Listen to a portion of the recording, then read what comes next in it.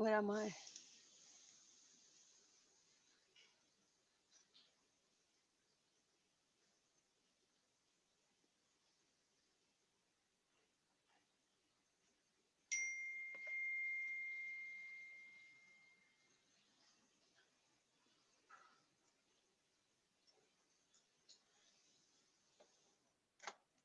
Hello, hello. Hmm, What chiquita? Hold on.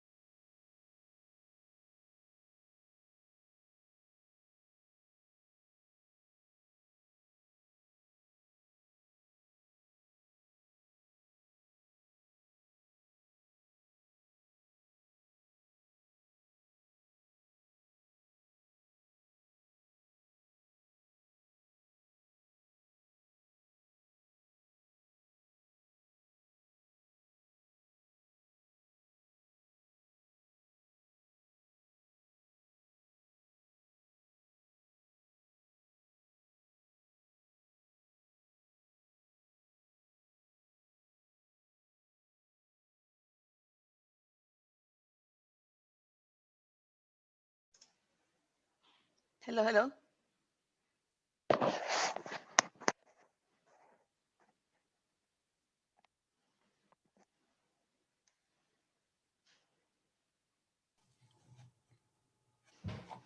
Anna and David, can you hear me? Now I can hear you. Yes. Okay, something's not working with my microphone, so I'm not going to use it. Okay.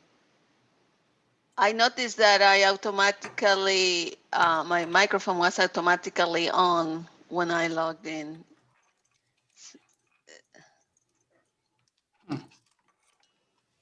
Good morning, Okay, David. Anna, I made you a co-host, so you don't need to stay on. You can if you want.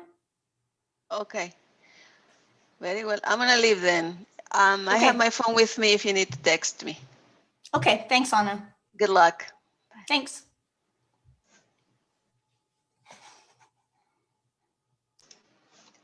There is one more thing I need to check before I log off is see if there are no more requests. Oh, okay.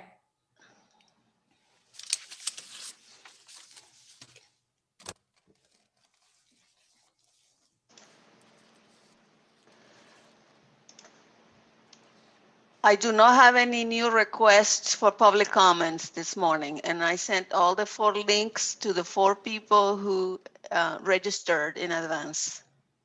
All right. Thanks. All right, bye. Bye.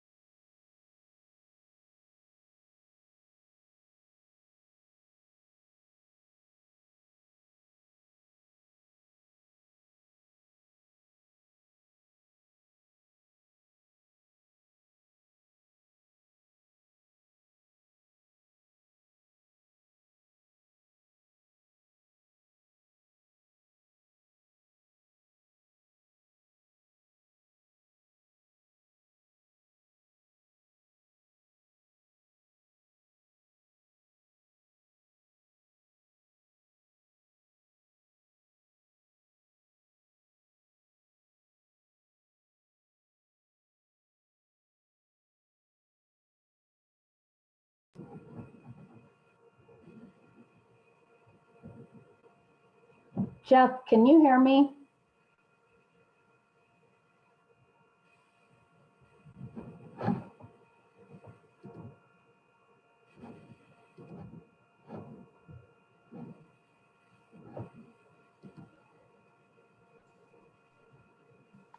Carolyn? Yeah. Yeah, we can hear you. Oh, okay. Thanks. Yep.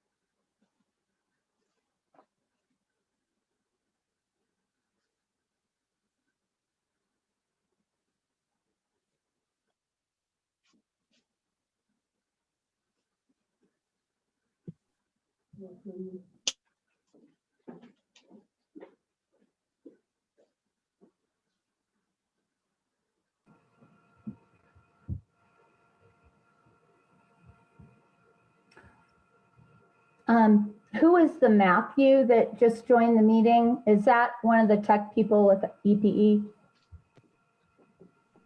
I'm one of the attorneys with EPE. Oh, okay. Thank you. Thanks.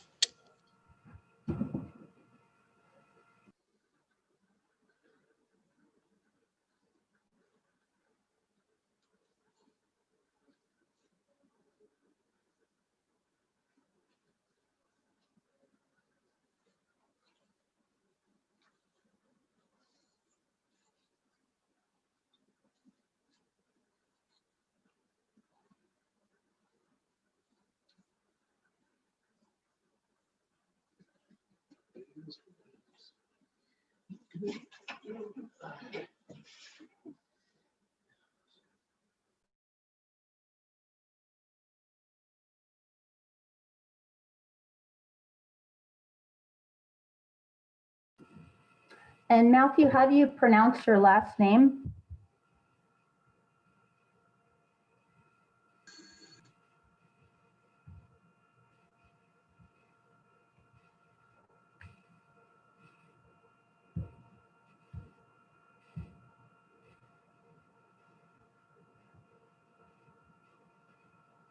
Is Matthew there?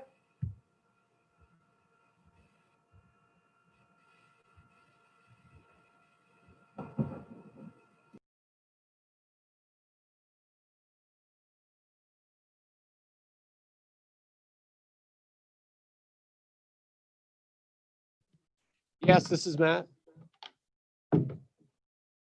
How do you pronounce your last name? It's Zadovsky.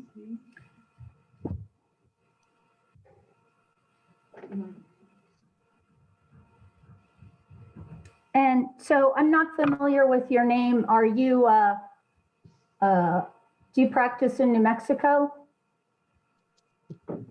Yes, I'm a New Mexico attorney. I work for Montgomery and Andrews. Okay, thank you.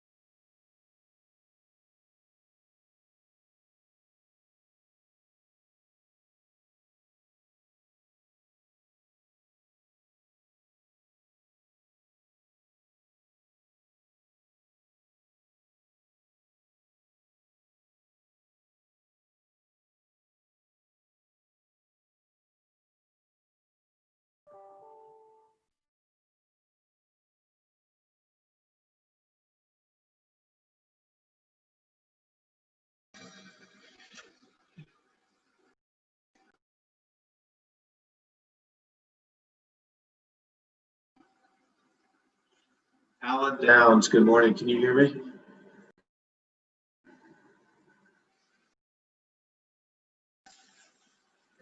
Yes, Mr. Downs, I can hear you. Thank you. I'm sorry, Ms. Glick, that was me. I'm trying to call attention to Mr. Downs, who is with my client, and I think he needs to move to the YouTube rather than be on the Zoom. So I was trying to apprise him of that.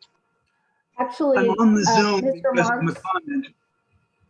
Mr. Marks, Mr. Downs is making public comment, so it's okay for him to be on Zoom right now. Thank you. Sorry for that. Just trying to maintain compliance with your order. I appreciate it.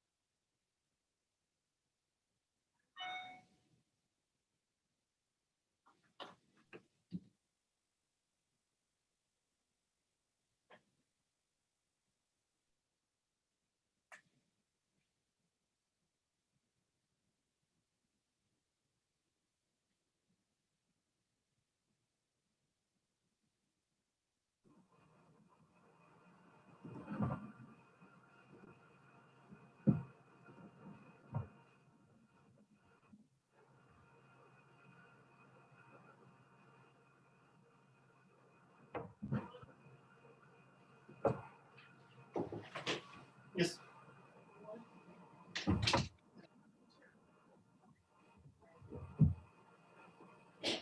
And you see everyone.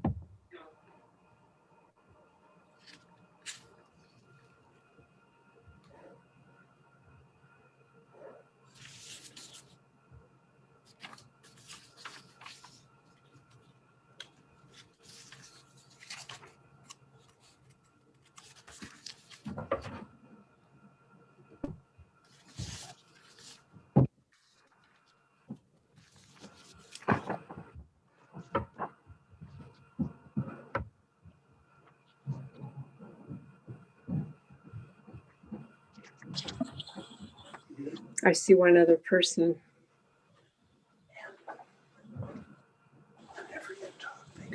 Good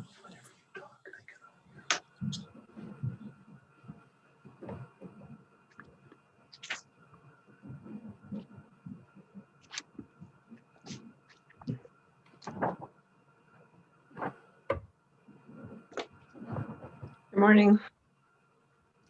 Morning. Before we get started, I wanted to ask about the person who joined, and it's labeled as EPE standby witness. Can somebody tell me who that is? I think, Madam Hearing Examiner, that's going to be a backup for the EPE witness in El Paso. So we have the witness room, but we wanted to ensure that there was a backup in case that failed. Okay.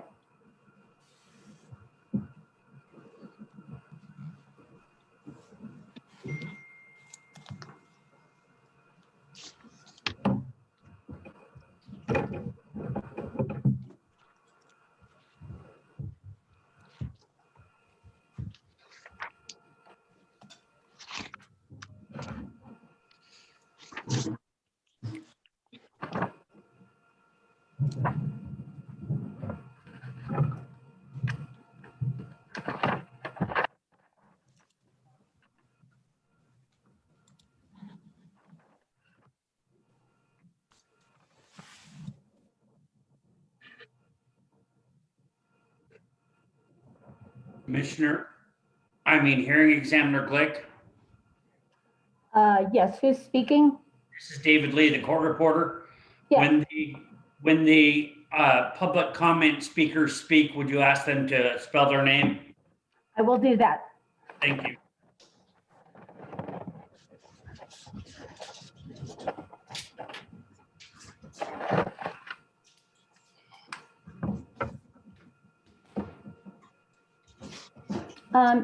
Okay, before we go on the record, so David, this is off the record. Does any party or staff wish to discuss any matter before we go on the record? Well, no, Madam Hearing Examiner, we would like to put the motion that I discussed with you last night on the record. We understand that you've already made your decision, but it would be helpful if we had that opportunity. Okay. Madam Hearing Examiner, this is Anastasia Stevens. I just wanted to ask, because I had a bad experience the first hearing we did. Is there, besides the Zoom call-in numbers that are all over the country, as a backup, is there a local number or a local person whom we should know about? No, I can only tell you to go and try one of the phone numbers on the Zoom invitation. Okay. I got them, thank you. I just didn't know whether we had somebody else. Good morning, Madam Hearing Examiner.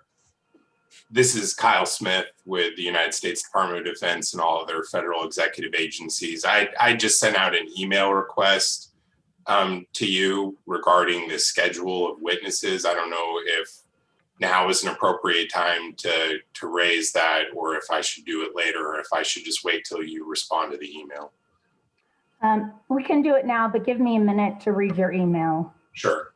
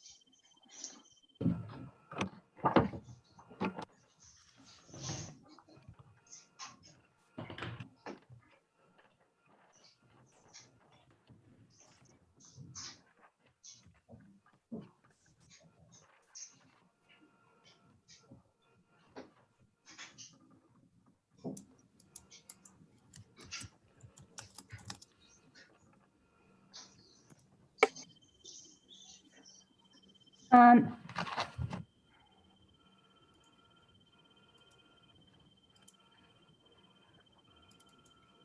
Mr. Wexler, have you read Mr. Smith's email? No, Madam Hearing Examiner, I was just looking for that. I apologize. I'll just tell you the gist of what he's asking. Mr. Smith has requested cross-examination time for Mr. Novella, who is scheduled to testify on January 20th. And Mr. Smith says that January 20th is Inauguration Day and is a federal holiday. And the Anti-Deficiency Act doesn't allow Mr. Smith to work on a holiday. And so he is asking if Mr. Novella could be changed to a different day. And so I'm wondering if you would be amenable to changing the schedule to place somebody else where he is on the 20th. Yes, I certainly think that's possible. If it's okay with you, we'd like to be able to just confer with everybody and offer a solution to that either later today or in the morning. But that's certainly doable from our perspective. Okay. And I want to apologize for making the request this late. I didn't realize that it was going to be as big an issue as it is getting a waiver of that. Normally, if I was on travel status, it wouldn't be a problem at all. But because we're all under the circumstances that we're under and I'm on my home duty station, it's a bigger issue than I had thought it would be. Okay, so why don't one or the two of you either send out an email by tomorrow morning with a proposal, or before we go on the record tomorrow morning to state what you're proposing. Okay, that's great. And Kyle, we'll reach out to you. Okay, thank you. And Mr. Wexler, I will allow you to make your motion on the record, and we will do that after the public comment. Thank you.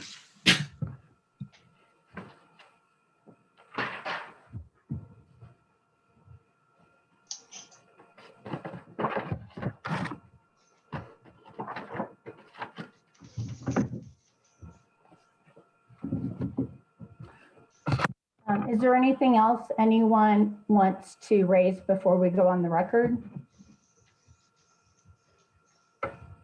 Okay, Ms. LaRoque, I saw that you joined the Zoom meeting, and under my order that I issued, the only witness that is allowed to join the meeting via Zoom at any one time is the witness who is testifying.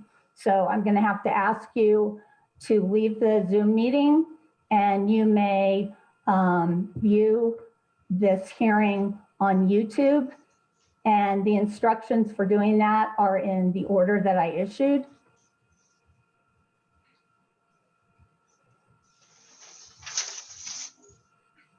Ms. LaRoque, did you hear me?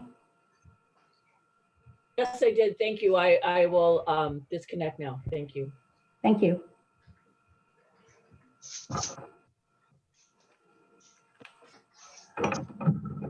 Okay, David Lee is our court reporter. David, are you ready to go on the record? Yes, ma'am. All right. We are here today for a public hearing in case number 20-00104-UT. At this time, I will take appearances from the parties and staff. Who appears for El Paso Electric Company? Good morning, Madam Hearing Examiner. Jeff Wexler, Carrie Olson, and Matthew Zadowski from Montgomery and Andrews. We also have Nancy Burns from El Paso Electric from the General Counsel's office. And we have Brett Slocum and Kevin Odom from Duggins, Wren, Mann, and Romero. Who appears for the city of Las Cruces? Good morning, Madam Hearing Examiner. This is Anastasia Stevens on behalf of the City of Las Cruces. I'm with Stevens Law LLC. And good morning. Thank you. Who appears for Doña Ana County? Good morning, Madam Hearing Examiner. This is Keith Herman with Stelzner Winter Law on behalf of Doña Ana County. Who appears for the Attorney General? Good morning, Your Honor. This is Robert Lundin on behalf of the New Mexico Attorney General's Office. And Mr. Lundin, it's a little hard to hear you, so maybe you could turn up the sound on your Zoom, please. Philip Simpson. Yes, ma'am. I am Philip Simpson, representing myself as a pro se intervener. Thank you. Who appears for Yellowbird Services? Morning, Jason Marks appearing for Yellowbird Services LLC. Who appears for the Department of Defense and all other federal executive agencies? Good morning, Madam Hearing Examiner. Kyle Smith on behalf of the United States Department of Defense and all other federal executive agencies. Mary Lee Souls. Good morning. I'm Mary Lee Souls. I'm a pro se party in this proceeding representing myself. Who appears for Regents of New Mexico State University? Good morning. This is Joan Drake, representing the Regents of the State University of New Mexico, known more conveniently as NMSU. Who appears for Western Resource Advocates? Me Beatles appearing for Western Resource Advocates. Good morning. Good morning. Who appears for the Coalition for Clean Affordable Energy? Stephanie Zur on behalf of Coalition for Clean Affordable Energy. And who appears for Commission staff? Morning, Madam Hearing Examiner. John Bagacco for NMPRC Utility Division staff, and I'll let you know I may have riding with me on shotgun David Black as needed throughout this proceeding. Thank you very much. Okay. So I granted the requests of several participants to be absent from parts of the hearing, and I granted those requests from Mr. Simpson, Mr. Marks, Mr. Smith, Ms. Drake, Ms. Beatles, and Ms. Zur. And the condition of me granting those requests, and I believe all the attorneys and Mr. Simpson have agreed to these conditions, are one, if you have reserved time to cross-examine witnesses and you are not present when you are called to cross-examine a witness, you waive your right to cross-examine that witness. And two, you are bound by all determinations made in your absence. You do retain your right to participate fully in briefing. For the attorneys or Mr. Simpson who will be absent from parts of the hearing, it is unnecessary for you to notify me when you will be absent. Okay. At this time, we're going to go to public comment. Madam Hearing Examiner? Yes. Excuse me, this is Mary Lee Souls. Yes. At our pre-hearing conference, I made note that the New Mexico legislative session starts next week and that I am employed as an analyst for the legislature.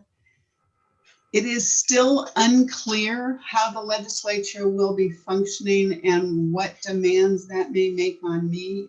I am not able at this time to give you any clear idea of its impact. I continue to hope that it will have no impact, but I would like to remind you that there may be circumstances arising in the course of the hearing that I would have to bring up. Thank you, Ms. Souls. I will grant you a request to be absent from the hearings as necessary. The same conditions apply to you that I just described. Thank you, ma'am.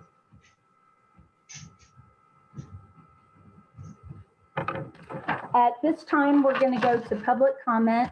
5 persons have signed up to give public comment. You are each allowed 3 minutes. I will go down the list.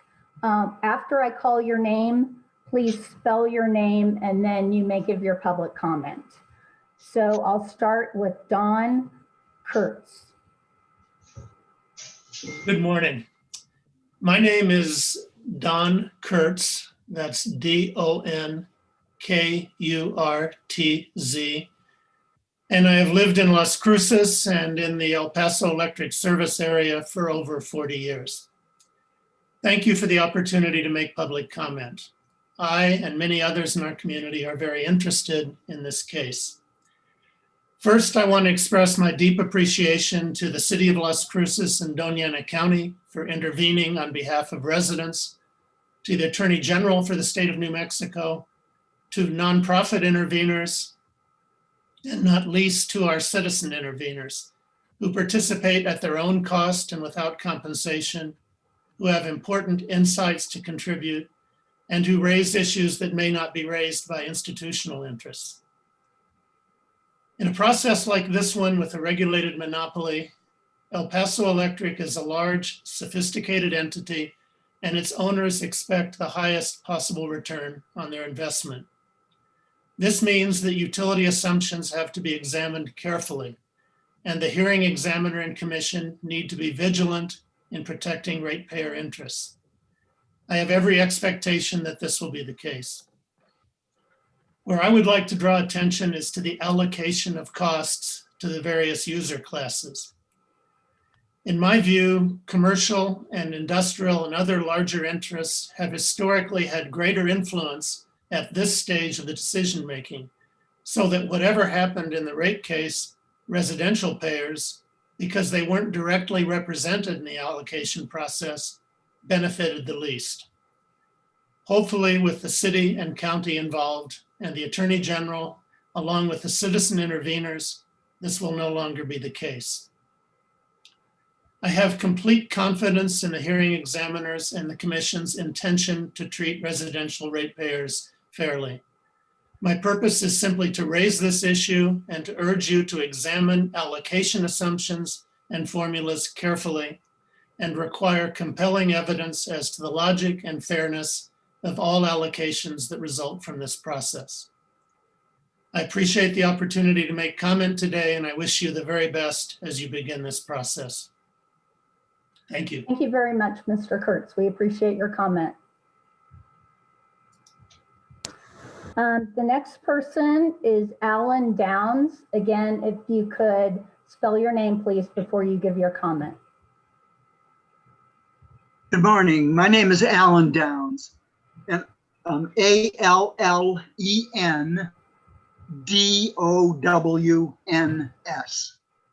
And I'd like to comment on the peak period in EPE's proposed residential time of day rates. EPE's proposal is a step in the right direction, designed to shift load away from peak to avoid additional generation and distribution expenses. But it's not enough. EPE proposes to reduce the peak period from 8 hours to 6 hours, 1 p.m. to 7 p.m., and says this choice of hours is based on 5 years of historical data. But the proposed rates will apply in the future, not in the past, and they should be designed to meet future demand, not past demand. The Energy Transition Act requires a rapid increase in the amount of renewables, primarily solar, on EPE's system, and therefore peak loads during daylight hours will become less of a problem over time.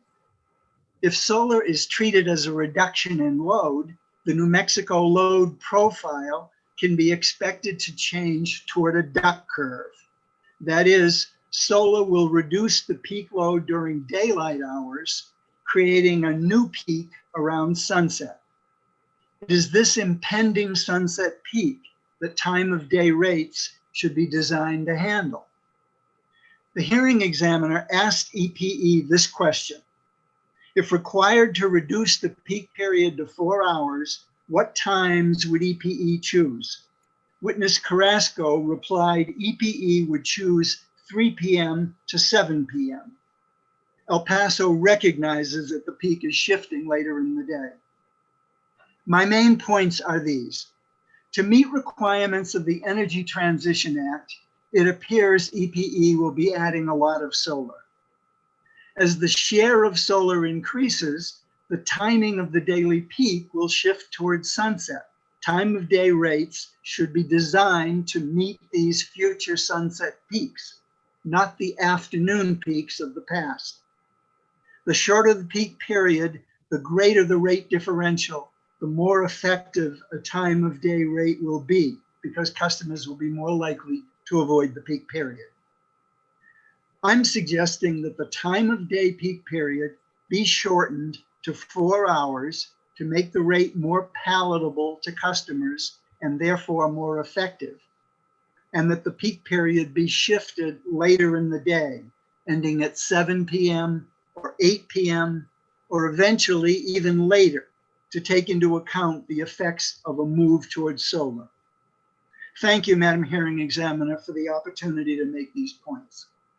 Thank you, Mr. Downs. The commission appreciates your input. Okay, the next person who has signed up to give public comment is Elizabeth Gutierrez. And Ms. Gutierrez, before I allow you to speak, my law clerk told me that you have a New Mexico State University email account, and New Mexico State is a party in this case. So I just need to ask you, are you speaking on behalf of yourself? No, I am not. I'm a retired professor, and I've been allowed to keep that email account all these years. Okay, I'm just asking you, when you make your public comment, are you making a comment personally or on behalf of New Mexico State University?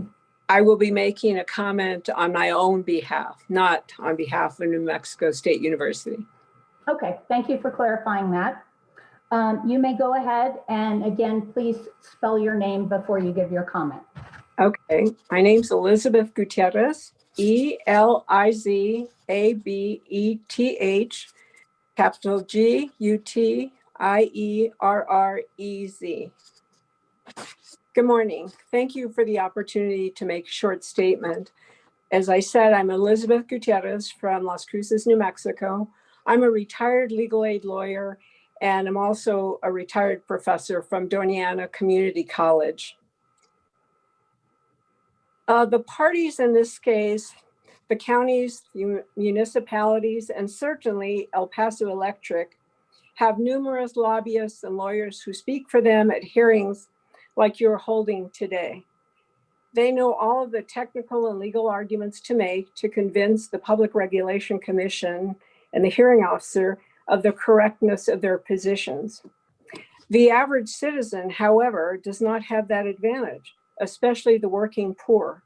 I hear people saying when there is a proposed rate hike, whether it's for recycling by the city or electricity by a utility company, that $8 or $10 a month or $50 or $60 a year is nothing, that anyone can afford that. That's probably true for many of us here today. We don't have to worry about such a small amount, but believe me, in our state, many people do. They're the ones budgeting carefully to make the paycheck last till the end of the week or the 2-week pay period. I would ask that you take into account that group of citizens and their bottom line when deciding the issues before you. Be sure that your decisions do not just take into account the impact of a rate hike on businesses. I urge you not to raise the customer charge for residential customers. Thank you. Thank you very much, Ms. Gutierrez. The commission appreciates your comment. Thank you. Next is Felipe Alvarez. And again, Mr. Alvarez, please spell your name before giving your comment. Yes, my name is Felipe Alvarez. Good morning. My name it's spelled Felipe-Alvarez. Okay. Good morning again. Thank you for letting me make comments. My name is Felipe again. I am a chef by trade, and I'm a resident of Las Cruces, and I've been so since I moved here back in 2008, and I've been working in the food industry ever since. At present, I'm not working because of COVID-19. So it's been really difficult to find a job in the restaurant industry. And so at present, right now, I'm taking care of my mother. I want to comment and say what may seem to be a small decision at the rate hearing can have a big impact on families like my own. I want to call attention to what I understand is a proposal by El Paso Electric to raise the fixed residential customer charge from $7 to $10.88 a month. That's $45 a year. This isn't a problem for most families, but for mine right now it is, being that I'm unemployed. And it's I believe it's especially counterproductive because no matter what we do to reduce energy usage in our house, which I've obviously done, the charge remains the same. And so I urge you not to raise the customer charge for residential customers. And with that, I thank you very much. Thank you, Mr. Alvarez. The commission appreciates your input. Thank you.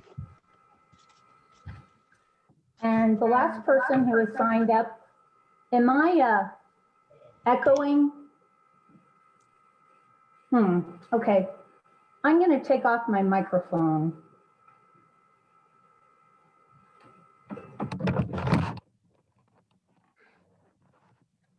Is that better?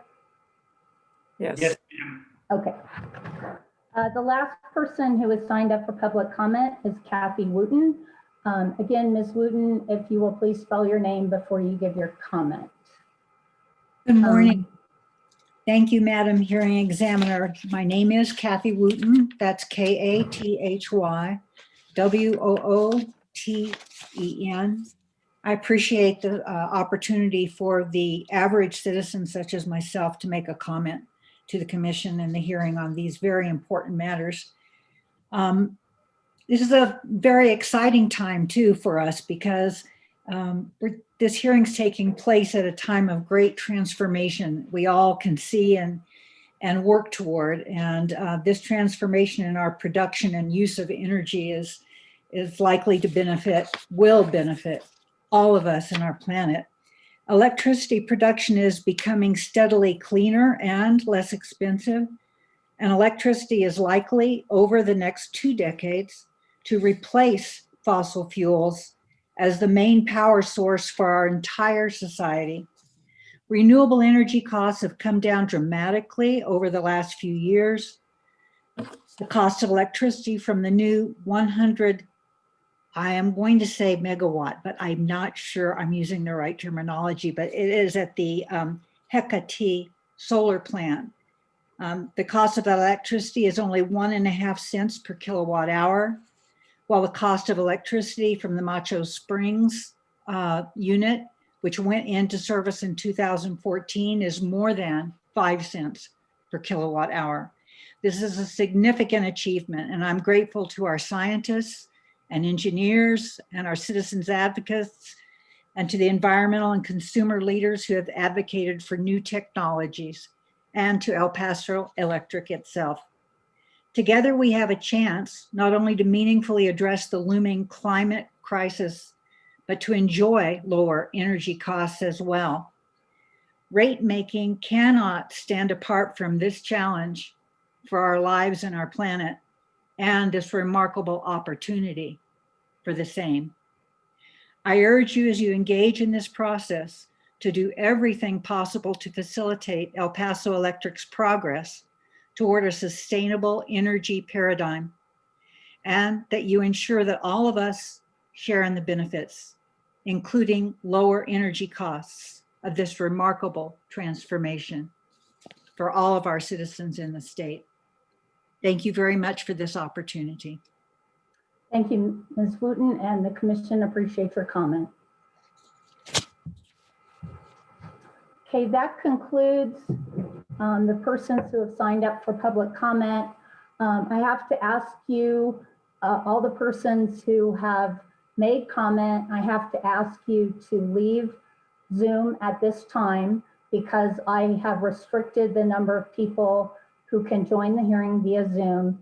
If you wish to continue to watch the hearing, you can do so by live stream on YouTube by going to the commission's homepage, and you will see near the top a notice regarding case number 20-00104-UT, and under that there is a link to the YouTube live stream.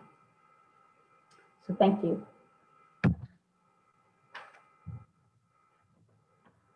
Before I forget, I want to tell you all that you may see me from time to time disappear from the screen, and that will be because I need to let my dogs in or out of the house. So if you see me disappear, I am still listening and I will be back momentarily. Mr. Wexler, at this time you may make your motion. Thank you, Madam Hearing Examiner. And as you know, the motion is for to vacate Thursday and Friday, today and tomorrow of the hearing, to allow negotiations towards what we hoped would be an uncontested stipulation. As by way of explanation, is that you know the case was filed in May of 2020. It's a complicated case with a number of issues, a number of experts opining on sophisticated information. We as people working in this area and those working to resolve conflicts have been told by tribunals, from administrative tribunals all the way up to the United States Supreme Court, that compromise and settlement is preferable to litigation and dispute. And one of the reasons for that is it's the parties who have the best command of the information and understanding of the materials. And that's particularly true here, where you have a very large number of experts who are evaluating this. So the parties first began evaluating and talking about settlement in November of 2020. And those discussions continued at various paces in November, again in December, and also in through January. And I do want to take the time to commend all of the parties for all of their very hard work on working towards a settlement. We appreciate all of those efforts from all of the parties. It was a significant amount of work. We know that all of the parties made a very good faith effort and made a number of compromises. And as I reported to you yesterday, the parties are very close to an uncontested stipulation, but need a little bit more time in order to evaluate and reach what would hopefully be a successful conclusion. And it's for that reason that that I ask, and I believe on behalf of the other parties as well, that Thursday and Friday, today and tomorrow, be vacated of the hearing if necessary, and we're unable to reach a stipulation, then those days could be added on at the end. And so that's my motion. Thank you. Okay, Mr. Wexler, you did call me at 4:45 yesterday to give me a heads up that you'd be making this motion. And following that, I sent out an email to the email service list saying that I would be denying your request and that I was not inclined to consider a stipulation, even if uncontested, at this late date. And I will expand on that a little bit more right now. We all have responsibilities in a case like this. One of my responsibilities is to be well prepared at the hearing, to have a good grasp on the issues, to have the hearing organized so that it will go smoothly. There were approximately 98 pre-filed testimonies filed in this case. As of yesterday, I had read all of them, and I felt like I had a pretty good grasp on the issues. And I worked weekends to do that. I realized that a lot of the pre-filed testimonies were in response to my bench requests, but the reason I issued those bench requests was that the testimonies were incomplete. and I could not determine and become informed from the testimonies on the issues without issuing those bench requests. I spent the last 2 days printing the exhibits you all uploaded to Dropbox that were not pre-filed testimonies.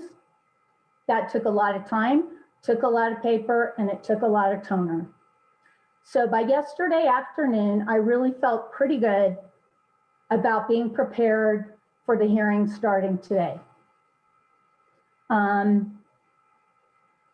Then at 4:45, the day before the hearing, I get a call from Mr. Wexler stating that you all want to vacate the hearing today and tomorrow to have some time to see if you can come to an uncontested stipulation.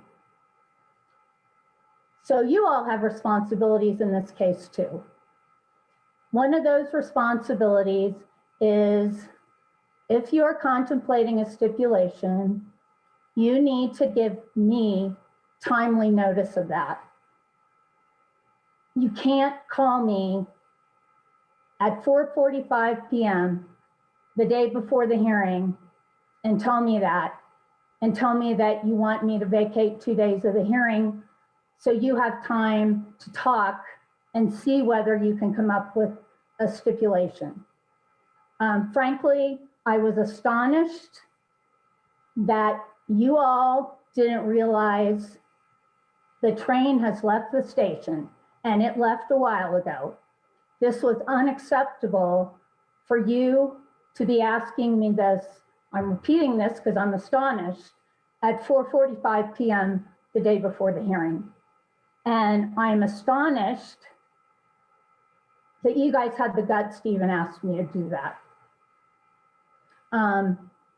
I've seen this happen in other rate cases where the parties have given little notice to the hearing examiner before the start of the hearing, that they are in settlement negotiations and they want the hearing vacated. I have never seen parties do that in late afternoon the day before the hearing. And I'm not going to enable this behavior. I think it's unacceptable. You guys had a responsibility. You didn't live up to it. And that's why I'm denying the request. Okay, so moving on.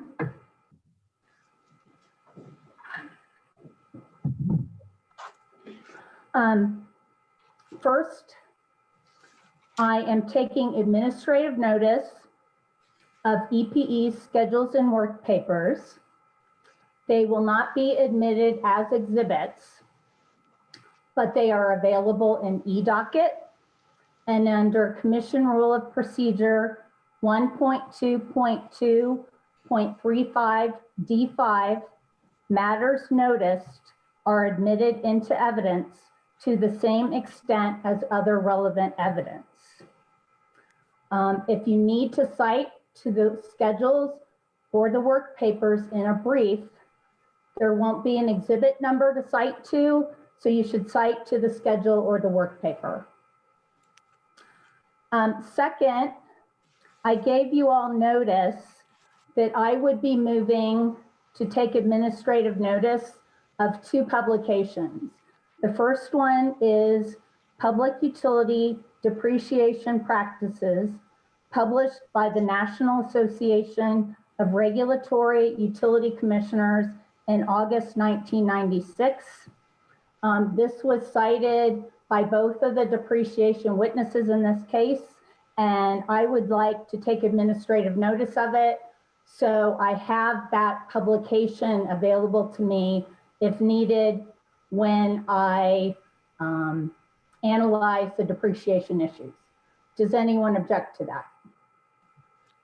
Objection. Oh, okay, so I will take administrative notice of that publication.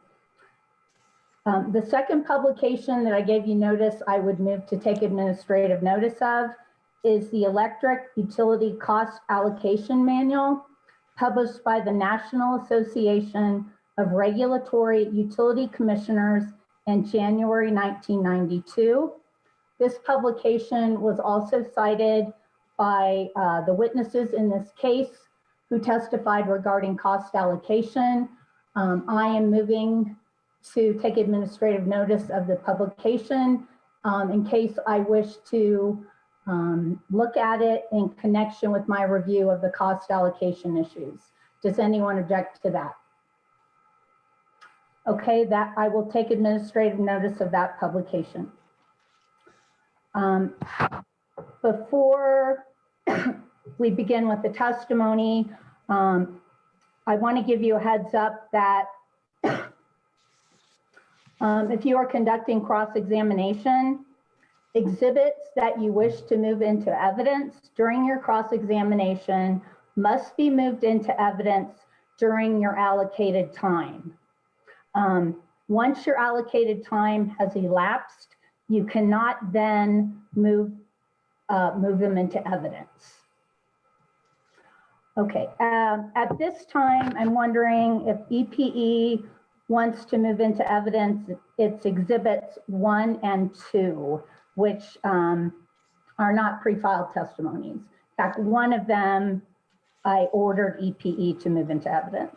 Yes, Madam Hearing Examiner, thank you. The EPE Exhibit 1 is the response to paragraph G of the second procedural order. EPE Exhibit number 2 is the response to the October 7, 2020 bench request. And at this time, for the convenience of the commission, the hearing examiner, and the parties, EPE would move in to evidence EPE Exhibits numbers 1 and 2. Is there any objection? EPE Exhibits 1 and 2 are admitted. And at this time, Mr. Wexler, you may call your first witness. Thank you, Madam Hearing Examiner. Our first witness is Mr. James Schichtel.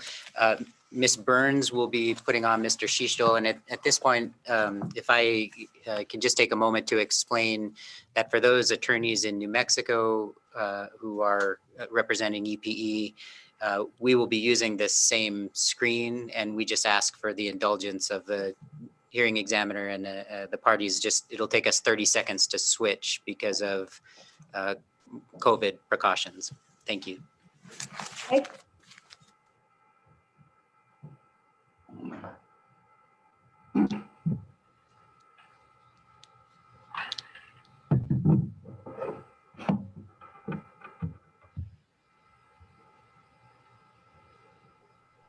Your Honor, while they're switching, I was like to take this moment to check my audio quality. Yes, you're louder. Thank you. Thank you.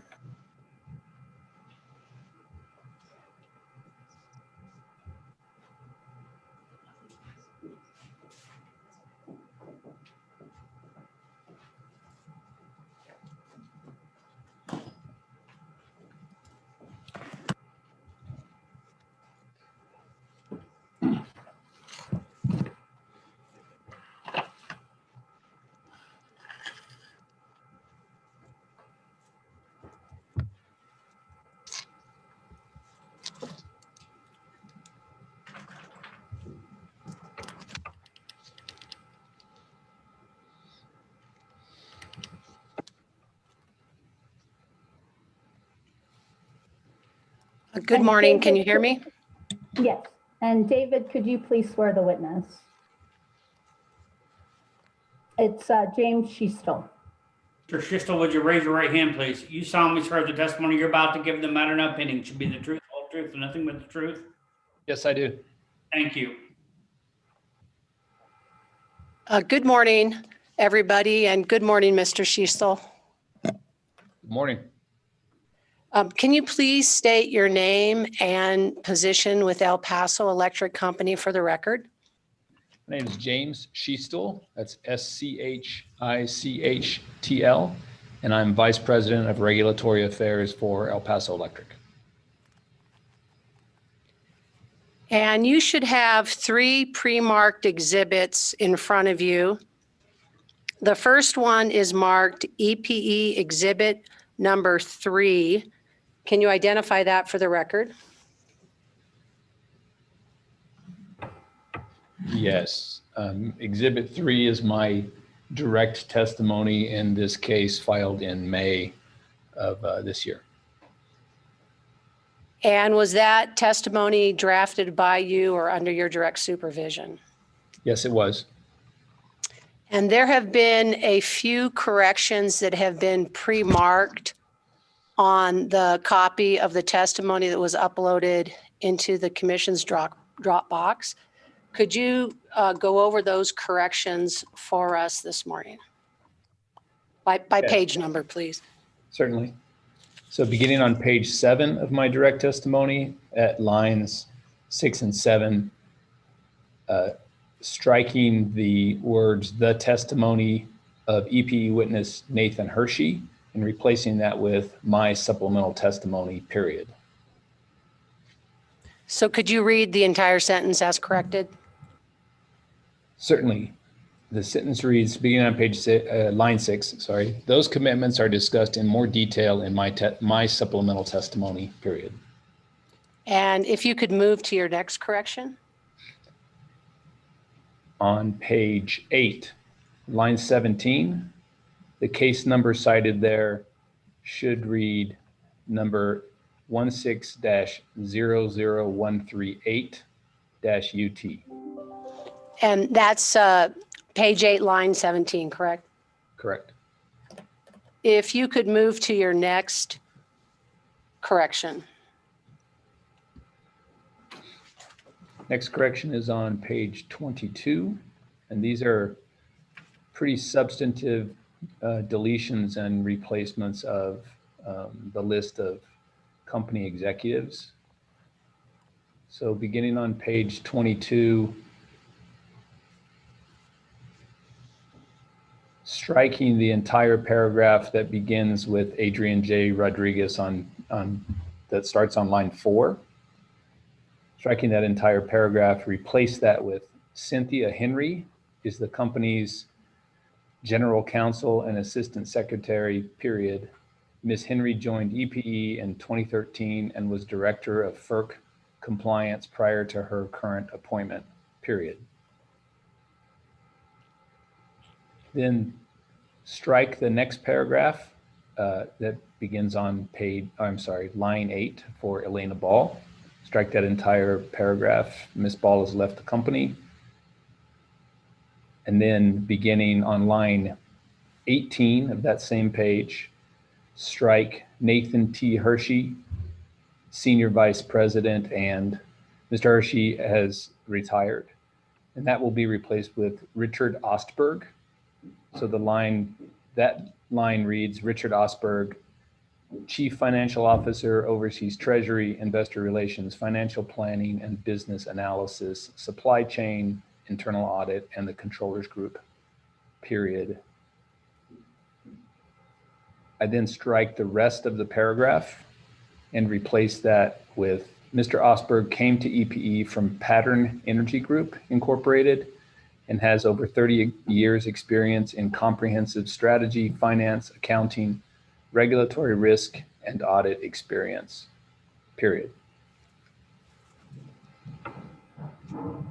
So beginning on line 7 of page 23, the paragraph beginning Rocky R. Miracle, strike that entire paragraph. Mr. Miracle has retired from the company.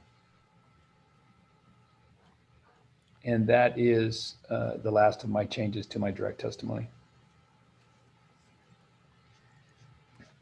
And Mr. Schiestel, with those changes, if I were to ask you the same questions that are contained in your direct testimony, would your answers be the same? Yes, they would. I'd like to move what's been pre-marked as EPE Exhibit 3 into the record as evidence. Is there any objection? EPE Exhibit 3 is admitted. Ms. Burns, before you go further, I see that Rocky Bacchus is requesting to be admitted. Mr. Marks, could you let him know that at this time he's not authorized to join via Zoom? Will do. Thank you. Okay, Ms. Burns, you may continue. Mr. Schiestel, if I could direct your attention to what's been pre-marked EP Exhibit number 4. Do you have that before you? Yes, I do. Can you please identify it, that exhibit? Exhibit 4 is my supplemental direct testimony filed on October 2nd, 2020 in this case. And was that supplemental direct testimony drafted by you or under your direct supervision? Yes, it was. Do you have any changes, corrections, or updates to make to that testimony this morning? No, I do not. If I were today ask you the same questions that are contained therein, would your answers be the same? Yes. And are the answers true and correct to the best of your knowledge? Yes. I'd like to move what's been marked EP Exhibit number 4 into the record as evidence. Is there any objection? EPE Exhibit 4 is admitted. Mr. Schiestel, if I could next direct your attention to what's been marked as EPE Exhibit number 5. Okay, And you have that before you? I do. Can you please identify that document for the record? Exhibit 5 is my rebuttal testimony in this case, filed on November 6th, 2020. And was that rebuttal testimony drafted by you or under your direct supervision? Yes, it was. Do you have any corrections, revisions, or updates to make to that rebuttal testimony this morning? No, I do not. And if I were to ask you the same questions that are set forth therein, would your answers today be the same? Yes, they would. And are your answers true and correct to the best of your knowledge? Yes. Madam Hearing Examiner, I would like to move what's been marked EP Exhibit number 5 into the record as evidence. Is there any objection? EPE Exhibit 5 is admitted. Mr. Schiestel, can I turn your attention now to your last exhibit, which has been pre-marked EP Exhibit number 6? Yes, I have that. Can you please identify that document for the record? Exhibit 6 is my second supplemental direct testimony in this case, originally filed December 17th, 2020 and revised January 8th, 2021. And was that second supplemental testimony drafted by you or under your direct supervision? Yes, it was. And if I were to ask you the same questions set forth therein today, would your answers be the same? Yes. And are your answers true and correct to the best of your knowledge? Yes. I'd like to move what's been marked EPE Exhibit number 6 into the record as evidence. Is there any objection? EPE Exhibit 6 is admitted.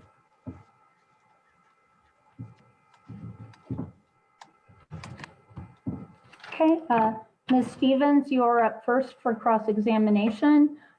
You were allocated 90 minutes.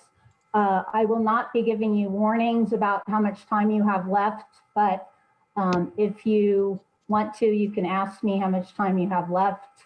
I will be taking a break probably around 10:30. So if I'm doing my numbers correctly, Madam Hearing Examiner, if we're about 9:52 now and there's a 10-minute break, I should be going till about 11:30. Does that sound right to you? Just for my, I think, 10 to. Yeah, that sounds about right. Thank you. Good morning, Mr. Schiestel. How are you? I'm good, thank you. We did not expect when this case was filed in late May to be doing this by Zoom, did we? Or did we? Maybe we did. Actually, yes, I think we had some advance notice by then. Yeah, well, I was hoping not so many months of it. Most of my questions are on your direct testimony, partly because I can't keep 6 of them straight on my screen. But let's start with page 9 of your testimony, direct. So all my questions are with EPE, almost all my questions are EPE Exhibit 3. All right. On lines, oops, I goofed already. On lines 11 through 16, you discuss case number 180006 UT, and you state that all of the requested relief in that case was granted. I want to know whether that's your legal opinion or your...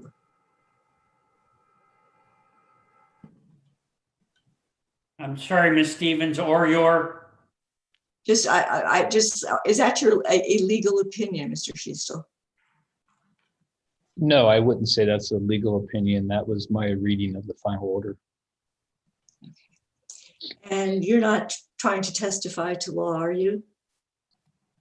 I'm not stating a legal opinion, no. And the commission will determine what the law is, right? What its own previous orders determine. Now, also on page 9, lines 15 to 16, sorry, I keep popping up the wrong one here. You talk about, you state that EP is proposing to reconcile the fuel and purchase power costs in this application for 2017 to 2019. What do you mean by reconcile? In this context, I was referring to the testimony of Ms. Borden for EPE, who presents the costs and revenues for those years. And can you point me to what evidence in the record there is about the costs and revenues of fuel and purchase power? As I said, I believe that's in the testimony of Ms. Borden. And by asking the commission, this is a rate case using a 2019 historical test year, is it not? Yes.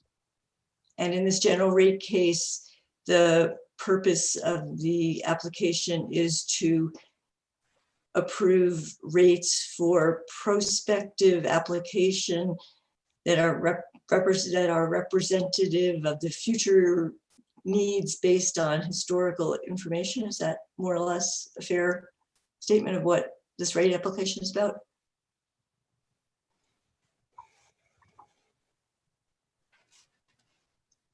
Yes, I think that's a fair summary. So why are you asking for something, and fuel cost, the fuel clause is not at issue in this case, is it? Except for the, I guess there is a modification that you've proposed. What parts of the fuel clause are at issue in this case, Mr. Schiestel, in your mind? EPE has proposed a change to the fuel clause, and other parties have as well. The cost and revenue information was provided for reconciliation purposes. That has been our practice in the last, as I understand it, at least in the last rate case and in prior cases, as I think a full representation of the costs that are reflected in customer rates, in addition to base rates. And is there any commission statute or rule that provides for reconciliation of historical 3-year fuel costs? Well, traditionally, fuel costs were supplied in cases, certainly in the last case, with respect to establishing the basis, partly establishing the basis for the fuel and base number. I can't say that I know, can cite to specifics in the rules requiring it. EPE provided it in this case for reconciliation purposes for the commission's information. And again, what is your understanding of what a reconciliation means? Does that mean that, or just what does reconcile mean to you? I believe reconciliation, by providing the cost information and revenue information, what we're presenting is our actual costs for review by the commission, and I guess however it determines it should do that. And do you believe that by providing the information that Ms. Borden provided for 3 years, that the commission is approving every fuel cost that was incurred as being prudent? I think that's for a commission determination. This isn't, we haven't presented this as part of fuel continuation filing under the rules, but I'd say that's certainly by providing the information, we present that opportunity. And would you turn to the Schedule Q, Schedule Q4 in the application?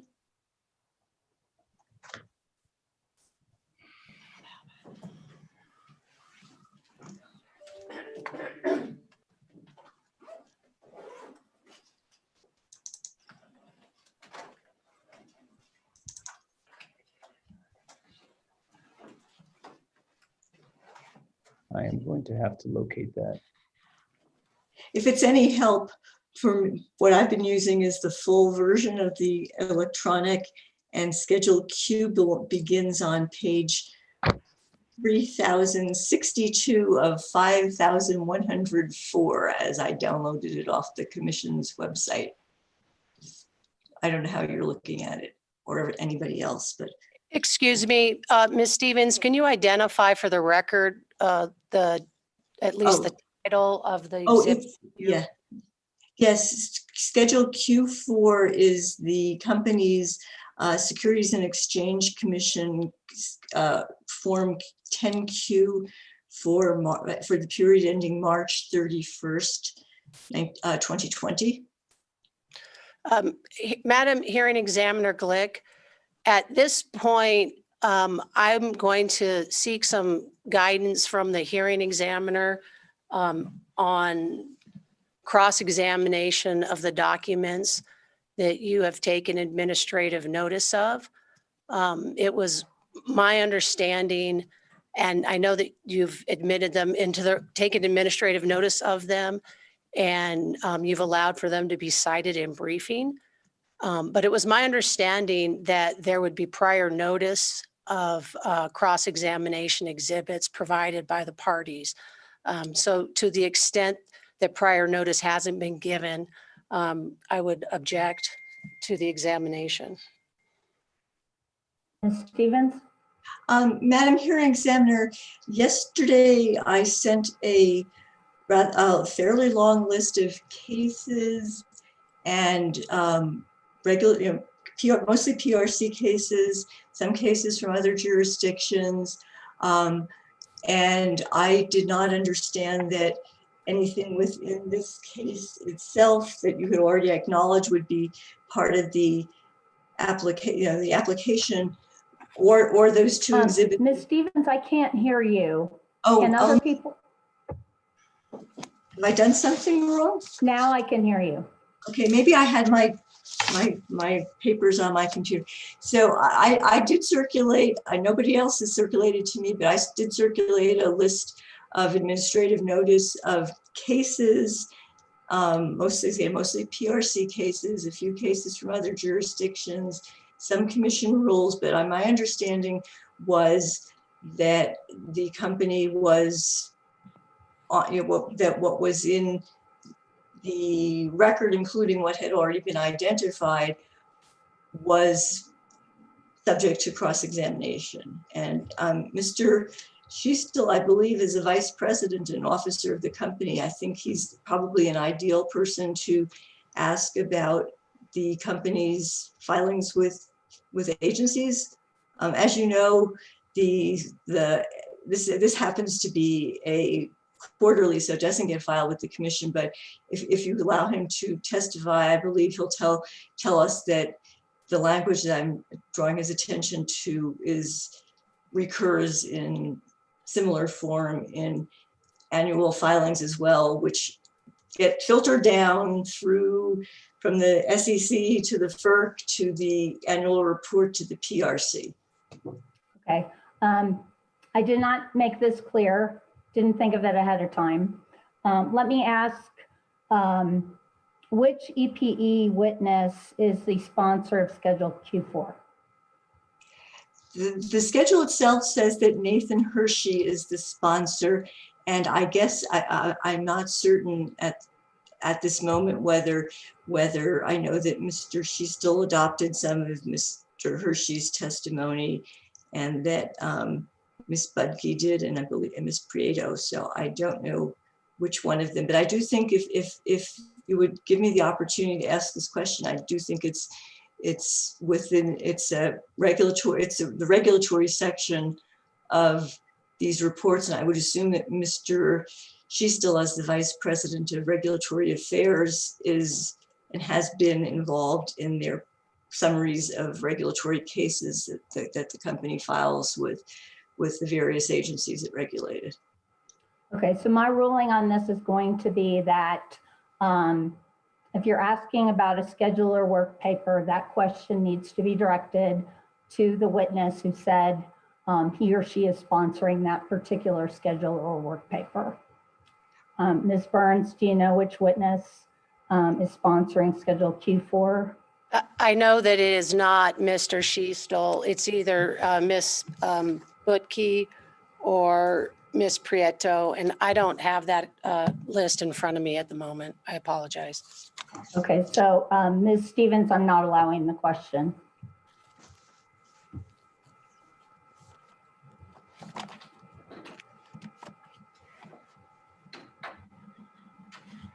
Mr. Schiestel, has the company, in your knowledge as Vice President of Regulatory Affairs, has the company ever represented in its reports to this commission, to the FERC, and or to the Securities and Exchange Commission that a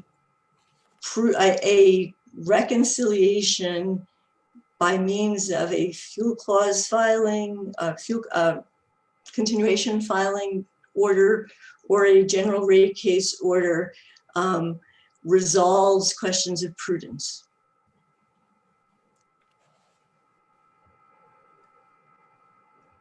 I don't know if there are specific identifications of particular cases resolving questions of prudence. That's not quite my question. I'm saying, are you involved in the preparation of the regulatory portions of these various reports to the three agencies? Excuse me, Madam Hearing Examiner, I would like to object as to form. I don't know which reports are being referred to. I'm referring to well, particularly this SEC report, but since the SEC reports get attached or copied into the FERC Form 1, and the FERC Form 1 is the large bulk of the annual NMPRC filings under Rule 510, those are the three regulatory agencies I'm referring to.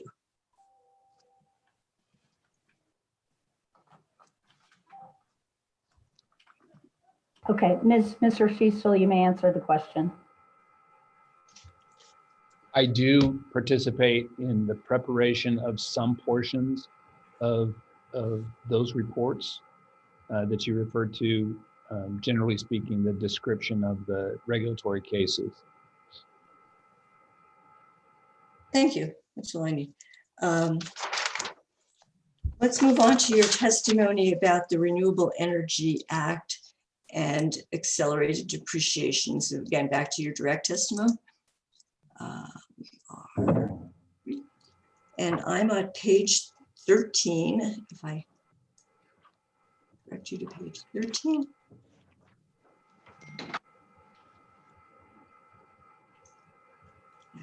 Okay. I'm on page 13. Okay. On lines 15 through 18, you state that EPE expects to achieve compliance with the 2025 40% and 2030 50% renewable energy requirements of the amended REA, allowing for statutory provisions regarding cost and reliability through a combination of system and dedicated renewable resources. And what you don't address there is how are you attempting, how will you comply with the 2025 and 2030 requirements for 40% renewables and 50% renewables respectively? I'm sorry, I think I say that in that paragraph that you just cited, through system and dedicated renewable resources. And that applies. I'm sorry, system and dedicated renewables and. Oh, I'm sorry. I said that. Oh, that is the 20. You're right. I'm on to slipping onto the next page. So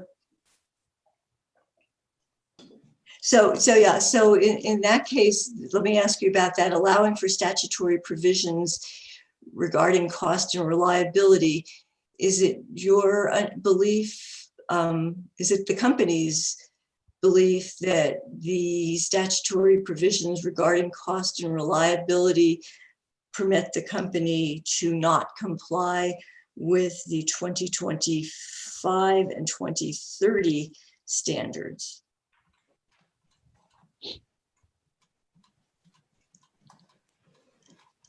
Yes. And you're not testifying as an attorney, is that right? You're giving your own interpretation? I am not testifying as an attorney, correct?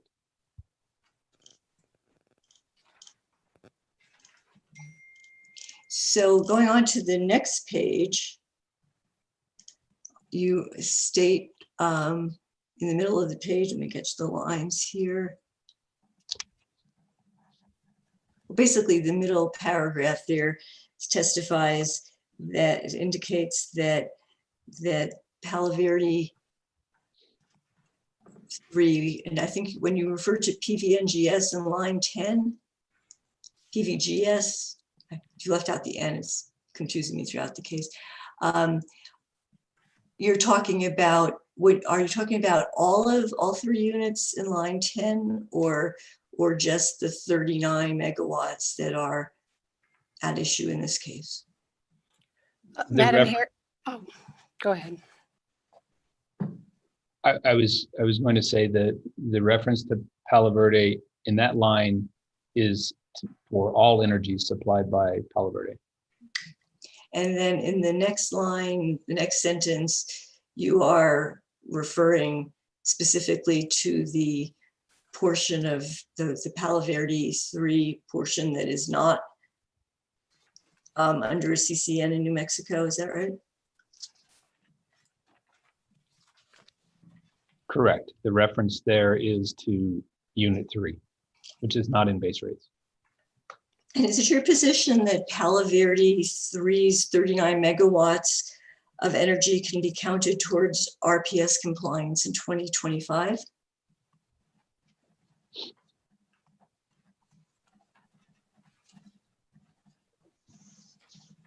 Yes. If it's used, I'm sorry, if it's used to serve New Mexico customers, yes. And is that a personal opinion, a legal opinion, or a company opinion? At this point, Madam Hearing Examiner, I'm going to object to further questions regarding whether or not Mr. Schiestel is providing a legal opinion. He's already established he's not testifying as an attorney, and that's throughout his testimony. Ms. Stevens? I accept that. Thank you. Okay, objection sustained. So, so let me ask you then, is it the company's position, let's make to be clear on the record, is it the company's position that the 39 megawatts of Palo Verde 3 can be used towards fulfilling EPE's RPS requirements in 2025? It's the company's position that if Palo Verde Unit 3 is used to supply energy to New Mexico customers, then yes, it would fall under that section with respect to the 80% requirement. It's obviously not renewable energy, but it is a zero carbon resource. Mr. Schiestel, my question was about the 2025, not the 80%. In the year 2025. I'm sorry. So this paragraph refers specifically to the 80%. So that's why I answered it that way. So but my question isn't quite about your testimony here. I can read your testimony here. I'm asking you, in 2025, can Palo Verde 3's 39 megawatts being used proposed for use for New Mexico be used to comply with the RPS? And you testified, yes, if it is used for New Mexico. Is that correct? So if you're referring to the 2025 requirement for renewable resources, the answer is no. Because your previous testimony was yes to me just a few minutes ago. Are you clarifying now that it is no? For RPS, the Renewable Portfolio Standard. I understood your question to be related to the paragraph beginning on line 6 with respect to the 80%. So let's please listen to the questions carefully, because I did ask you about 2025. Let me ask you the same question about 2030. If it were used for New Mexico, would the 39 megawatts of Palo Verde count towards RPS compliance in the year 2030? Palo Verde Unit 3 is not a renewable resource, so it can't be counted towards the renewable resource requirements of the RPS in any year, 2025 or 2030. And that applies as well to the portions of Palo Verde 1 and 2 that are and have always been in New Mexico, rate base, et cetera, et cetera. I'm going to object to the form of the question, the et cetera, et cetera. It's very unclear what's being asked. So in 2025, when the RPS renewable energy reaches 40%, will EPE be able to apply the energy that comes out of Palo Verde 1 and Palo Verde 2 and is allocated to New Mexico ratepayers and paid by New Mexico ratepayers? Will the company be able to apply that to the 40% RPS requirement? So the 40% requirement is specifically related to renewable resources, not zero carbon resources. While Palo Verde will be providing zero carbon resources in all of those time periods from now until 2045, 46, and 47, when those resources are currently scheduled to be retired, Palo Verde will be supplying zero carbon resources, which is one of the sources that the RPS, the REA, addresses. The specific, again, in this paragraph, 80% specifically allows that zero carbon resources in the portfolio. It doesn't mean zero carbon resources added in 2040. It means all zero carbon resources don't have to be displaced in order to meet the 80% requirement for renewable resources. Has the company done any analysis of whether Palo Verde Unit 3 in combination with Units 1 and 2 and the company's existing gas generating units might impede EPE's ability to provide 50% of its energy from renewable resources in 2030?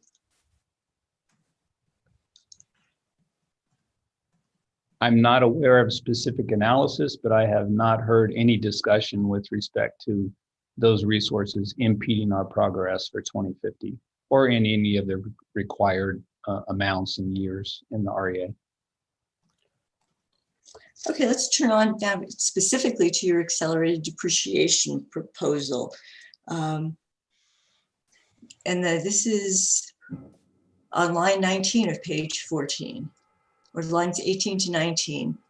And your recommendation is you're seeking authority to accelerate depreciation of several existing gas generating plants by no later than 2045. Is that correct? What page are you on, Ms. Stevens? Page 14 of his direct exhibit 3 at the bottom line, basically the paragraph beginning at line 16. Thank you. And so that is the proposal, right? No later than 2045, Mr. Schiestel? That is the proposal. I want to clarify, as I did elsewhere in my testimony, just with the respect to the reference to accelerated depreciation. As EPE's witness Spanos points out, at least from a depreciation witness's perspective, accelerated depreciation is specific to something that's very different than what we're referencing here, what I'm referencing here. So the reference here is to essentially shortening the expected useful lives of certain gas resources, such that they are fully depreciated by 2045. I just want to make that clarification. But yes. Yeah, I understand that, Mr. Schiestel. I was kind of entertained when I saw, after all the subsequent testimony and discovery responses on that term, that it was there in the original testimony. So the phrase I'm wanting to focus on is on lines 18 to 19, when it is anticipated that these generating units may no longer be providing energy to EPE's New Mexico customers. And I'm focused on the may no longer. My question to you is, does the company have any specific plan for taking those units out of service for New Mexico customers?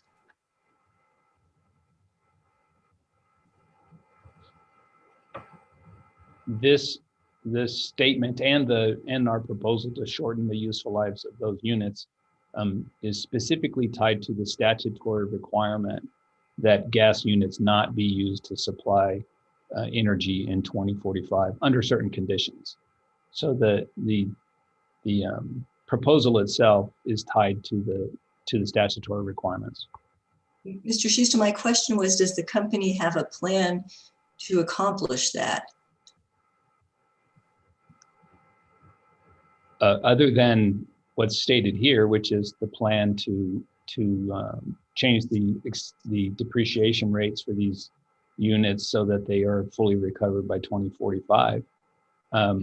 We don't have specific planning for units in 2045 at this point, specifically with respect to removing them from service for New Mexico. And would you agree that recently, about a month ago, in case number 19-00349-UT, the commission denied the company's request to add a new gas-fired generating plant and also ordered it to file a comprehensive plan for compliance with the Renewable Energy Act the next time the company files any sort of a resource acquisition? That is consistent with my recollection of the order, yes. And does the company have an anticipated time frame for filing their next resource acquisition? No. Will that be within a matter of years in light of the fact that Newman Unit 3 was denied a CCN by this commission? Madam Hearing Examiner, I'd like to object to the question. It's been answered. The witness answered no. Sustained.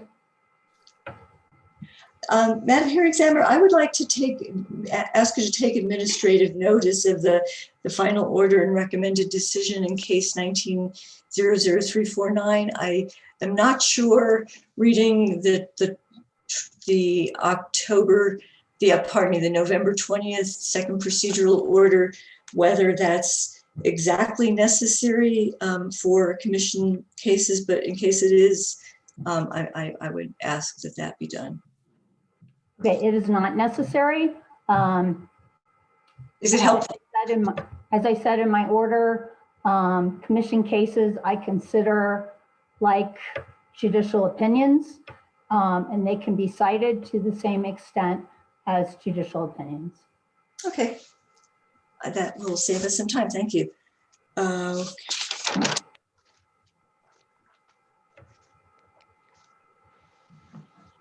Mr. Schiestel, on page 24 of your direct testimony, please. This is more on Palo Verde Unit 3. Okay. Excuse me. Yes. On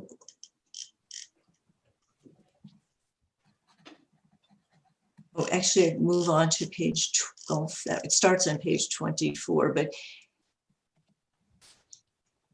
if you turn to your testimony at lines 15 through 18,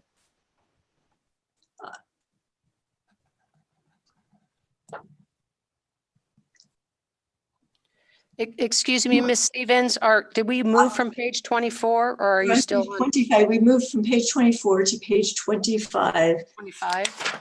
Yes.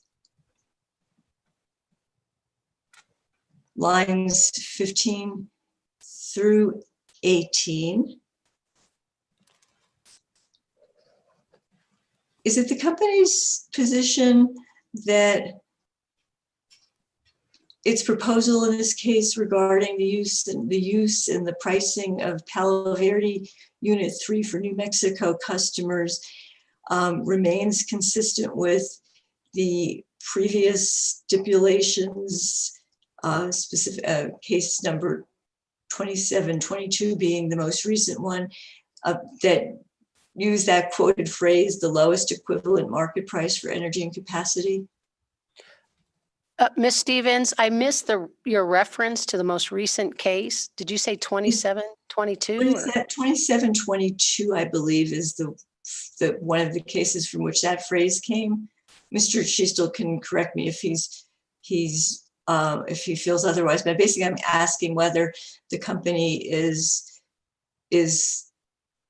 contending that its proposal in the present case is a departure from those previous stipulations that have been applied through various proxy pricing over the years, or is an attempt to comply with that standard. Oh, okay, because I was just going to object to the form of the question because I thought you had referenced case number 2722 as the most recent stipulation case. I actually think that was the first. I think 2009 was the first with similar provision, but I think this actual phrase may have came from 2722. But let me just try again. Mr. Schiestel, are you trying to comply? Is the company's broad purpose with this proposal to comply with that longstanding stipulated standard for use of Palo Verde Unit 3 in New Mexico, or to modify that? Well, the proposal is for a proxy price for the provision of Unit 3 power. And what I'm saying here is it is consistent with that language. That proxy price proposal is consistent with that language. So you do believe that the proposed proxy price is consistent with an idea of a market price. Is that right? It's consistent with the equivalent market price for energy and capacity. And this equivalent is the important word there. And has EPE sold any energy and capacity at that price to third parties? Objection as to the form of the question. I don't understand what that price refers to, Ms. Stevens. The proposed Palo Verde 3 proxy price in this case. Has EPE sold any energy and capacity to any third party at that price? I know that we have sold Unit 3 power on the market. I don't know specifically the prices at which those sales took place. And has EPE solicited any potential purchases on behalf of the company through an RFP that resulted in a price similar to the proposed proxy price in this case? I don't know. Are you familiar? Let's go ahead and take a break now. And let's come back at 10:40. And we're off the record.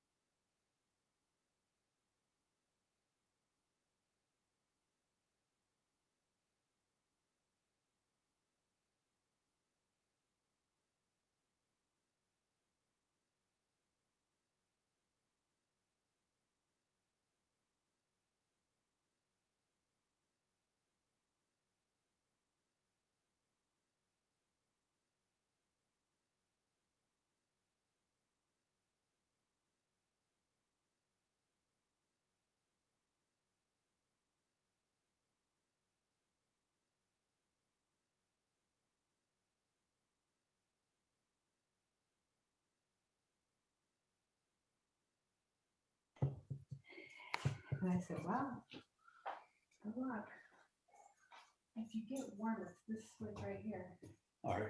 Otherwise, I can switch it around to where it blows the air up. Can I do that? We can switch it to where it blows the air up, so you at least have air moving. You want that? Go ahead, turn it back on. I flipped it around.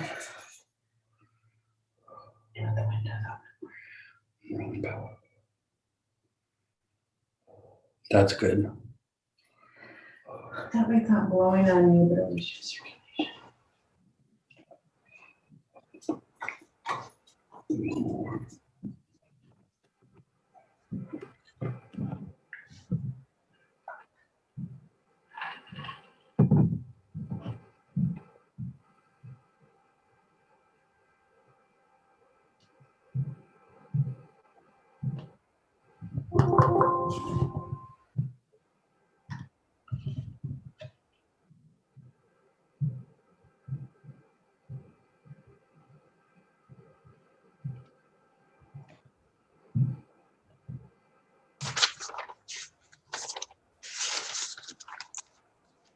David, are you ready? Yes, ma'am. Let's go back on the record. Ms. Stevens, you may resume. Thank you. So Mr. Schiestel, just a couple more questions about Palo Verde 3, please. Are you familiar with Mr. Reyes's and Mr. Solomon's testimony about the Palo Verde ice market price? I believe you filed some rebuttal to that. Yes. And if EPE were not to use Palo Verde 3 to serve New Mexico jurisdictional customers, and instead were to sell it at a quote unquote market price, wouldn't that price likely be the Palo Verde ICE index or some similar Palo Verde price? That's not my understanding, no. And why not? Because I don't think we would sell it at the market price without any reflection of its attributes such as carbon-free or a firm resource. It does run all the time, doesn't it, Mr. Schiestel? I mean, it's a base load unit, right? It is a base load unit, yes. So if it's running and you're not selling it to New Mexico, would you send it to Texas or would you sell it? It's got to go somewhere, doesn't it? Well, I think we have several options there. That's why I said I don't think it would just be a matter of selling it into the market. One option, and Mr.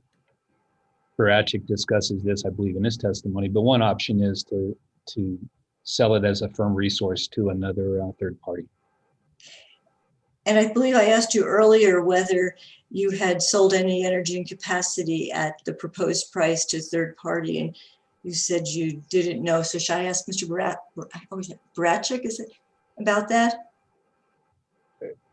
Yeah, he would certainly have more information about historical prices for power sales than I do.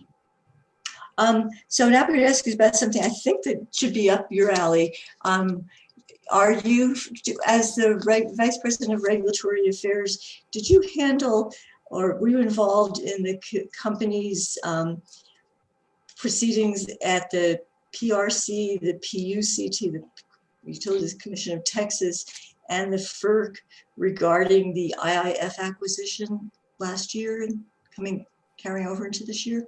No, the last 2 years, I'm forgetting, we're in 2021. Were you? I was a witness in those proceedings, yes. And you were involved in each of those proceedings, correct? Yes. And is it fair to say that you filed applications more or less simultaneously in each of those three jurisdictions, and it turned out that the FERC was the last to grant approvals to the company? That's correct. So when the case in New Mexico was being heard, do you remember that was in January of 2020, a year, almost exactly a year ago? I don't recollect exactly when the course or what we were doing specifically in January, but certainly the case was ongoing in January of 2020.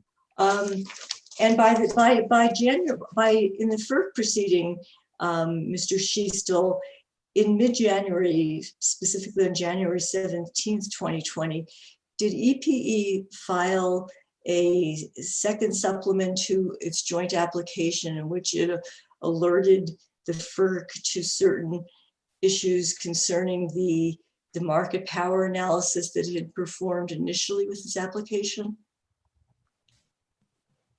I don't have a recollection of that filing specifically. Do you have a recollection of the FERC in March of 2020 granting an order conditionally authorizing the disposition of jurisdictional facilities subject to a condition that arose in relationship to that's filing on market power issues? Yes, I remember that we were required to file for mitigation of certain aspects that were raised in the FERC filing. And I think it was around that time frame. And in April, did the company file a proposed mitigation plan? April of 2020, I should make clear. Again, I don't recall the date, but yes, the company filed a mitigation plan as required by FERC. And was one element of that mitigation plan that if certain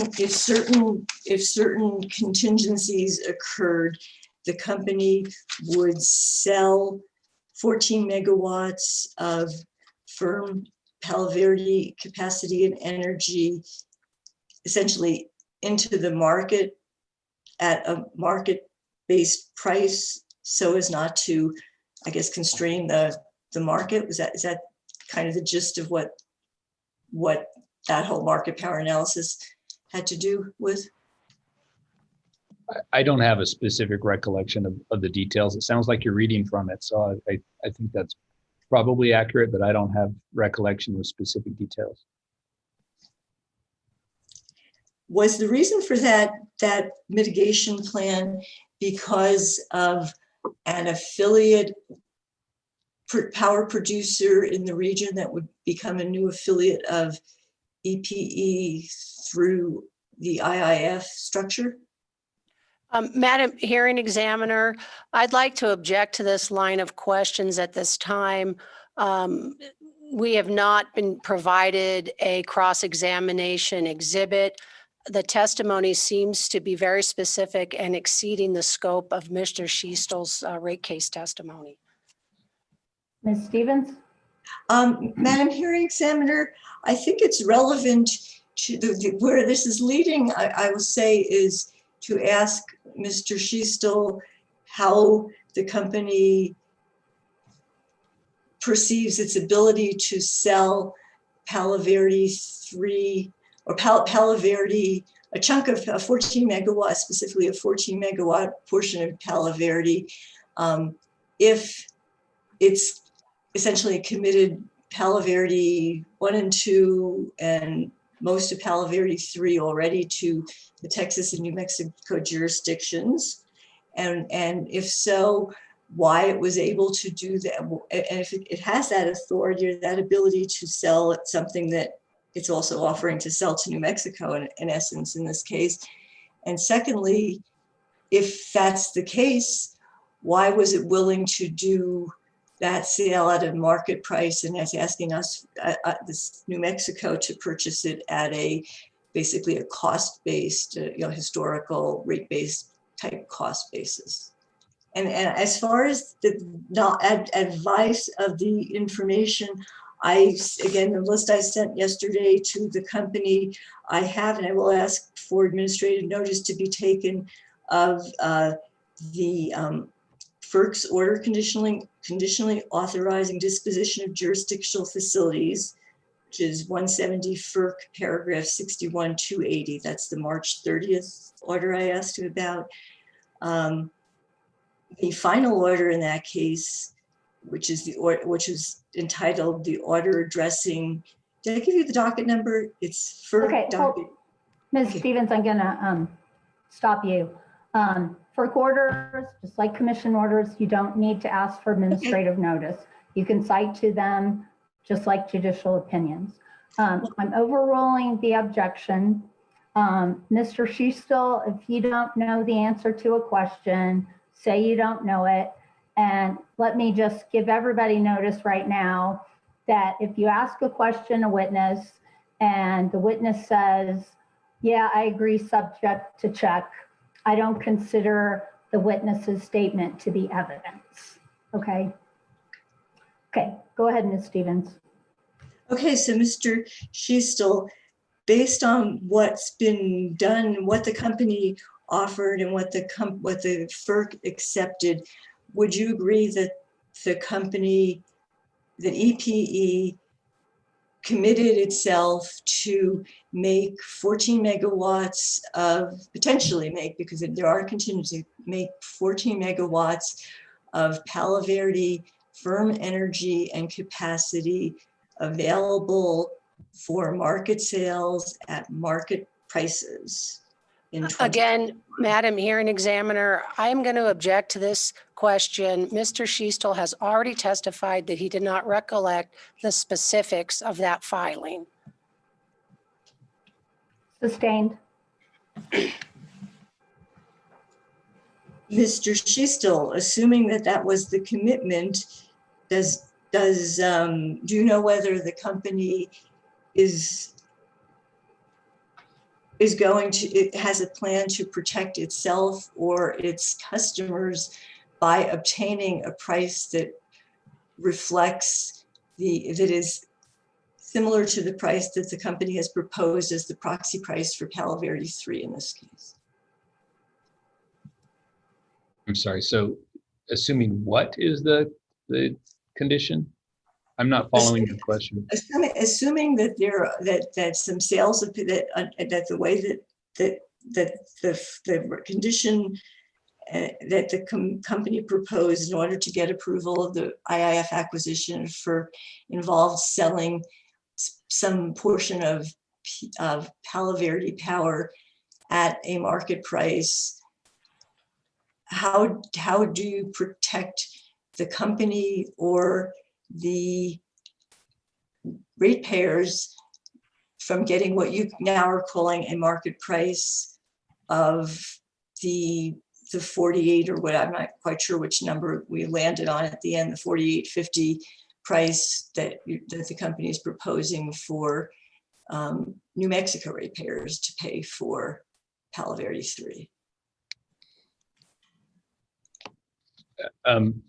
If I understand your hypothetical, because I can't say that what you've just described is consistent with our FERC filing, because I don't have, again, the recollection of the details. But I don't know if I can answer or I can't answer that hypothetical situation. I don't know.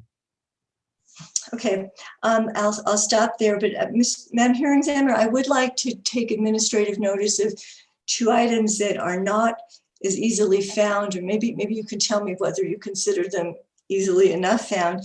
These are the two FERC orders, the first order conditionally approving that required them to provide a plan, and then the second order accepting the plan. Those are FERC docket numbers, but the EPE's letter in January and its proposed mitigation plan filed in April have ascension numbers. I'm getting on the FERC website, and I can either give you those numbers. I'm not sure how easy they are to find because I don't use the FERC website often enough not to have problems every time I go there. And maybe it's more easy for some people, but they are company filings, which were at least the second one accepted by the FERC, but not physically incorporated into the FERC's final order. Okay, so the documents you're referring to, which were filed by EPE, those are not in the same category as commission orders or FERC orders that can be cited. You do have to request admission into evidence of those. Is there any objection? At this point in time, Madam Hearing Examiner, I would object to the admission into evidence of EPE documents, factual documents that were filed in a separate proceeding. We've not been given the opportunity to review them and understand exactly what is being offered at this time. Madam Hearing Examiner, if I may respond? Yes. I did provide them this list. I would hope that the company is familiar with the filings that they make in all jurisdictions, and especially something as important as this that did become the basis of the approval of the whole IIF transaction. We wouldn't be where we are today without that condition being accepted and incorporated into the FERC's order. Okay, I'm going to overrule the objection. I will take administrative notice of those. Ms. Stevens, I'm ordering you to email both of those documents to everybody on the service list by tomorrow before the hearing starts. Absolutely, I have them set aside. Thank you. Okay, Mr. Schiessel, let's go to something entirely different now. We've had enough of this.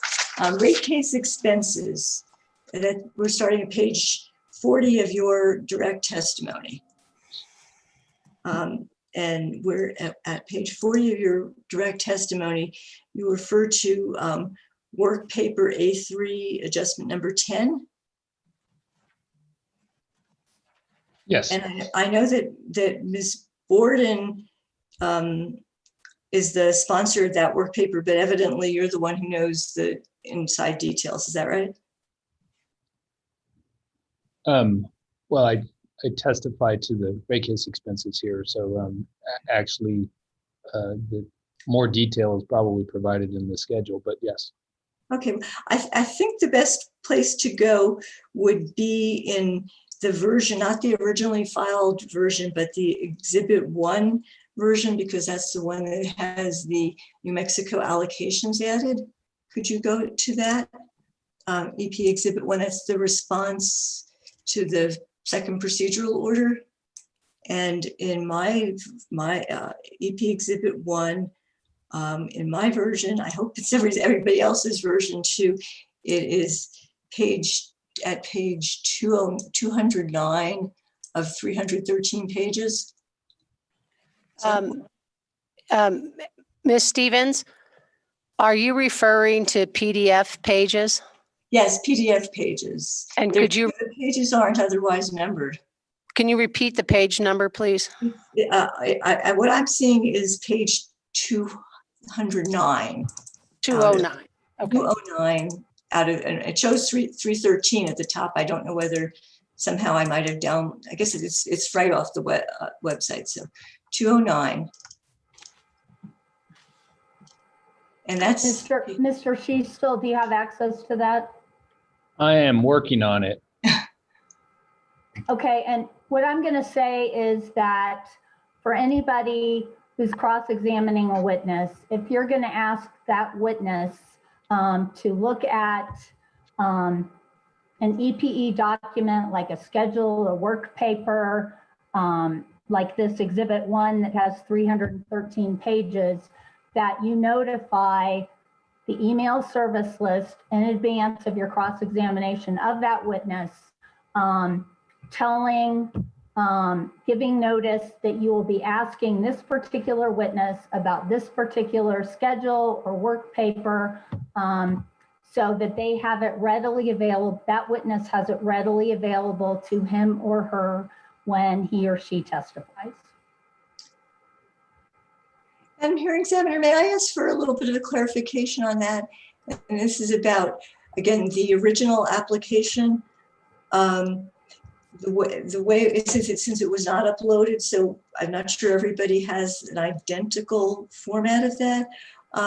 Could EPE or somebody, you tell us which version we should be looking at? I mean, I have done a lot of my case work preparation going to the original one is 5,104 pages, either using the tabs or using word searches. And but I don't know whether anybody else has done it that way.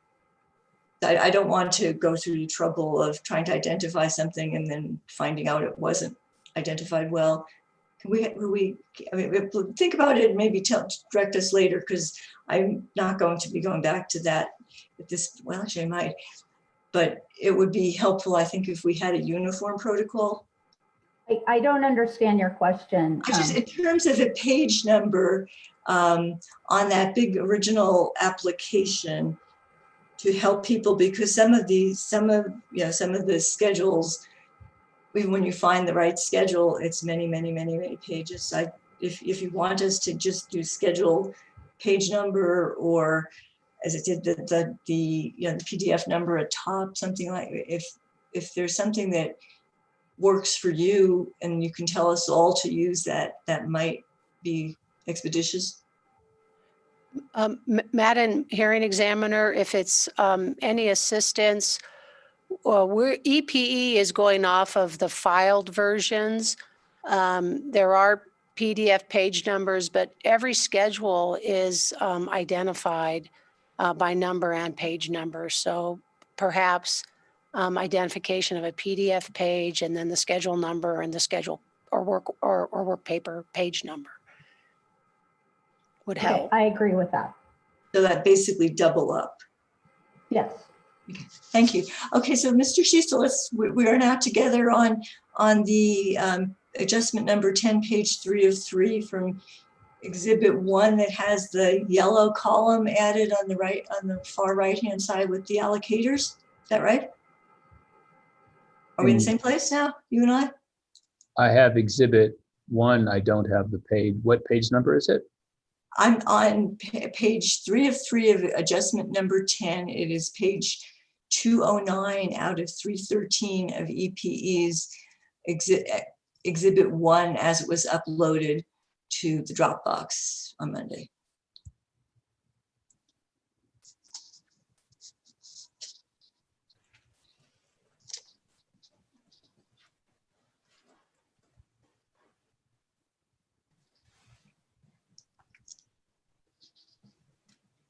I'm sorry. I have Exhibit 10 here, and I'm sorry. Adjustment number 10. Adjustment 10 in Exhibit 1, and I only have a single page, so I must be in the wrong place. Yeah. Are you in EPE Exhibit 1 taken right off the Dropbox? Or are you looking at things on paper? That may be harder. I actually have both. So Mr. Schiestel, why don't you go to the PDF version and go to page 209? All right.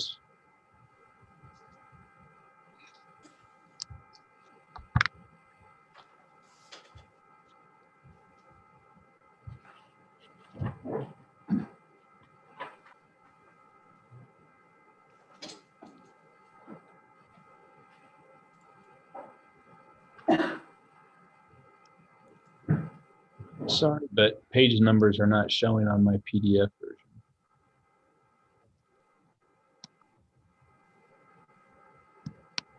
Don't you have a toolbar at the top? I do. Let's see.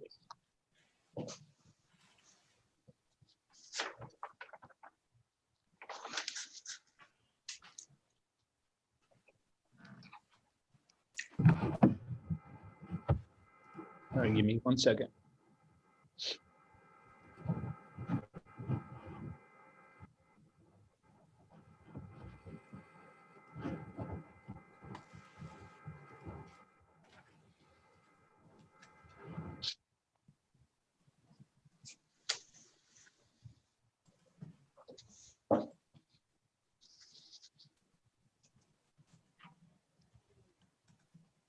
All right, I am on page 209.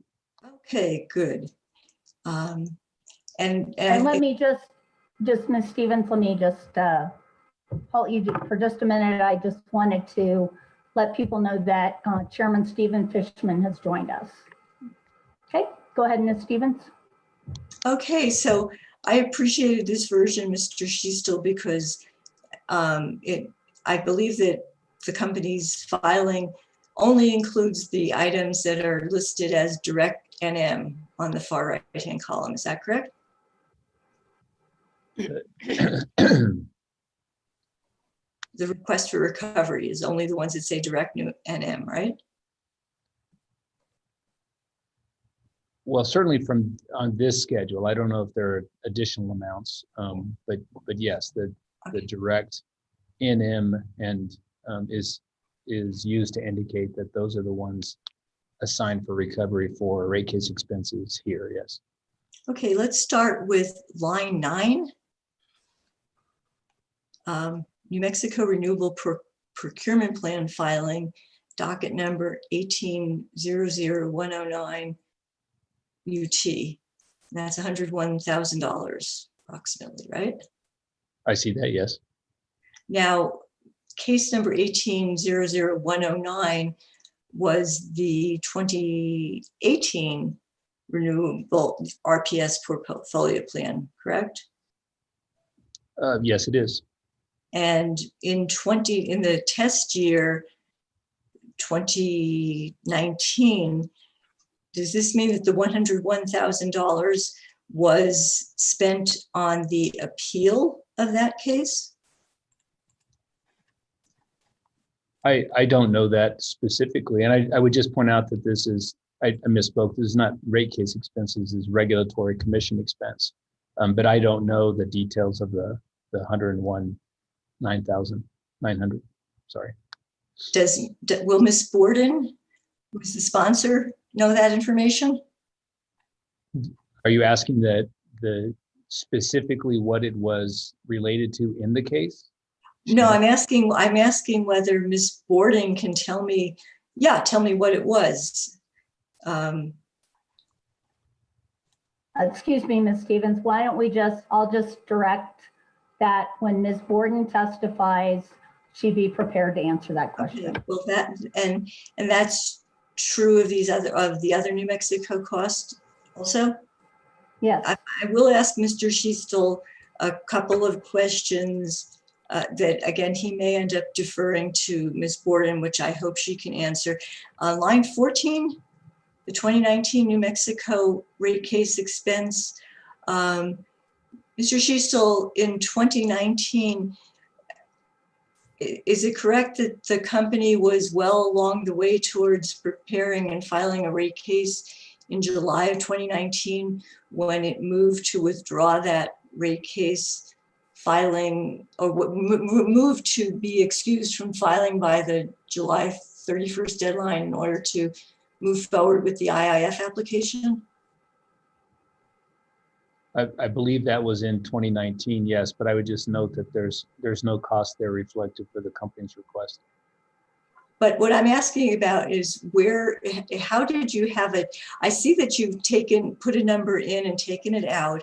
I'm just wondering how that number could be as small as $6,439 if you had gone pretty far along the way towards preparing a case before you moved to not file that case. I don't know the details of the $6,439 amount there. As the Vice President of Regulatory Affairs and somebody who no doubt was deeply involved in preparation of that rate case, would you agree that the company spent far more than $6,000 in preparation before it got to the request to postpone the filing for a year?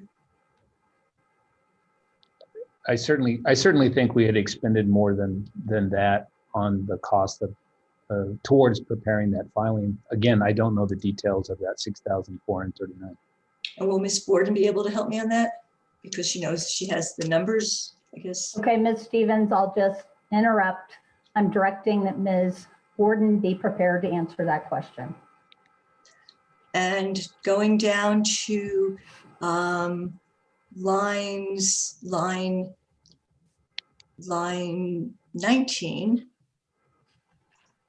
the way this is presented, there's a test year amount and an adjustment and a total request of $185,000 for the case number 19348 UT.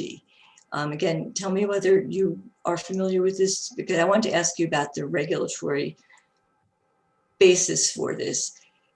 Am I understanding that what you're presenting here are in column C, the actual booked amounts that occurred in 2019, and then in column D, an adjustment for additional projected amounts? Does C show column C show actual base period and column D show some sort of addition to that subsequent to the base period? I'm going to suggest that you ask the sponsor of this exhibit that question. That's Jennifer Borden. In general, Mr. Schiestel, does the company, maybe this isn't above or below your pay grade, maybe. When you take it, is the company aiming in this schedule, and again, she may want to say that, aiming to treat these costs, and this would be line 19 and line 16 as well, line 17, Okay, Ms. Stevens, I'm going to interrupt you. I agree with Mr. Schiestel. I'm not going to allow questions regarding this page to Mr. Schiestel. You need to ask them to Ms. Borden. I'm directing that Ms. Borden be prepared to answer questions with respect to this particular page. Okay, so Mr. Schiestel did say that in his testimony, he's basically responsible for the rate case expenses, which is the previous page of that, page 2 of 3, right, Mr. Schiestel? Okay, but what I said earlier is that if you have questions about a schedule or work paper, those questions are to be asked of the witness who said he or she is sponsoring that schedule or work paper. I will find something similar somewhere else. If you give me a second, I'll stop there.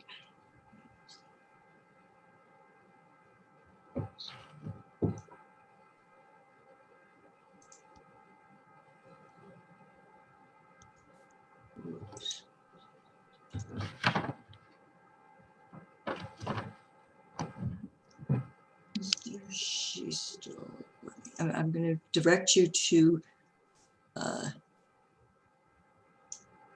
I just lost it. City exhibit number, I lost it, switch.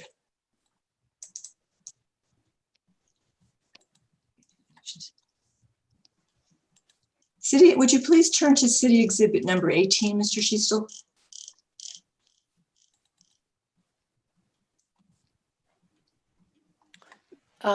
Ms. Stevens, can you identify the exhibit, please? Yeah, it's CLC exhibit 18, EP's objections and responses to AG 4.07 original second supplemental, third supplemental.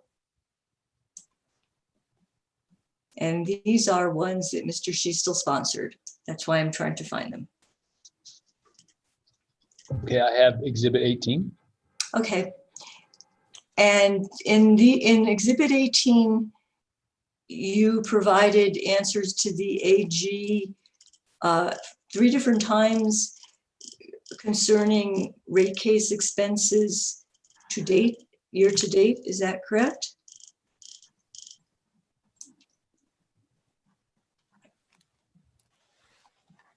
Take a quick look, yeah.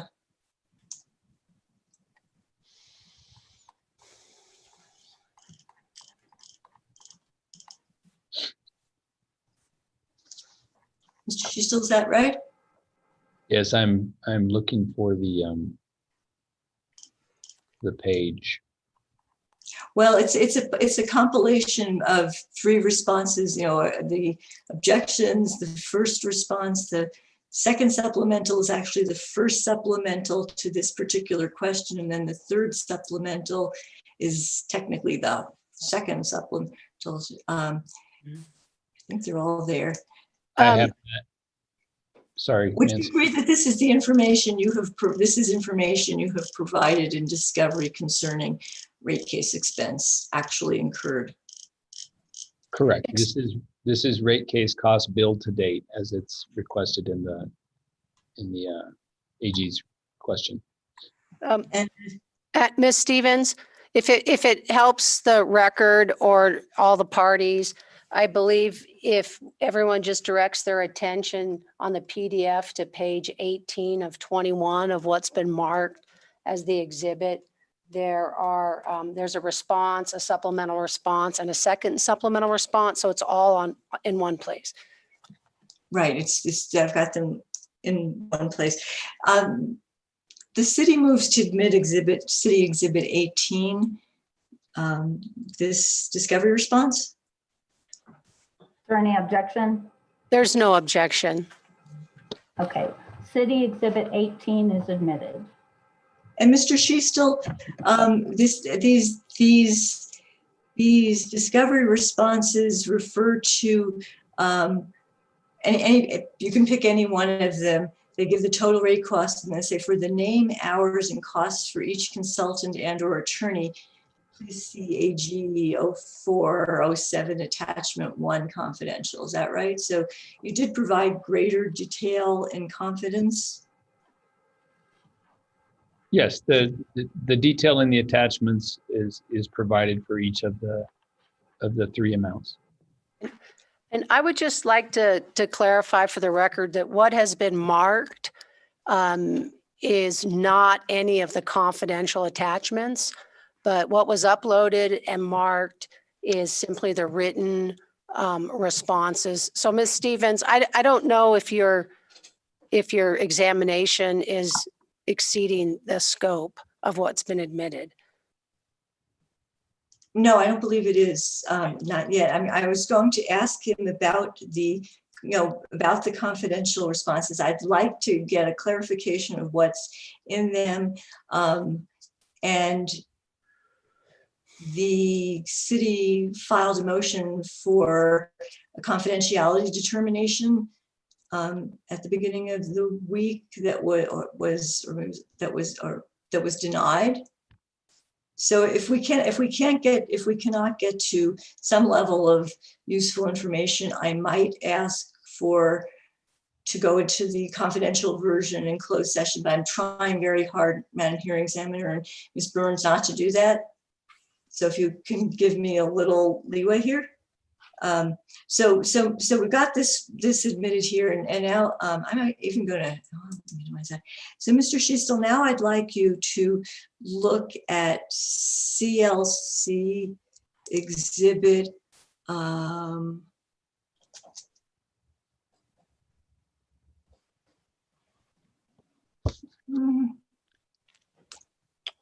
20. And this is, and that one's a short one.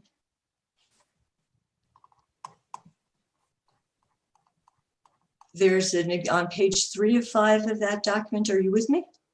Yes, I am. On page 3 of 5 of the document is a schedule or summary by provider of rate case costs through December 11th, 2020. Is that right? That's correct.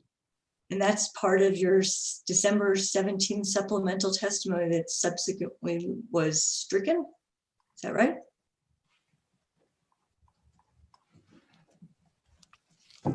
That is my second supplemental on December 17th, and these are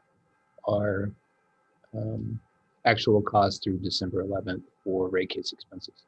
And does the column actual cost is at December 11th, 2020. Does that coincide with the most recent, the total, the grand total at the bottom? Does that coincide with the most recent portion of the AG responses to 4-07, the $1.16 million figure?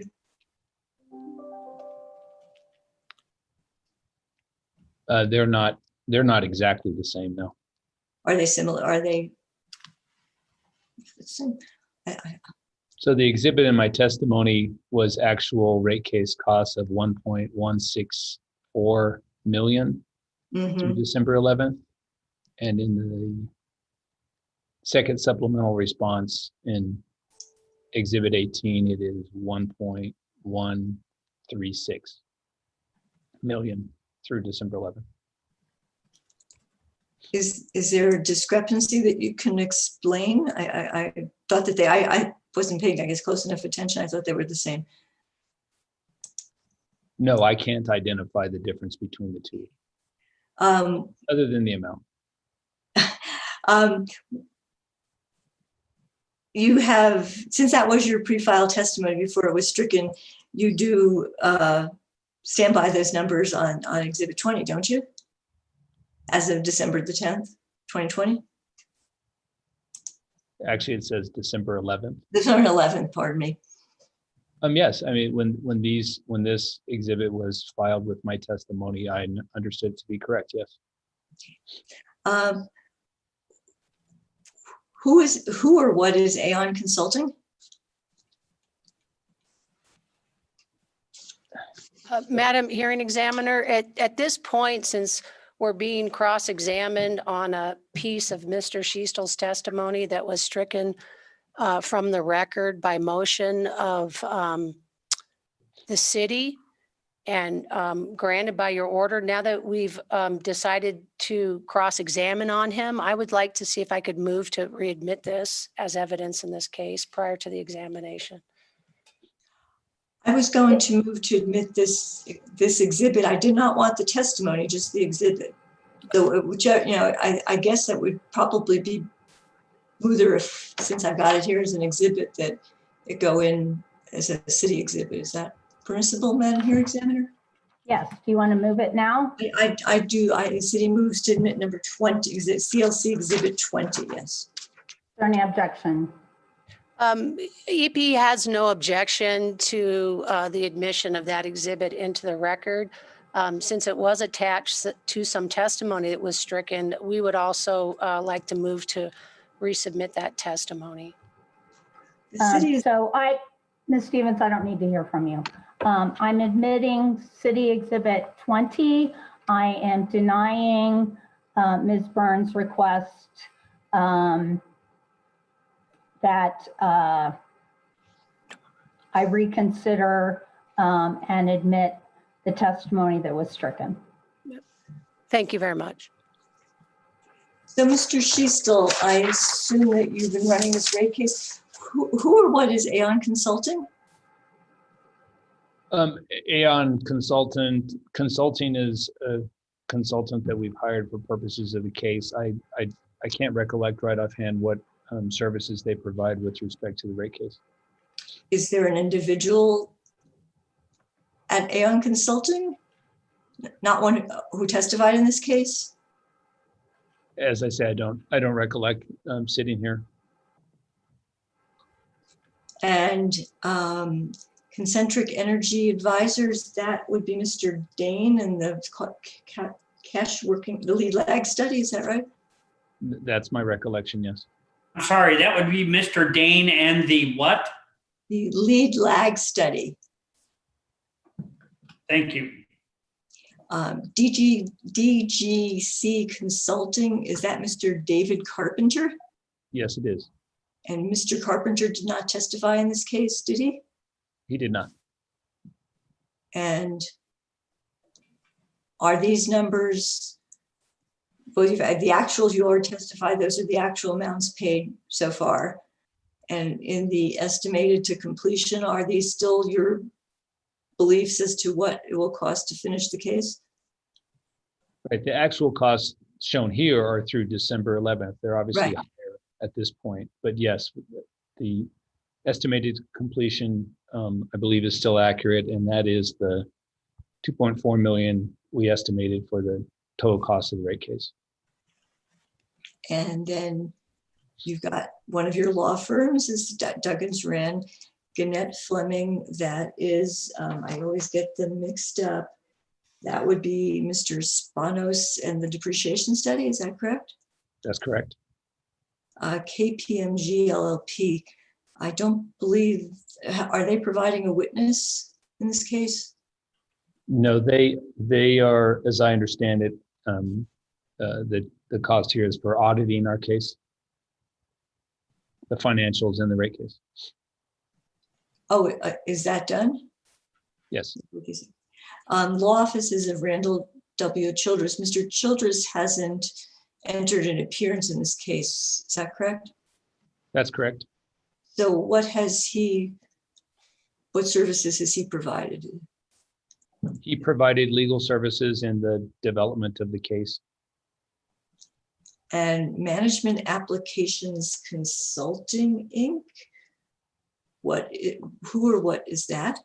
Management Applications did the law study that we presented. Mr. Novella presents. And why Mr. Novella presented that law study many months ago in his direct testimony, correct? It's attached to his direct testimony, yes. Yeah. So why are you showing $2,625 of actual cost and another $72,000 that hasn't been paid yet or hasn't been billed even yet for something that was done before the direct testimony? I assume it hasn't been invoiced yet. Montgomery, At least at the date of development of this table.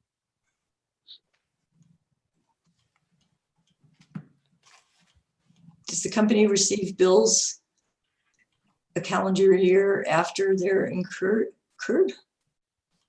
Okay. I'm sorry, I don't understand. Does the company routinely accept or receive bills for services rendered in the calendar year following the year in which the services were rendered? The rate case was filed in May of 2020. I'm just wondering why you're not showing actual costs. Can you explain that? As I said, I assume those costs have not yet been paid. That's why they're not showed here. Well, they're not listed under the invoiced column either. You see what I'm saying? I'd like to object. It's been asked and answered now twice. Mr. Schiestel testified he assumes amounts have not yet been invoiced. Sustained. Montgomery Andrews is one of your law firms here. Scott Madden, that's Miss Nelson and the return on equity testimony, is that right? That's correct.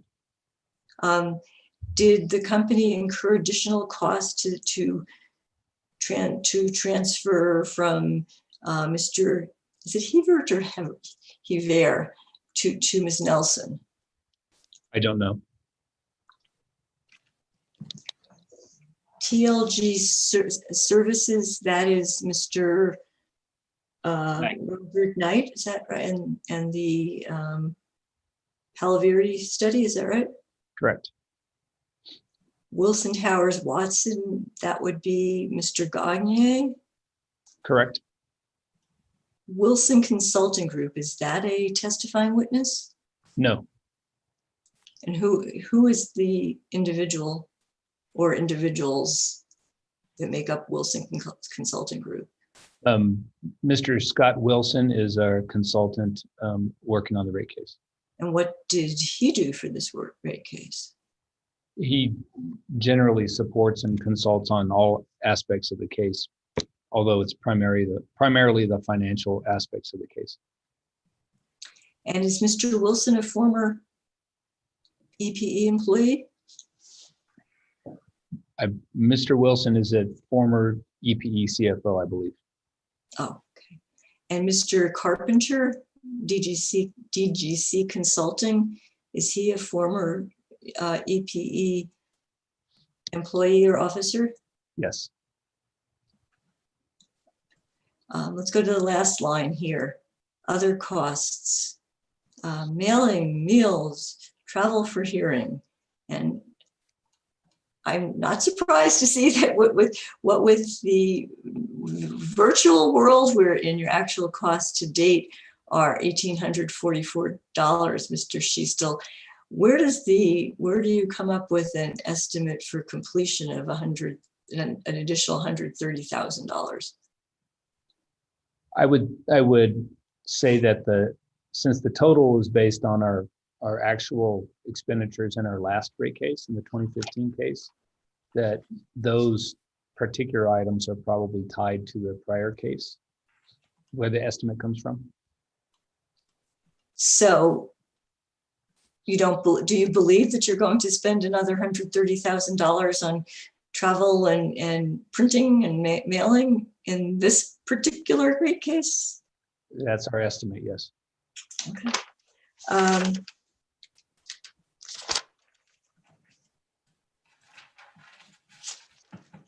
think I have just one more question for you, Mr. Schiestel, and it is, are you familiar with Section 6213(3) of the Public Utility Act?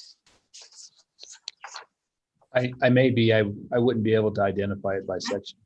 That's the section about costs and about legal fee, about litigation expenses, litigation expense recovery. That rings some bells? No, it doesn't. I wouldn't say I'm familiar with that section. Are you aware that in general that the Public Utility Act has a explicit requirement that when a utility seeks to recover a test year litigation expenses, there shall be no presumption of reasonableness or prudence, pardon me. As I said, I can't say that I'm familiar enough with that section of the statute to answer that question. So that statute did not guide the company's preparation of its application in this case. Is that so? No. Madam Hearing Examiner, he's twice answered. He's not specifically familiar with the statute. So I'd like to object to questions regarding the statute. I think the question was a little different than that because I don't know whether. I should jump in. I apologize. I'm overruling the objection. Ms. Stevens, your time is up. I will allow you to repeat that last question and Mr. Schiestel to answer it, and then that's all. So Ms. Stevens, repeat your question. The question was the company in preparing its application in this case guided by the specific Public Utility Act requirements about no presumption of prudence applying to test period litigation expenses? Yes, we comply with the statute in preparing our case.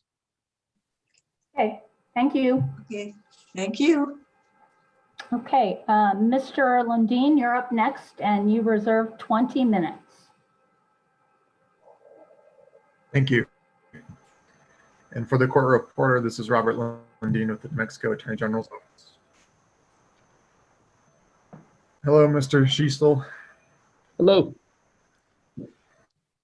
As Vice President of Regulatory Affairs, are you responsible for selecting and hiring the outside consultants and lawyers that provide assistance in EP's rate cases? I am not directly responsible for their hiring. I'm involved in the process of selecting and engaging those consultants and legal counsel. Are you responsible for negotiating EP's contracts with the professional firms that are engaged to assist in rate cases? No, I'm not. Starting at page 39 of your direct testimony, is it correct that you discussed the company's claim for rate case expenses in this case?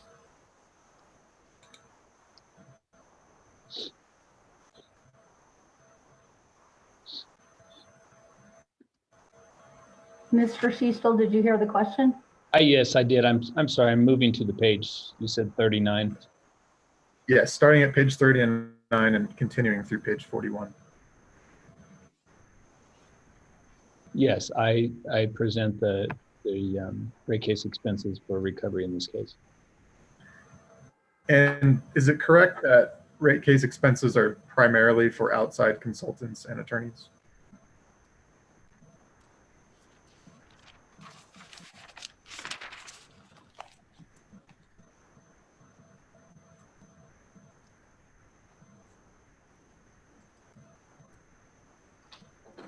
I'd say that's generally correct, yes.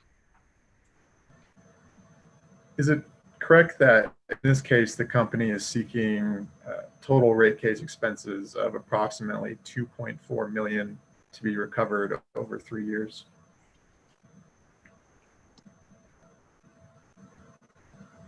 Yes. Do you recall that in EP's last rate case in 2015, the company sought recovery of approximately 1.3 million over 3 years? No, I don't recall that. Okay. Well, if I may refresh your recollection, if you turn to Exhibit NMAG 8, and I'll give you moments to do so.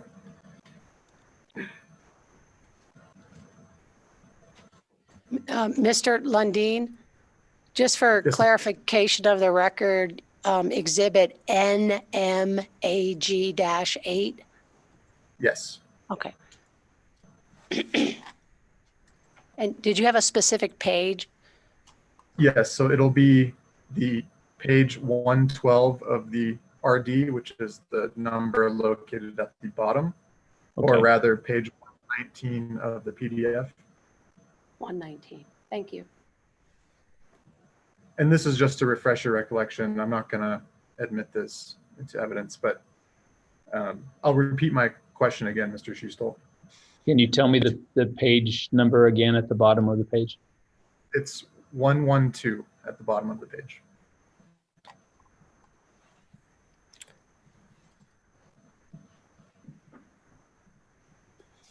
Okay.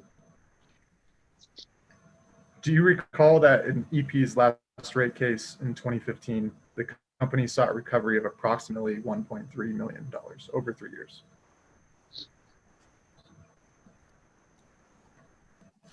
Yes, well, I don't recall, but yes, that's what is shown here on page 112. So it's true that the company's claim in this case is nearly double the amount claimed in its last rate case, correct?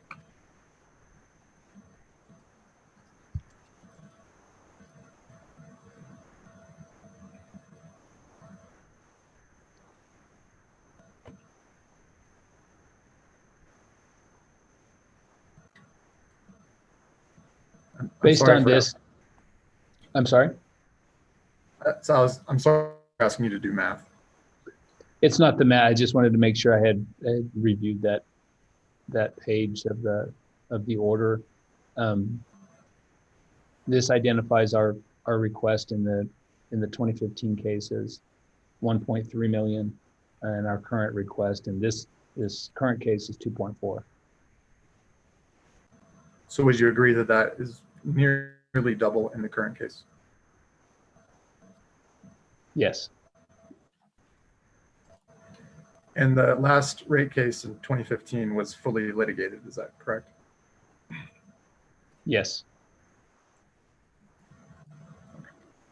But I should, Can you please now, I would just offer though that this is what we had estimated when we filed the case.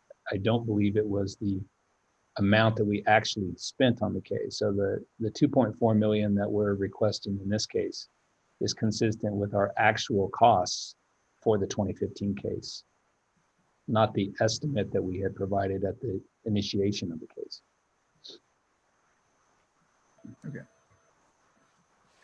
Can you please turn to exhibit NMAG7, which is located in the Attorney General's Dropbox folder?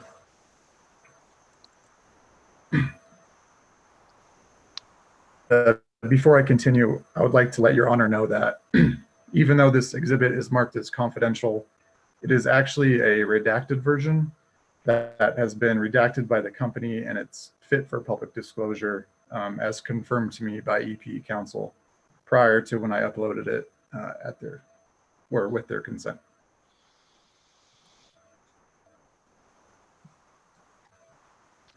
Okay, I have that exhibit.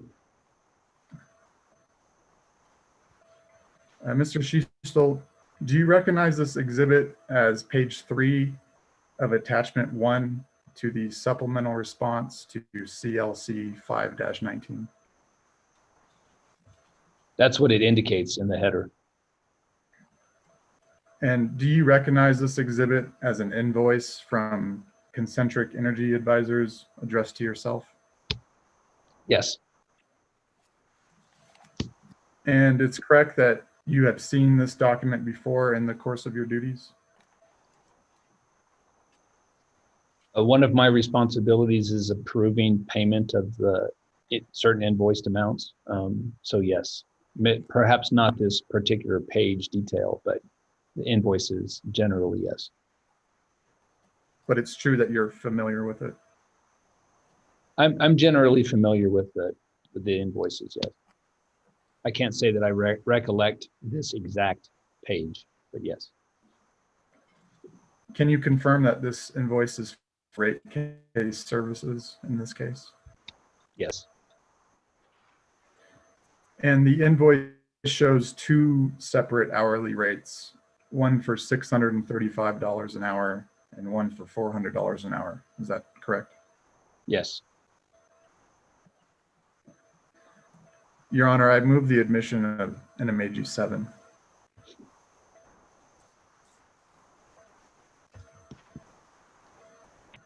Sorry, Judge, you're muted. Thank you. NMAG Exhibit 7 is admitted. Thank you.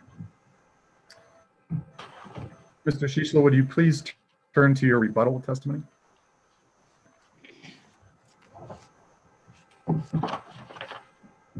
That's Exhibit 5, I think. Okay. So starting at page 3, you discussed the company's proposal for a new proxy price for Palo Verde Unit 3. Is that correct? Yes. If the company's proposal is not accepted, will EPE seek to stop using PV3 to serve its New Mexico retail customers? That's what we've proposed in the case, yes.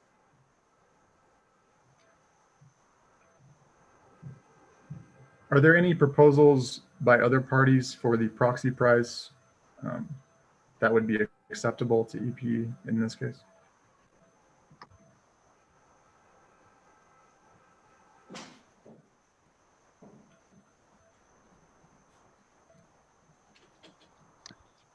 Excuse me, I'm just reviewing one thing.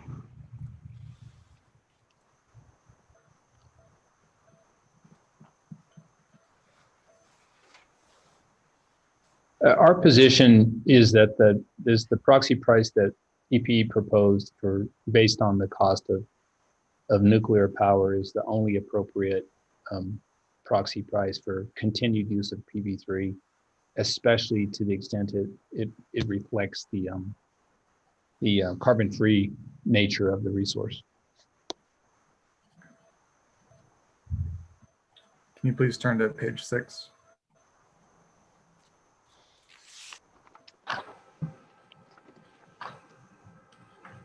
Okay. And here you discuss the decertification and deregulation of PV Unit 3 in 1998. Is that correct? Yes. What was the reason that the unit was decertified and deregulated?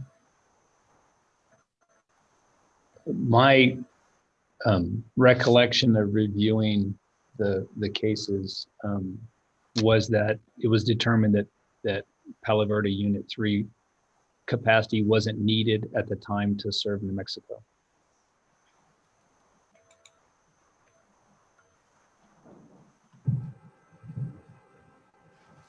On page 8 of your rebuttal testimony, at lines 9 through 12, you discuss EP's expectation that the cost of any PV Unit 3 replacement resources would be recovered in rates. Is that correct? That would be our expectation, yes. Has the company conducted a study of possible replacement resources? For PV3? Yes.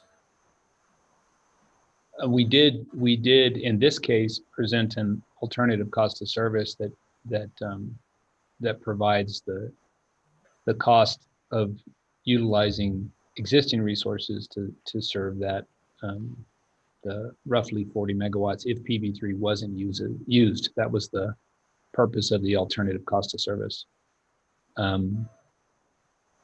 In our prior IRPs, we may have analyzed a scenario where PV3 wasn't used, but I don't recall. Has EP considered the scenario where PV3 is replaced with new resources rather than existing? Well, I think that, and Mr. Burachik discusses this, I think, in more detail. In the long term, we would have to replace the 40 megawatts associated with PV3 capacity in some way. Okay. Now, could you please turn to page 11?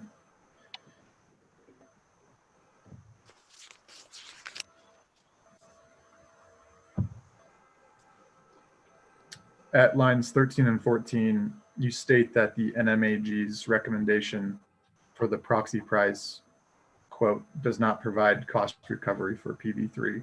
Is that correct? That's correct. And why is that? The proxy recommended by the AG is based on the average cost of all of our company-owned generation resources. And it is lower than the proxy price that we've established as necessary to fully recover the cost for PV3 power. So that's the basis for that statement. It is also, as I say here, not equivalent in the sense that it's not, it doesn't reflect the cost of carbon-free resources. If EP were to stop using PV3 to supply New Mexico customers, what would EP do with the energy from PV3? I think the immediate effect would be that power would be sold to another buyer, whether or not that's done through the market or contracting. I don't know. Again, I think Mr. Burachik addresses this a little, but at this point, I don't know that we have a specific answer to how that power would be sold. And would EP consider abandoning PV3? I don't know. I don't think so.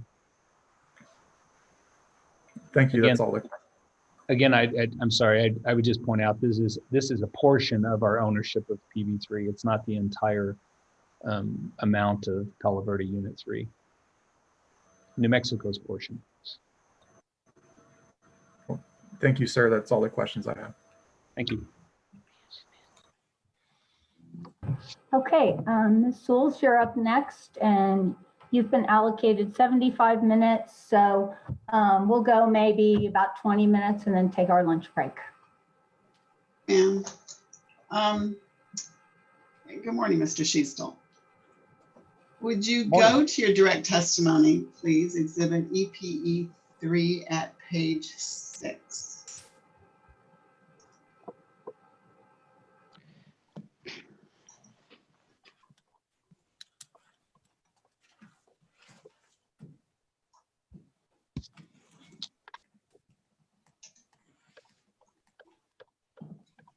I'm trying to do the same thing here. So Could you give me the site again, please, Ms. Souls? it's his direct testimony on page 6. Thank you. You are discussing circumstances that have materially changed since EPE's last rate case. Is that correct? Yes. And at line 10, you mentioned the commencement of commercial operations of the Holloman Solar Facility. Do you see that? Yes. Does commencement of commercial operations of the Holloman Solar Facility have anything to do with this rate case? Yes. Would you explain, please? Certainly. It changes the allocation, the provision of power from the Holloman facility to Holloman. It's a 5 megawatt solar facility. Affects the jurisdictional allocation of resources to New Mexico, because as a result of the Holloman facility, we're no longer supplying the energy and capacity associated with that solar facility. To some extent, it affects the system resources that are supplying Holloman and New Mexico. And do I understand you correctly that everything associated with the Holloman Solar Facility is flowing through in rates to Holloman? Is that correct? That's correct. Holloman pays for the entire cost of power from the facility. And with the commencement of commercial operations of the Holloman Solar Facility and this reallocation, does that have the effect of reducing costs to other New Mexico ratepayers or increasing costs to other New Mexico ratepayers? I would say it does neither.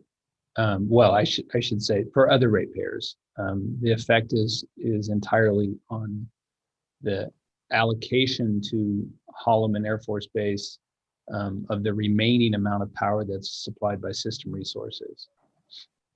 So it's a reduction in the total cost of system resources that are allocated to New Mexico, but that full reduction is translated to the class cost of service into the military rate class and directly to Holloman Air Force Base in that class. Very well. Please go to page 24, beginning at line 1.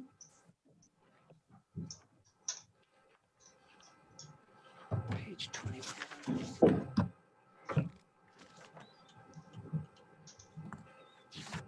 Okay. You state that PVGS Unit 3 is certified and included in rate base in Texas, and the associated costs are included in Texas rates, and that PVGS Unit 3 has been decertified and abandoned in New Mexico since 1998 and has never been included in New Mexico non-fuel base rates. Is that your testimony? Yes. And at line 15, you state EPE is proposing to continue to voluntarily provide PVGS Unit 3 capacity and energy to New Mexico customers at a proxy price that reflects the average cost of PVGS Units 1 and 2. That's also your testimony, correct? Yes. Why aren't you proposing a proxy price related to the PVGS Unit 3 rate base and costs that are not being recovered in Texas? We use the Unit 1 and 2 costs as the basis for the proxy price because those are the costs that are actually allocated to New Mexico. So we have identified the that allows us to identify the actual cost for units 1 and 2 in New Mexico, and that are being paid by New Mexico customers for substantially the same type of power, an equivalent resource. And then we use that for the basis of unit 3. Would you expect that that analysis would produce the same result as if you had based it on the rate base and costs that are not being recovered in Texas? I don't know that. I don't know the answer to that question. The differences between allocated costs between the two jurisdictions can have differences related to what can be allocated and how it's allocated. Our determination there was it made the most sense to establish the proxy price on the basis of costs in New Mexico for nuclear power from Palo Verde. Very well. Please go to page 28.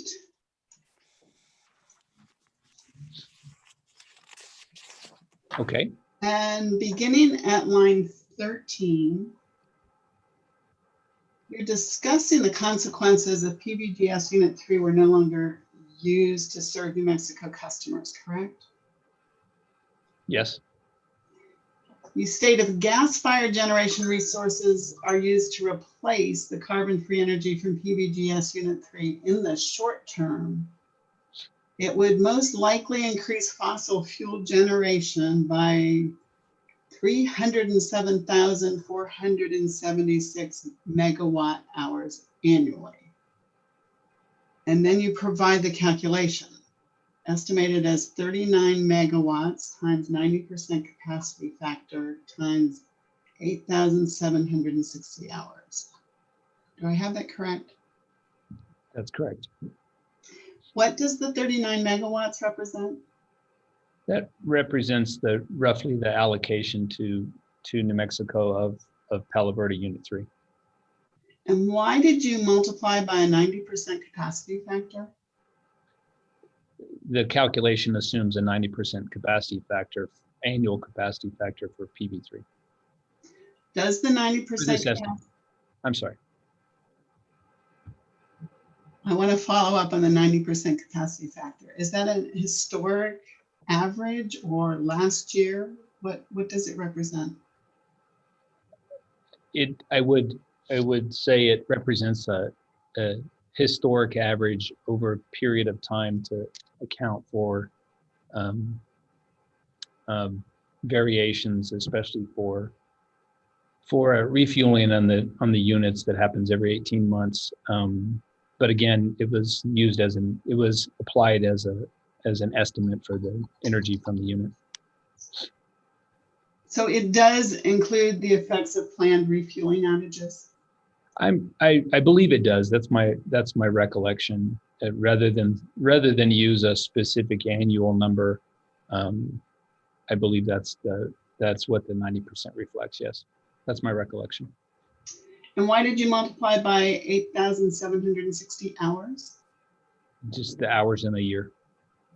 This is a pretty standard calculation for kilowatt hours from a capacity under those assumptions. Thank you. Is it your contention that New Mexico needs PVGS Unit 3 output for 8,760 hours per year? New Mexico needs the capacity and energy supplied by Unit 3. Whether or not that's the megawatt hours that would be supplied to New Mexico in a particular year, I can't say. But essentially what we're calculating here is what would need to be replaced, at least in terms of energy, from Unit 3 if it wasn't used to serve New Mexico. You're making a distinction between needing the energy and needing the capacity. Why the distinction? Well, because for purposes of this calculation, we use energy production to calculate the increase in CO2 emissions associated with that energy being supplied to New Mexico. Very well. Would you go to page 36, please?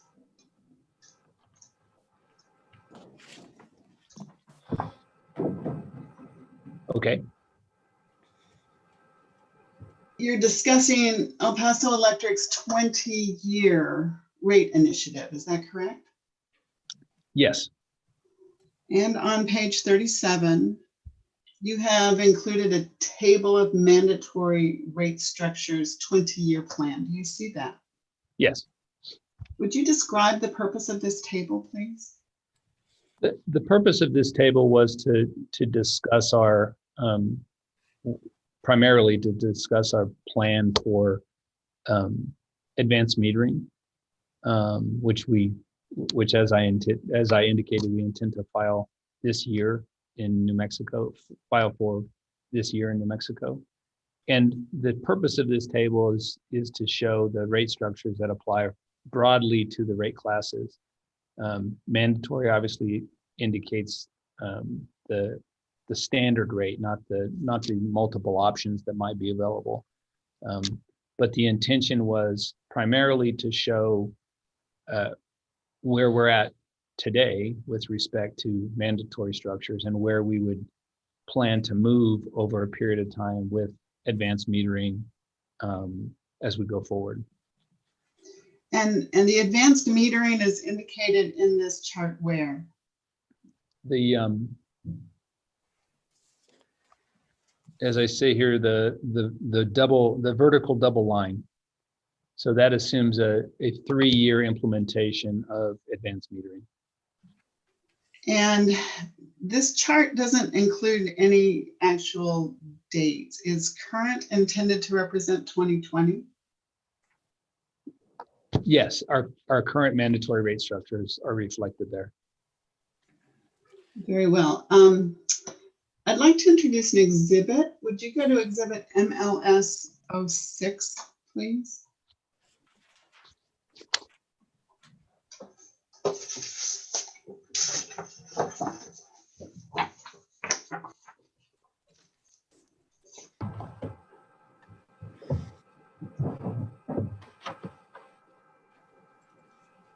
Okay. Faster than I am. Okay. This is from El Paso Electric's website. It is the meeting material from the Integrated Resource Plan Public Advisory Group Meeting 7 that occurred on October 5th, 2017. And Mr. Schiestel, do you recognize this? I do. I think I recall this presentation. It was the Integrated Resource Plan Public Advisory Group meeting that occurred on October 5th, 2017 for the purpose of preparing El Paso Electric's 2018 Integrated Resource Plan that would later be submitted to the commission. Yes, this was a presentation during the public advisory group process of developing the 2018 IRP. And do you recall that you made a presentation on October 5th as part of that meeting to the public participants? My recollection is, yes, I made portions of this presentation. Do you recall the subject of that presentation?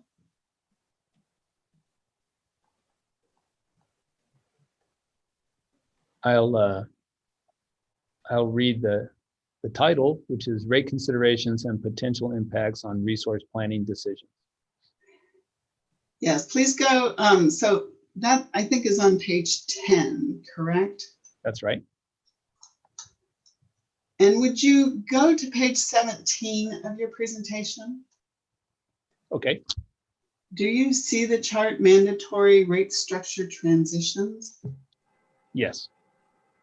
Would you agree that this chart, mandatory rate structure transitions, looks very similar to the chart in your testimony at page 37? Yes. Are there any meaningful differences between the two charts?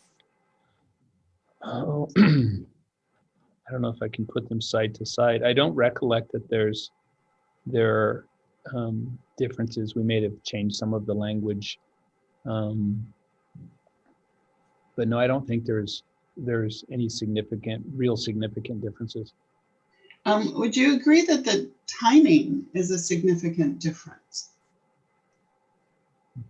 The timing of what? This chart and the presentation that you made in 2017 includes a column labeled current. That's correct.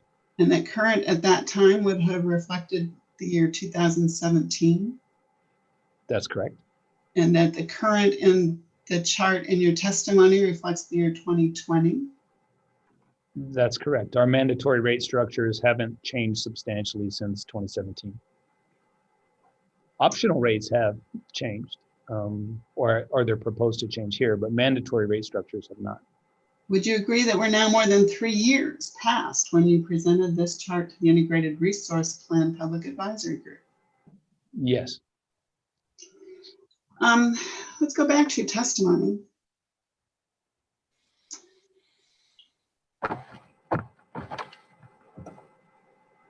Is EPE proposing in this case to change the rate structure for medium commercial customers to demand time of day energy? Can you identify a specific class? I think we have identified some pumping classes that would move to time of day for new accounts. I don't recall if there were any in medium commercial. Forgive me, my computer is not keeping both of these files open at the same time.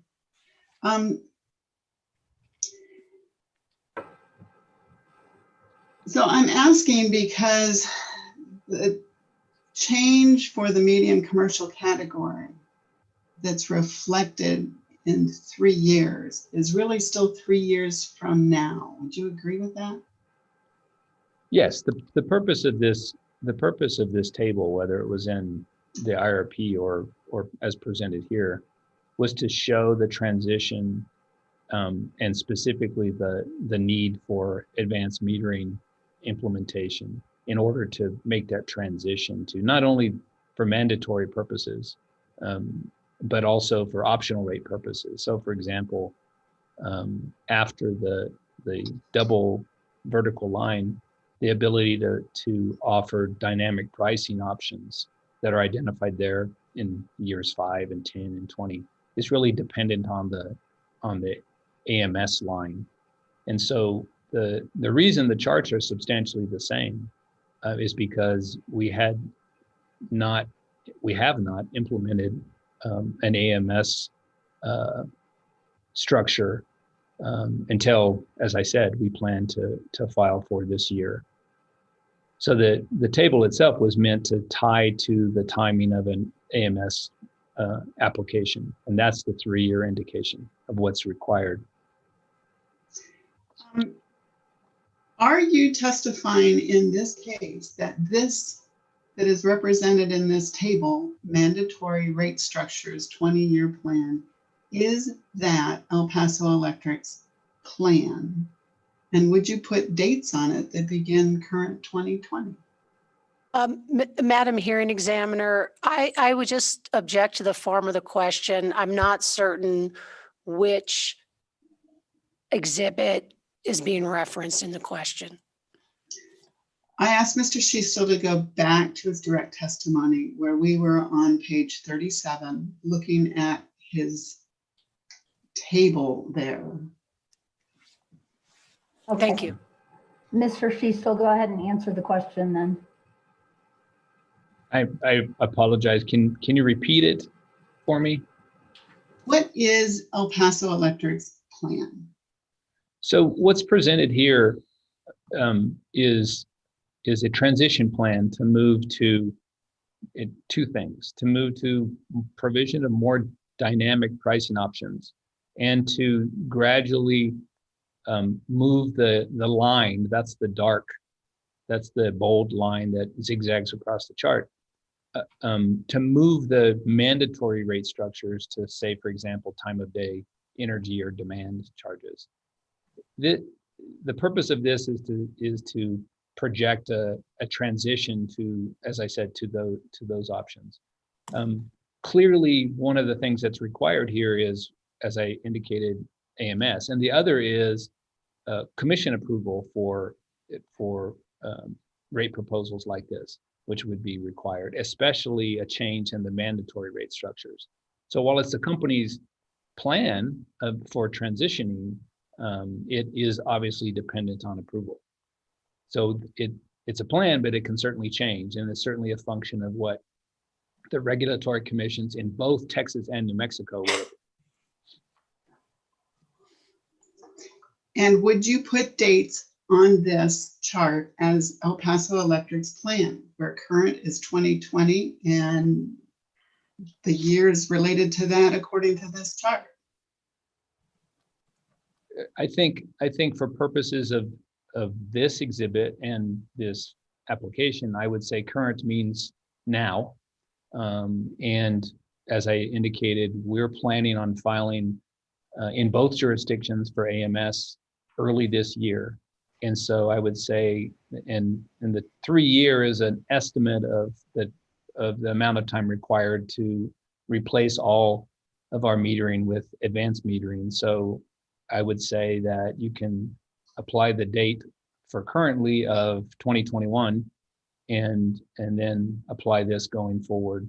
Although I have to say, I think that the provision of the dynamic pricing schedules, for example, I think could accelerate, again, depending on commission approval. The mandatory line is different and is frequently more contentious than just offering voluntary programs. Would you please go to page 39, line 1 through 4? You state the changes to mandatory and voluntary TOD rates and structures that El Paso Electric is proposing in this application are an important base on which EPE will build the dynamic pricing options made possible with AMS. Is that your testimony? Yes. And what are the changes to mandatory TOD rates and structures that EPE is proposing in this application? I'm referring there specifically to the change in the time of use periods and the differentials on time of use.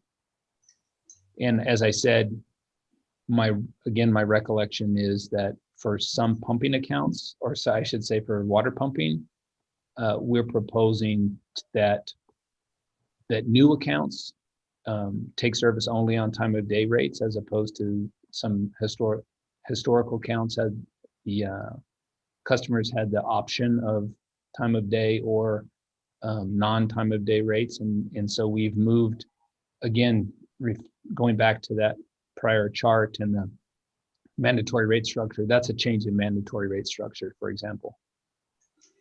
And how do those changes specifically create a base for dynamic pricing options? Well, dynamic pricing options frequently are built on top of time of day rates. They don't necessarily require them, but for example, one of the pricing options identified there, hypothetical dynamic pricing options, is CPP, and that's critical peak pricing. That's typically done as an overlay to time of day rates. So that's the reference there. And why is that an important consideration? Well, because it establishes a pricing basis for then adding in the dynamic prices on top of those time of day rates. Are dynamic pricing options not possible without the changes to mandatory time of day rates and structures? I will say dynamic pricing structures aren't possible without advanced metering. Some dynamic pricing options can be offered on top of rate schedules that are not time of use. That's certainly possible, but typically dynamic pricing options go along with TOD, underlying TOD rates, time of day rates. Are you saying that what's typical is therefore required? No. Okay. What are the changes to voluntary TOD rates and structures that DPE is proposing in this application? Primarily the change in the time of the actual periods themselves. So for example, the residential time of day rate, the change to the designation of the periods is what I'm referring to there. Are there others? I think my recollection again is that we've changed may have changed the time of day periods in other optional rates in schedules. That's my recollection. Okay. And how do those changes create a base for dynamic pricing options? Well, as I said, generally speaking, the time of days rates are the basis for then overlaying dynamic pricing options. That's my reference there, is what I'm indicating. So it makes no difference whether it's voluntary or mandatory that it creates that base? I think that either a mandatory or a voluntary rate or time of day rate would serve as the basis for dynamic pricing. Again, that's completely the assumption there is that you establish the underlying rate structures and then you offer options on top of those rate structures. And one important aspect of that as an important base is just customer understanding of time of day rates and structures. Then the transition to dynamic pricing on top of those rate structures is easier for customers to understand. I'd say that's a important step as well. Thank you.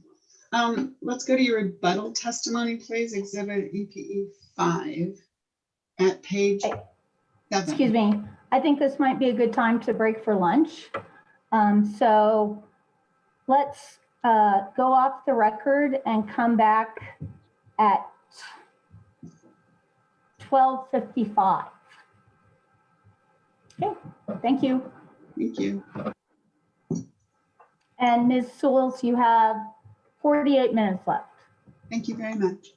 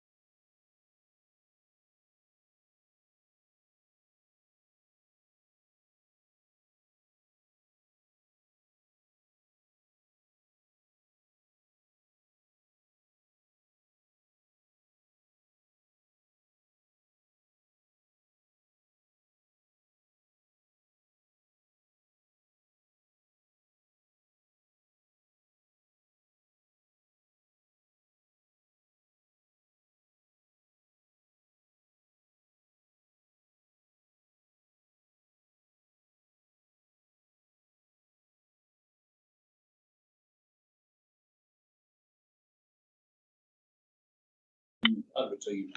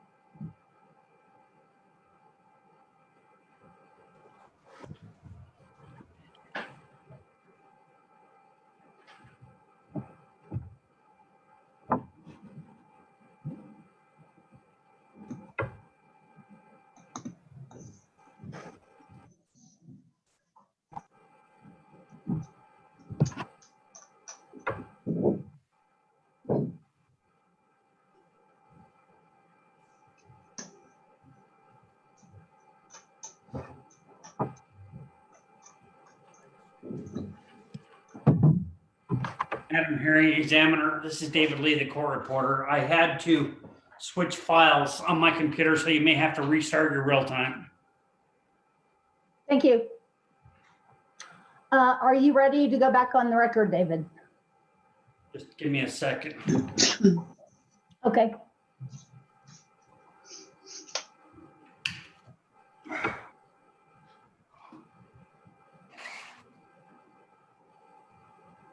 I'm ready. Okay, let's go back on the record.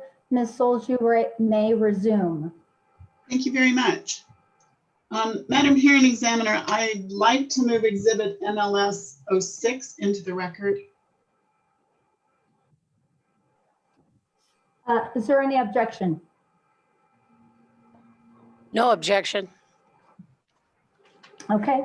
MLS Exhibit 6 is admitted.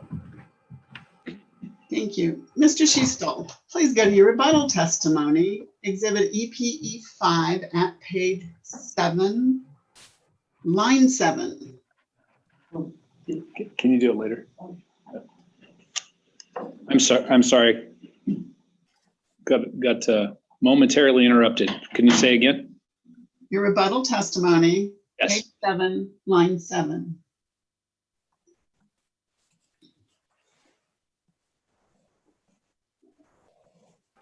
Okay. You state EPE uses PV3 every day that it is available to serve New Mexico, and EPE's past resource analyses and procurements consistently assume continued use of PV3. Is that your testimony? Yes. And do you mean that EPE uses PV3 to serve New Mexico every day that it is available? No, I mean that we serve New Mexico with PV3 every day that PV3 is operational. So I'm reading your sentence as having two possible meanings. And you said no, but then I thought you restated what I had said. The alternative is, do you mean that every day that it is available to serve New Mexico, EPE uses PV3? Meaning not necessarily to serve New Mexico just because it's available. Which is your meaning? Well, I'm clearly not understanding you because you sounded like you said the same thing both times. So I'll try to be clear. We use PV3 to serve New Mexico when PV3 is operating. So the only time we're not using PV3 to serve New Mexico load is when PV3 is shut down for purposes of refueling or some other outage which doesn't happen very often, but is possible. Thank you. Appreciate that clarification. Has El Paso Electric conducted any resource analyses that assume discontinuing use of PV3 to serve New Mexico? Not that I recollect. At line 9. I'm sorry, other than that, of course, the alternative case that we presented in this case. Would you agree that that's a financial impact analysis rather than a needs analysis? Well, it certainly is a cost of service analysis. It assumes, as has always been the case, that we need PV3 capacity and energy to serve New Mexico. And yet you did just tell me that you haven't actually conducted that specific analysis about the need. Correct? No. No, what I said was my recollection is we haven't conducted an analysis that assumes the removal of PV3 and then does resource allocation or resource analysis for that purpose. That's my recollection. Very well. At line 9, you reference El Paso Electric's integrated resource plan analyses as supporting the need for PV3. Do you not? Well, what I say here is that the analyses with respect to Montana Power Station assumed that PB3 was fully supplying New Mexico customers. So the need for Montana was on top of what was already being provided by PB3. What about the integrated resource plan analyses? I'm sorry? Are you saying that the CCN analyses and the integrated resource plan analyses are the same? No, our IRP analysis has always included my recollection has always included PB3 as an existing resource, fully supplying load, so that any resource expansion necessarily is need beyond PB3. Same for the CCN analysis for the Montana Power Station. Thank you for that clarification. Would you agree that El Paso Electric's integrated resource planning has addressed peak capacity needs, but not baseload needs? Well, in my mind, it incorporates all resources and resource needs. The planning specifically goes to our capability of providing peak load or serving peak load, but it includes all resources, including baseload resources.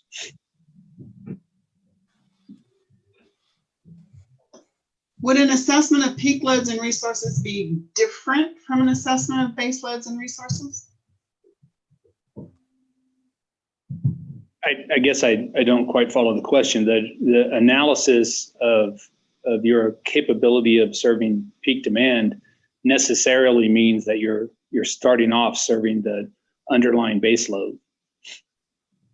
Is it conceivable that El Paso Electric could have more base load resources than justified by their actual base loads?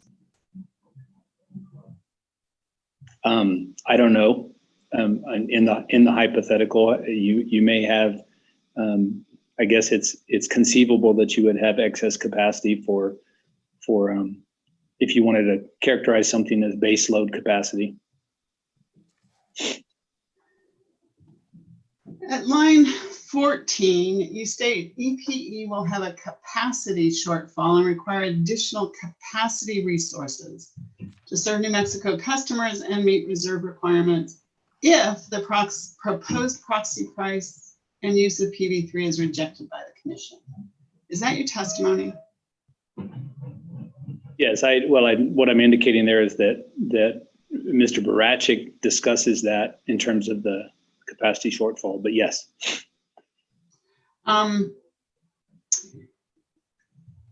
are you saying that if the commission rejects the proposed proxy price, that they are also rejecting the use of PB3? Discusses that in terms of the capacity shortfall. I'm sorry, somebody's not on mute. Can you repeat that? I apologize. Are you saying that if the commission rejects the proposed proxy price, that they are also rejecting the use of PB3? Well, if the commission rejects EPE's proxy, our proposal is to no longer use PB3 to serve New Mexico.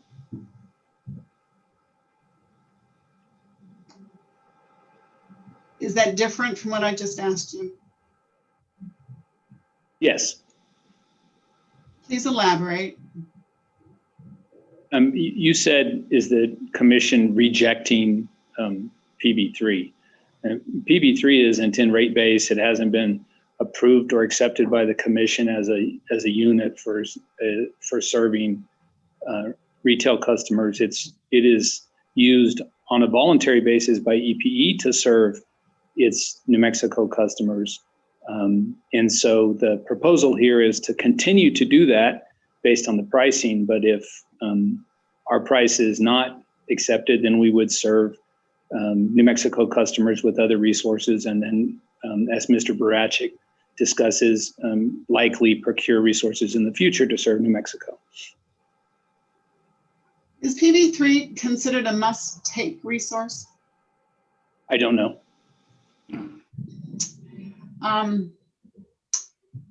And are you claiming that El Paso Electric will have a base load capacity shortfall without PV3? At this point, Madam Hearing Examiner, I believe the question's beyond the scope of Mr. Schiestel's testimony. As he has clarified, he is referring to Mr. Barachik's testimony on this particular matter. Ms. Souls? Mr. Schiestel has claimed that their analyses, their integrated resource planning, their CCN applications have come to the conclusion that there's a capacity shortfall. I'm trying to establish that he means that to be a base load capacity shortfall without PV3, and I think it is within his testimony as established here. I'm sustaining the objection. I think that Mr. Burasic is the better witness to answer your questions. Very well, thank you. Please go to page 18 at line 19.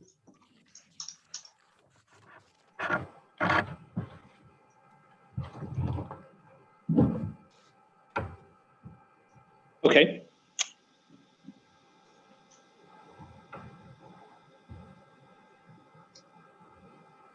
You state the REA, Renewable Energy Act, makes clear that utilities with certain commission-approved generation that becomes unusable for service in New Mexico as a result of the statutory limitations can recover the resulting stranded cost. Is that your testimony?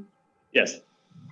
Are you aware of the pre-filed legislation for the New Mexico legislative session that begins Tuesday next week that would change that language in the REA? No. Please go to page 19.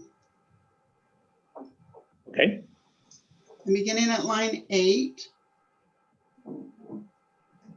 We state there is currently no provision for securitization of stranded costs for these types of generation assets. The ETA provision for securitization of stranded costs was limited to very specific coal plant investments. Is that your testimony?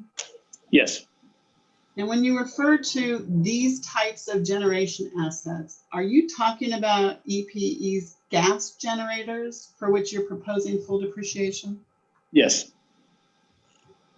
And are you aware of the pre-filed legislation for the New Mexico legislative session that begins Tuesday next week that would provide for securitization of these types of generation assets? No, I'm not. Please go to page 34.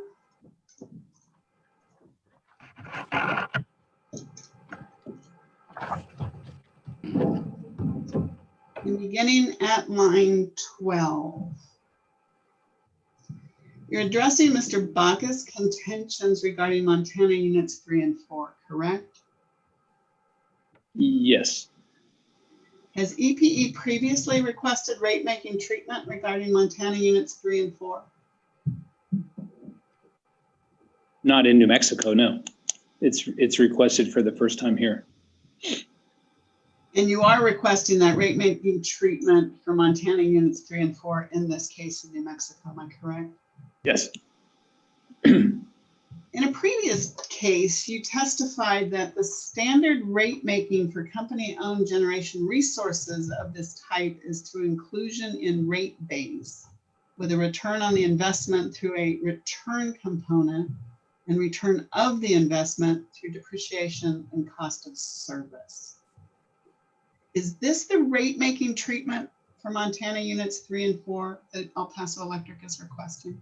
Madam Hearing Examiner, I'm going to object. I don't think a foundation has been laid for the prior statements that he's being questioned on. Sustained. Ms. Souls, you need to tell him what you're quoting from.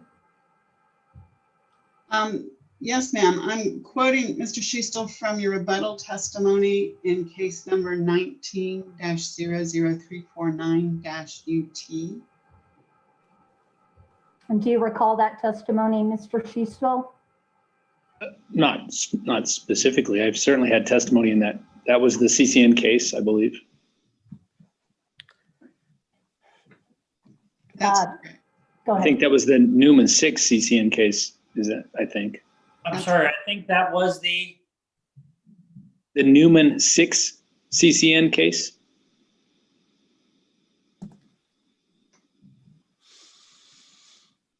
Madam Hearing Examiner, I can break it down and ask him those things specifically if he doesn't recall that testimony. Go ahead. Yes, Mr. Schiestel. The rate making treatment for Montana Units 3 and 4 that EPE is requesting, is it inclusion in rate base? For the capital costs, yes. Does it include a return on the investment through a return component on that rate base? Yes. And does it include a return of the investment through depreciation and cost of service? Yes, it does. And it also includes recovery of the operation and maintenance expenses associated with those units. Thank you. When did Montana Units 3 and 4 commence operations?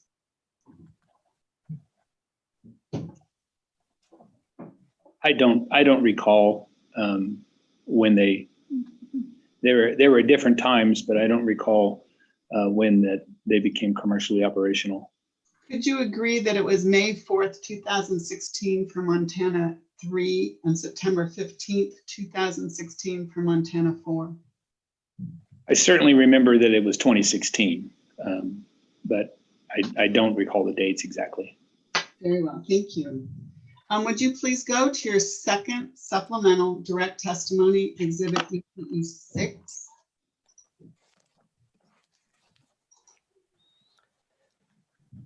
At page 5.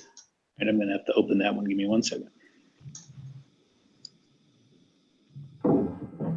You said this is EPE 6? Yes. I have that as your second supplemental direct testimony, correct? Correct. And on page 5, beginning at line 19, you're discussing an audit of El Paso Electric's costing model. Is it your assumption that the commission would procure and oversee the work of an independent consultant to conduct that audit? I believe the way we've done this in the past has been to select a auditor I don't think it was necessarily with the costing model, but for the company, select an auditor and then present a report to the commission. And what would be an example of when that was done in the past? I don't have a specific, I recall the circumstance, I just don't recall what it was specifically auditing.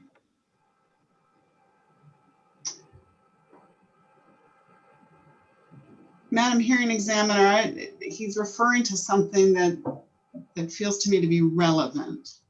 Is that something that I can ask the company to produce? No. Very well. Mr. Schiestel, on page 6, line 1, you are here referring to that independent audit, and you state EPE would present in the company's next fuel continuation filing. To be an independent audit, wouldn't it be the commission that would present the findings of the audit?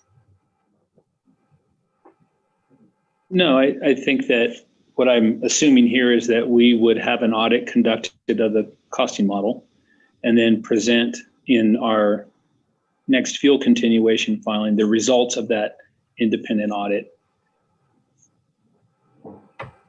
In your mind, what qualifies that as independent? It's not EPE doing the audit. It's a third-party auditor. In the same way that we have third-party independent evaluators for RFPs, we would have an independent evaluator to audit the cost of service model. I'm sorry, the costing model. And would you agree that there have been significant challenges regarding the degree of independence in those RFP circumstances you just referenced? No. Please go to page 7, the paragraph beginning at line 5. Okay. Is it your contention that ratepayers should be paying for purchase power that should have been generated with existing El Paso Electric generation capacity? No. Then what is the point that you're making where you state Ms. Souls argues that ratepayers should not be paying for purchase power that should have been generated with existing EPE generation capacity? Well, as I say here, the purchase power that you're referring to in your testimony is for contracts that have been approved for use by EPE and service to New Mexico customers have been approved by the commission. I don't believe that the commission would have approved purchase power contracts that were basically taking the place of existing generation resources.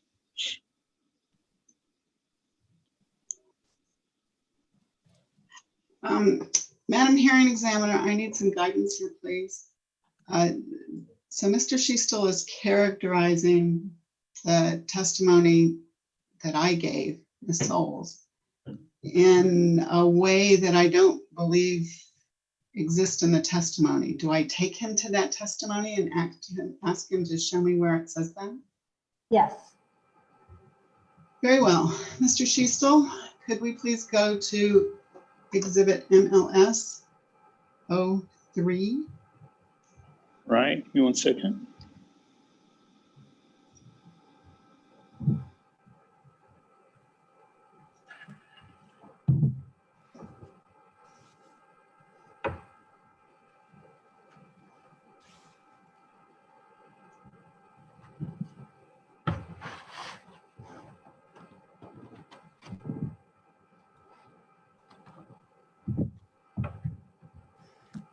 And I would ask you to point me to where I'm referring to purchase power that has been approved by the commission.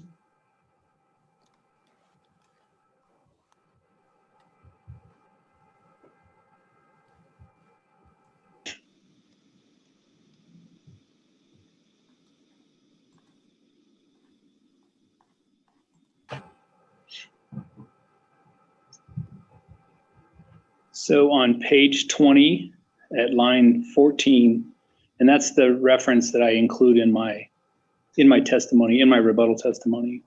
You make this statement: ratepayers should not be paying for purchase power that should have been generated with existing EP generation capacity. That's what I'm referring to in my rebuttal testimony, your statement.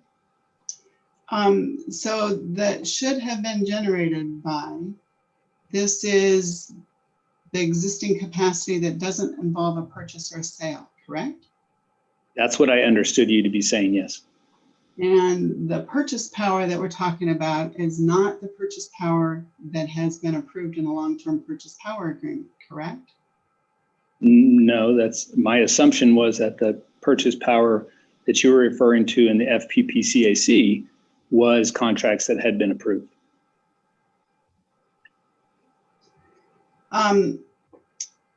With the clarification that that purchase power is the purchases that El Paso Electric makes on a day-to-day as needed basis, would your testimony be different?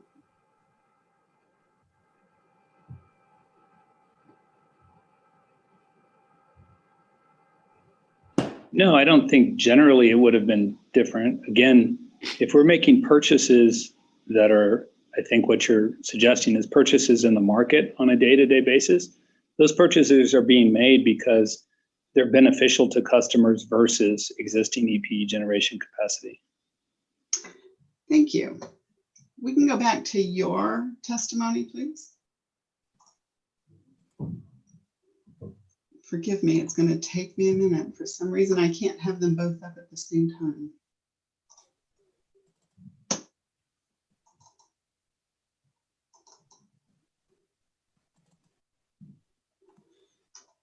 Okay, so my rebuttal?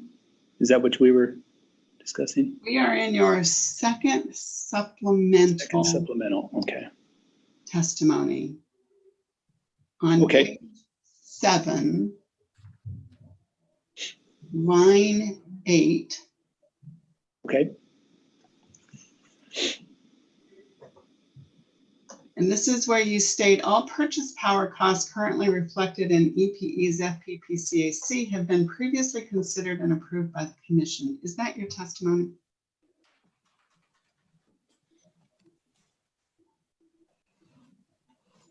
That's what I say on, yes, on 8 to 10, yes. And in what way did the commission consider and approve your day-to-day market purchases? Well, again, I was referring here to purchase power contracts when I make that statement. Are there purchase power costs reflected in the FPPCAC that are not part of a long-term purchase power agreement? There are market purchases every day, I assume every day, that are recovered to the FPPCAC. Would you care to restate your testimony to reflect that? No, I think my testimony is accurate based on my assumption of what you were saying. I will say that if you're saying that the commission does not approve the company's purchases every day through the market prior to them being made, I'd agree with you. But the purpose of, for example, the reconciliation of cost that's provided here or a fuel continuation filing is to do precisely that. Are the market purchases that the company made for purposes of serving customers reasonable and prudent. So they're evaluated after the fact, but they are evaluated by the commission. Then you would agree that purchase power costs currently reflected in EPE's FPPCAC for 2017 through 2019 have yet to be considered and approved by the commission? Madam Hearing Examiner, I'm going to object to this question.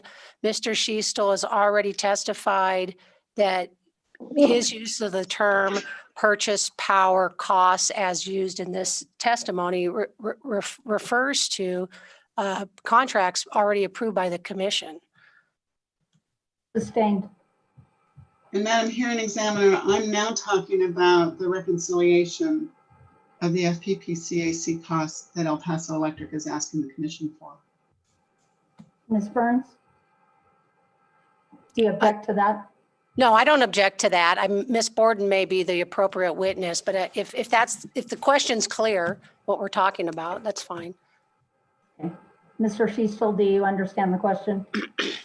I do, and I think that's what I was trying to address when I responded with respect to market purchases of power and how we deal with those and how they're ultimately provided for reconciliation to the commission.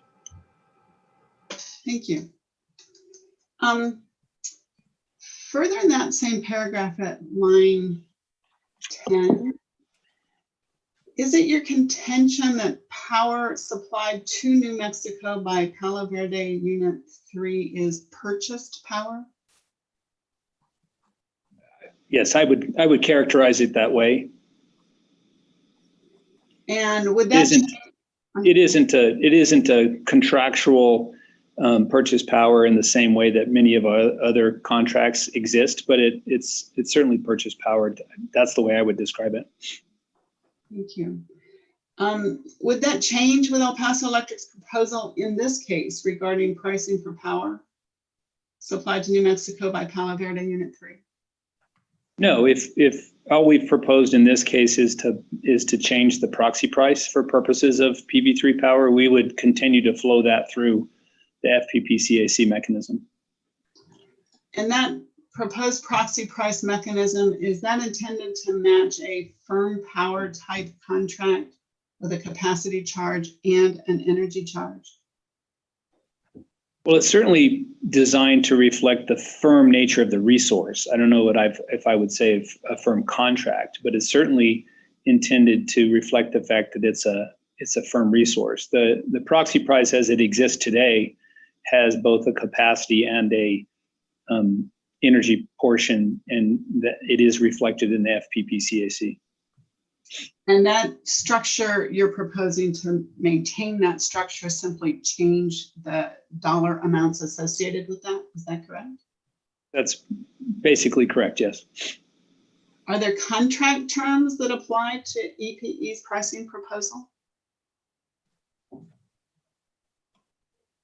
There's no explicit contract. I'm not sure I understand what you mean by contract terms that apply. Our intention is that with approval of the proxy price for PB3, we would continue to use Palo Verde to serve New Mexico until this issue is reviewed or changed by the commission in the future. So in that sense, it's a firm commitment of capacity and energy from Unit 3 under those prices for New Mexico. Then in the current proxy pricing structure, are there contract terms that apply? The prices themselves emanate from a contract. I don't know that there are other terms of that contract that apply. I don't believe so. And am I correct that the capacity charge would apply regardless of the amount of energy delivered? That's how it's applied, yes. And that's the same as what we're proposing for Palo Verde Unit 3, yes. Thank you. And the energy charge would vary with the amount of energy delivered, is that correct?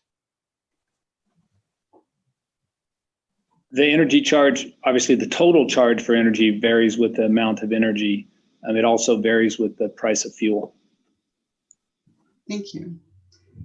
Is El Paso Electric prepared to guarantee availability of power from PB3 as a result of the capacity charge? Yes, on the same basis that PB units 1 and 2 provide capacity, yes. I guess I'm asking in terms of a firm energy type contract where it's my understanding the energy is guaranteed because of the capacity charge. Is that what El Paso Electric is prepared to do? The proxy price for Unit 3 power is the capacity charge, which relates to the capacity of Unit 3, and then a variable charge that applies to the amount of energy provided. So the capacity charge applies every month, and then the variable charge applies to energy supplied by the unit. Does the capacity charge apply when PB3 is unavailable to provide power? That's my understanding of the current pricing for the proxy price. Is a capacity charge is established to recover fixed costs related to the unit providing service. So those fixed costs exist whether the unit is supplying energy or not. So yes, it applies. It applies on a regular monthly basis, even if the unit is not operating. Would the capacity charge mean that El Paso Electric would cover the cost of replacement power until PB3 was back to providing power? I think that's a good question for Mr. Barachik, but when units are out of service for, as in this case, say with refueling outages, the cost of the power that's supplied to customers that's not otherwise supplied by that unit is passed on to customers.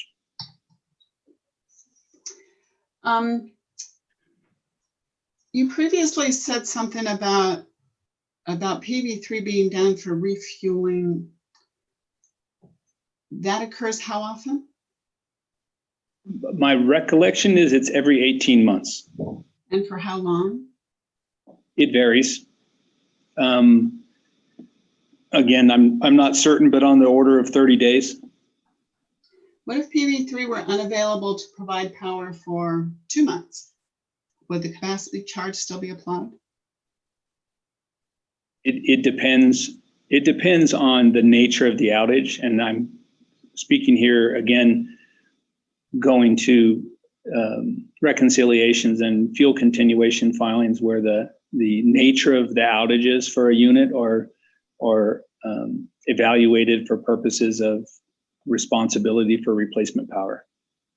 If El Paso had a firm energy contract with some other entity for the power from PV3 with a capacity charge, what would happen if PV3 was not in service for 2 months? I don't know. That would be a function of the contract, I would imagine.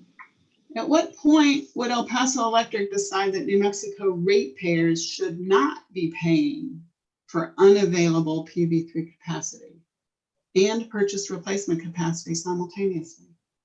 I don't know. Would you agree that without contract terms for the purchase power from PV3, ratepayers are totally dependent on EPE's magnanimity regarding charges for capacity? No. Then what is the oversight? My understanding is, as with any contract, and certainly with respect to replacement power, the commission could disallow cost recovery for replacement power. Thank you, Mr. Schiestel. I have no more questions.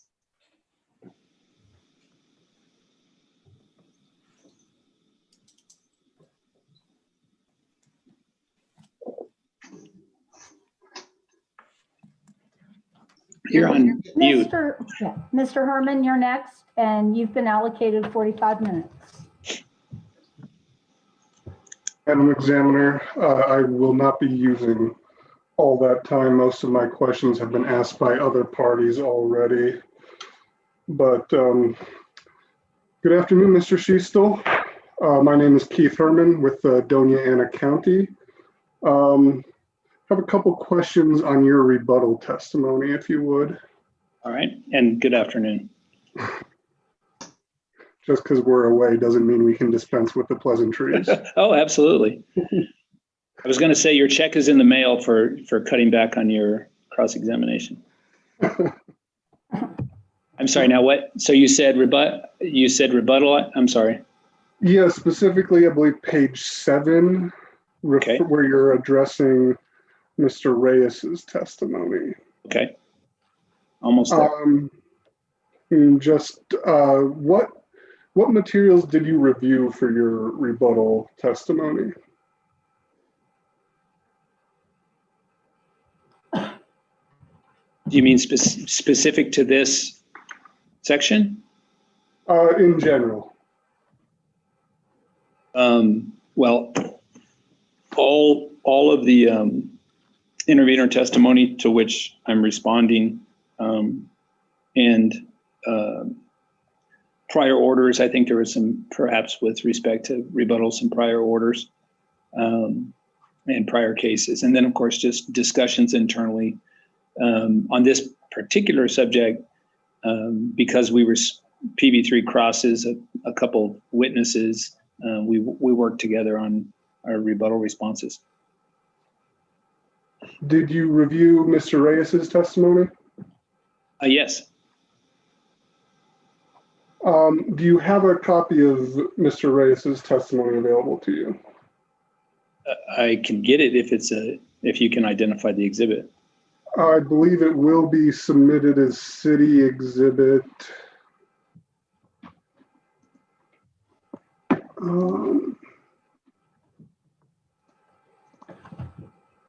City exhibit 2. So City of Las Cruces, not the county exhibits? No. Individually, the city exhibit number 2. Okay. I do have I have his testimony. On page 3, starting at line 6, Mr. Reyes makes the recommendation that a CCN filing should be made for the inclusion of PV3 in New Mexico rates if it's in EPE's long-term assets, correct? Yes, I see that. Has EPE evaluated that proposal?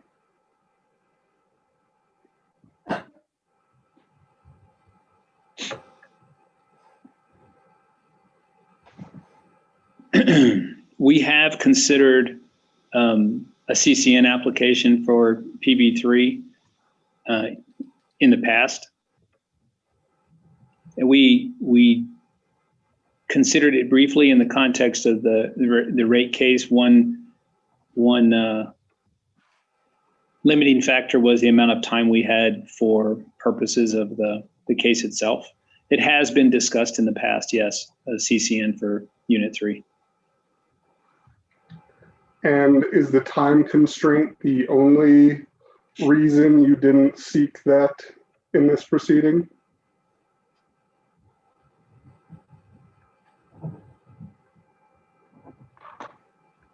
I would say in this case, yes. The primary limitation for us in terms of the question of how to present PB3 or the continued use of PB3 in this case was the limiting factor, at least for a CCN filing, was the time frame. What other factors were there?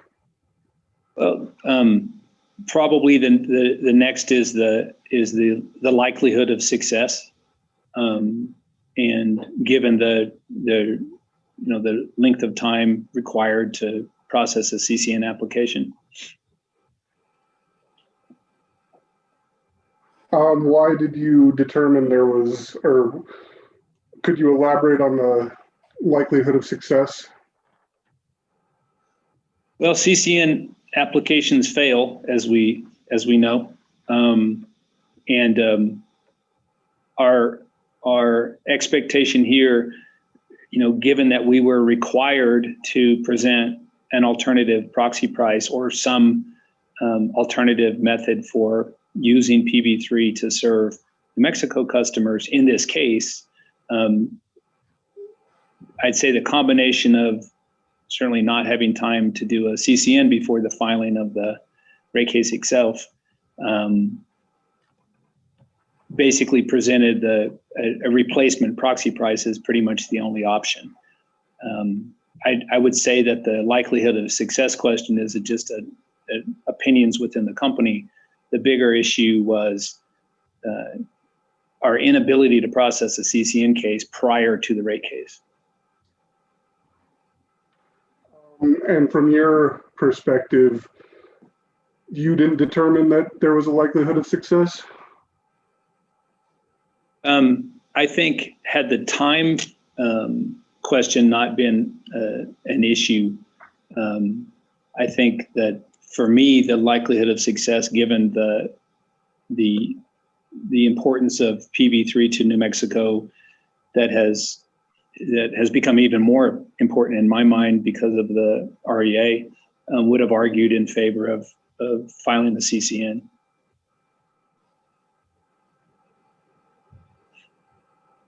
But that is not unanimous across the company, that view? Nothing is ever unanimous across the company. But no, I think, but the real issue here with respect to PB3 was our need to propose a new proxy pricing mechanism, or simply stop using PB3 to serve New Mexico. Those were essentially our two options. So, so the best option among those was to provide propose a proxy for PB3. But with respect to Mr. Reyes's testimony that in a CCN proceeding, you would need to prove that Palo Verde is necessary in the least cost portfolio, you didn't determine that would have a likelihood of success? Under all the CCN factors, I think that PB3 is a good long-term option for New Mexico customers. It's certainly needed. It fulfills the clean energy requirements of the REA, and it is, as I think I mentioned in my testimony, power that's essentially the same price as nuclear power that's already supplied to New Mexico as a generation resource. So, as I said, I consider if the question had not been timing, I would consider the proposing a CCN or requesting a CCN at New Mexico would be in my mind the best solution, certainly the best long-term solution.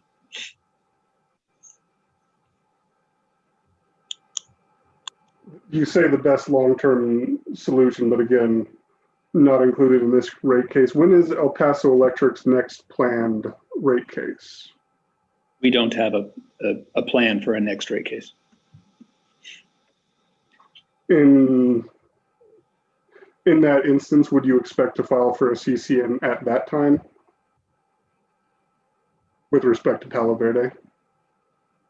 I don't know. The circumstances could change between now and then. I wouldn't say I have an idea of that. Would certainly be an option if nothing is done here. If EPE no longer uses the resource for New Mexico, if it is otherwise at some point in the future constrained by some other use, I don't know. So I don't think I can answer the question as to whether or not we would or would not file for a CCN. And circling back to you talking about the CCN requirements, you mentioned it entirely, or the broad scope of CCN requirements, but with specific regard to the least cost portfolio, Palo Verde would not meet that standard, correct? I don't know. We'd have to do that analysis. Mr. Herman, are you saying least cost as in the less cost or the least cost? Least, L-E-A-S-T. Thank you.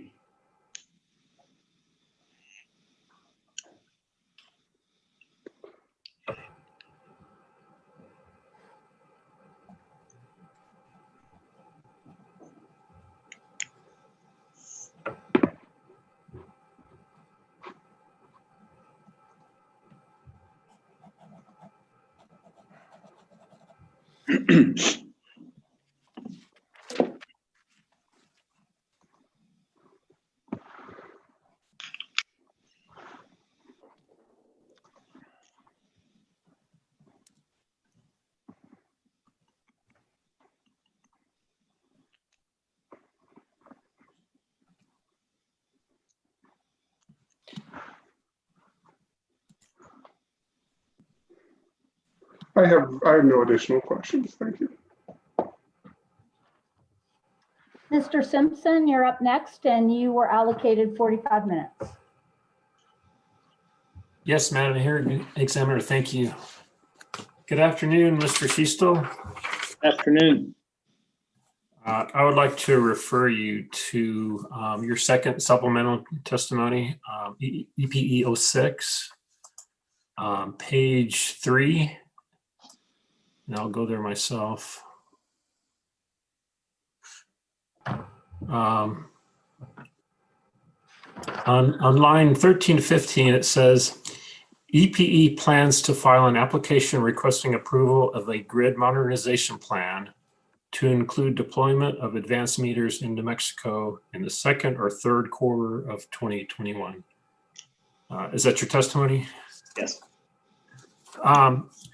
When you do that, will El Paso Electric plan to publish a 20-year plan with absolute dates as opposed to relative dates, as it has done in the IRP, as mentioned by Mary Lee earlier, and in this proceeding? I hadn't planned on it. I think with respect to AMS, at least initially, the grid modernization plan addresses obviously the specific costs and operational, the functions of the advanced metering and the systems required to support the data collection and processing the data.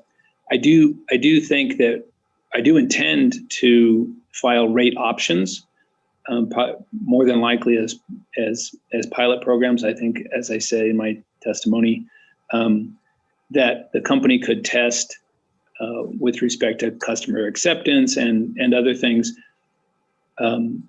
while the AMS or the advanced metering process plays out. And as I indicated on that table, our expectation is anywhere from, and my understanding in other instances, is anywhere from 3 to 5 years for the rollout of the meters themselves, at which point you could start applying some of those programs.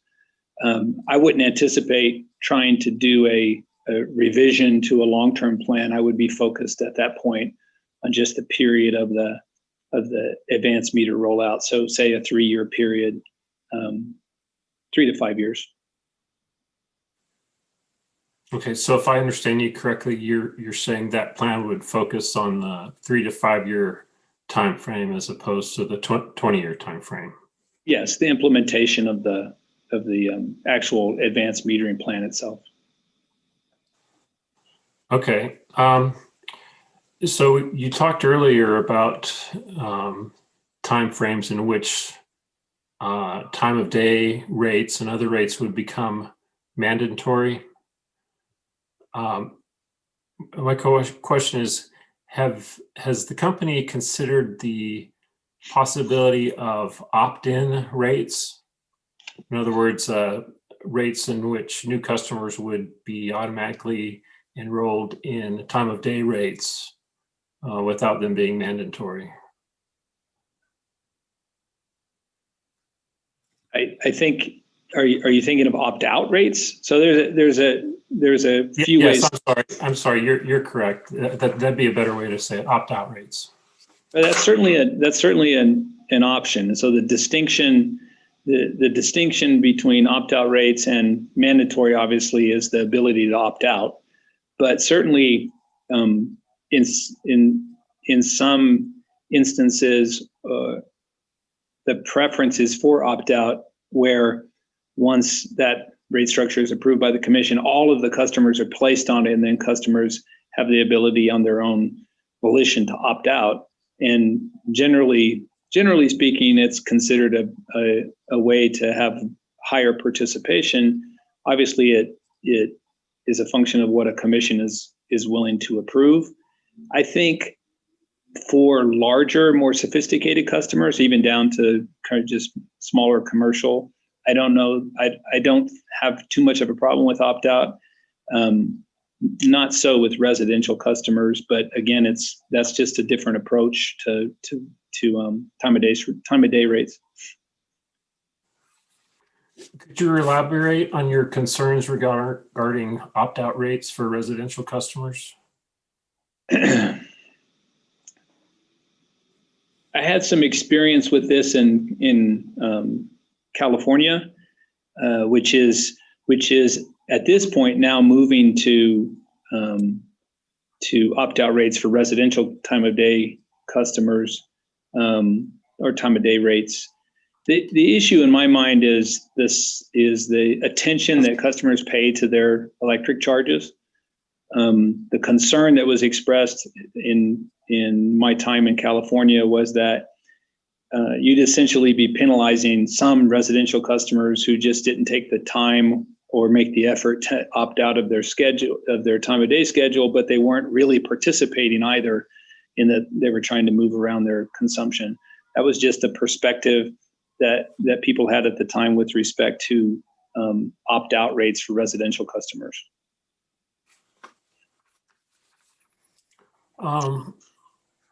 It's my understanding that the time of day rates were established to have virtually no impact to an average residential user.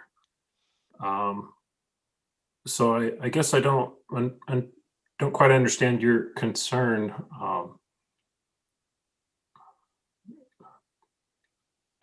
Can you elaborate on that? Right. So taking the residential class time of day rates, for example, they're designed revenue neutral within the class to, which essentially means an average customer with a class average usage profile. That doesn't mean that every customer would see that impact.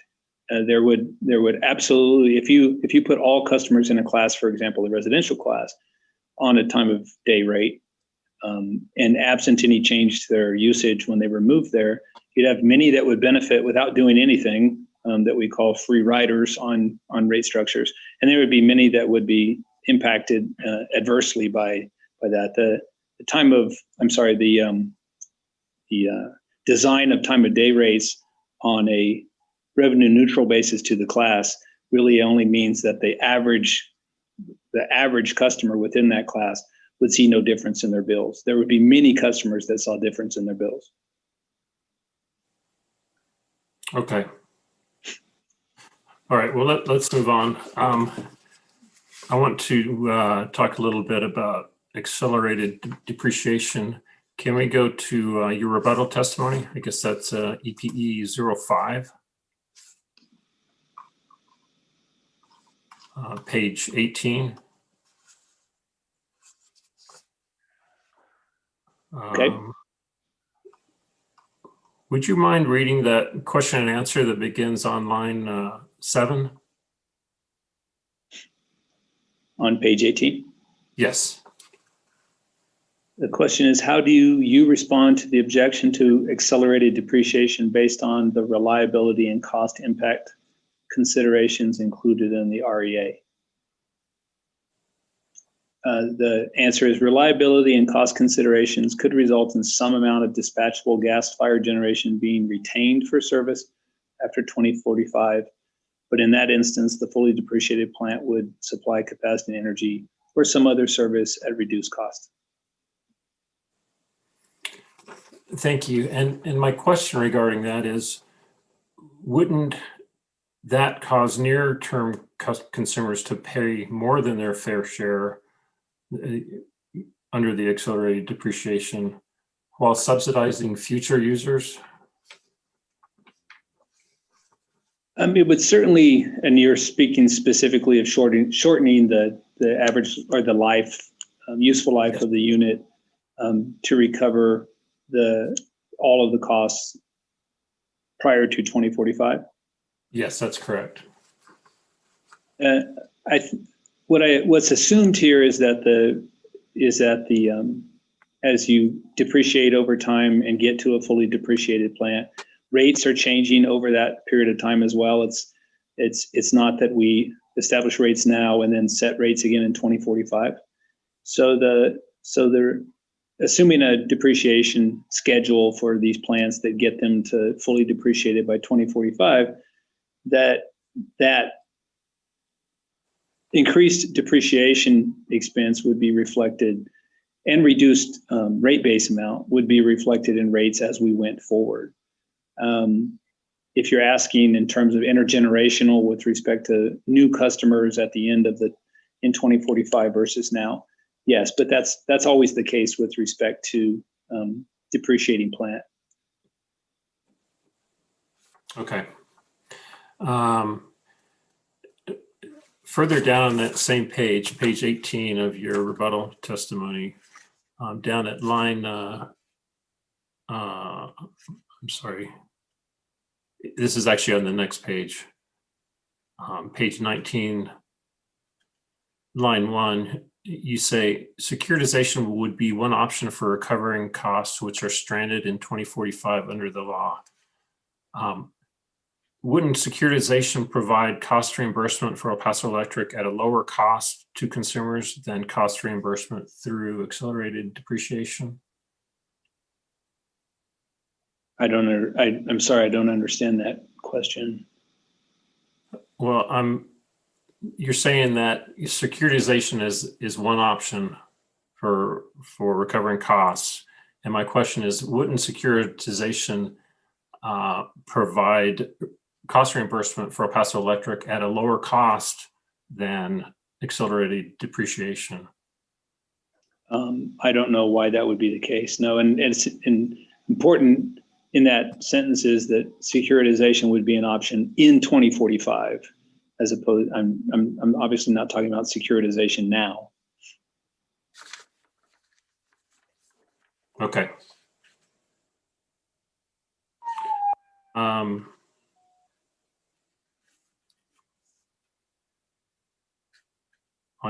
page 18. Okay.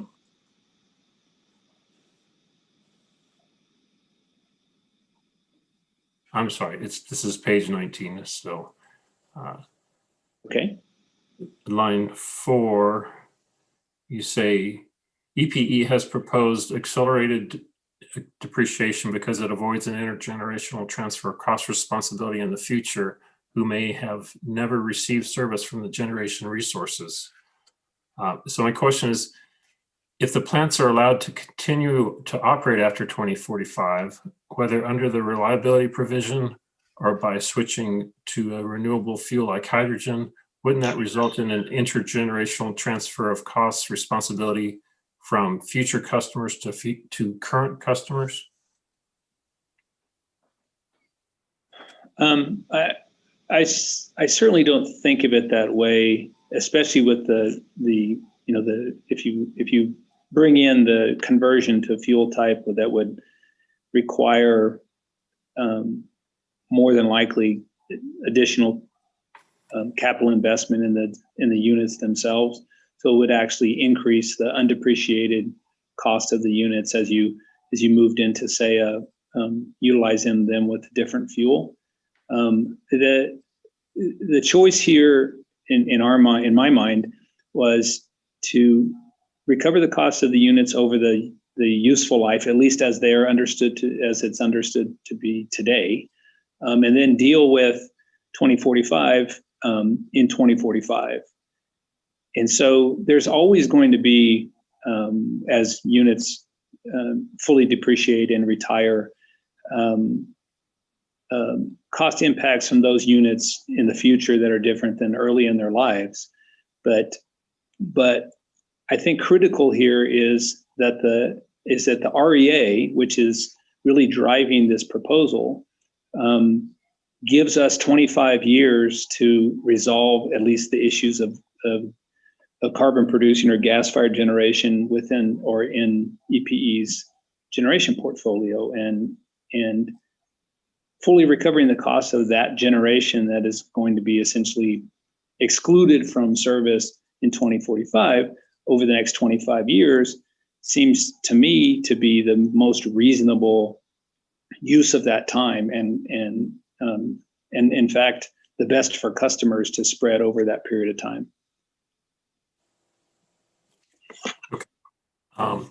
Thank you. Let's move to your second supplemental testimony, EPE Exhibit 6.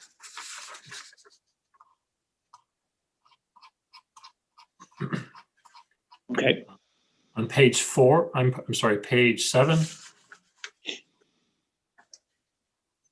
I'm looking at line 16 where you begin discussing the noticed interruptible service rate. Yes.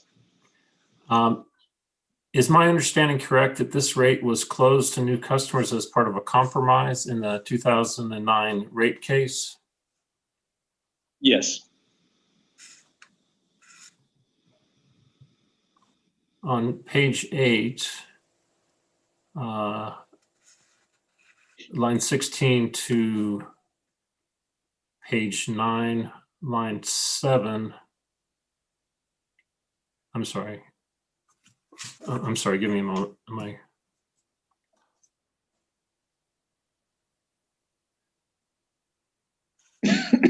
Yeah, right. Page 8, line 16 to page 9, line 7.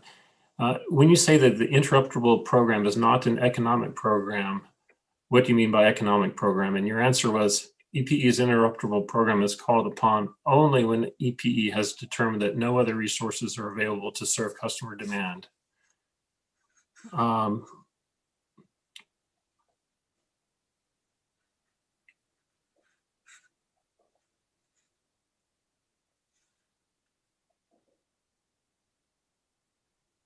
And then moving on down to line 2 on page 19, you talk about an economic program implies the availability of other resource options, and operation of the program is based on a cost comparison for these competing resources. All For right, example- operation of the program is based on cost, and slow down a bit. Okay, I'm sorry. Operation of the program is based on a cost comparison for these competing resources. For example, if it is determined that a capacity need exists or is expected to occur during peak periods, an economic interruptible program would compete with other available resources and the low-cost capacity option would be selected. So my question is, since peak demand is a key driver of the cost of providing electrical service, could reducing peak demand through interruptible rates be an economic program?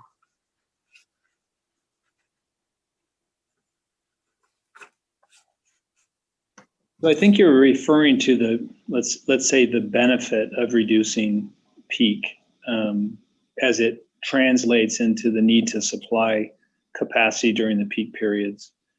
So at least with respect to the current interruptible program, and my reference to it as an emergency program, it is specific to how it's operated. An economic program, as it's defined here, can have the effect of reducing, obviously, it doesn't really reduce peak demand. I mean, that may be more appropriate to a time of day rate or other rate structures that price peak service.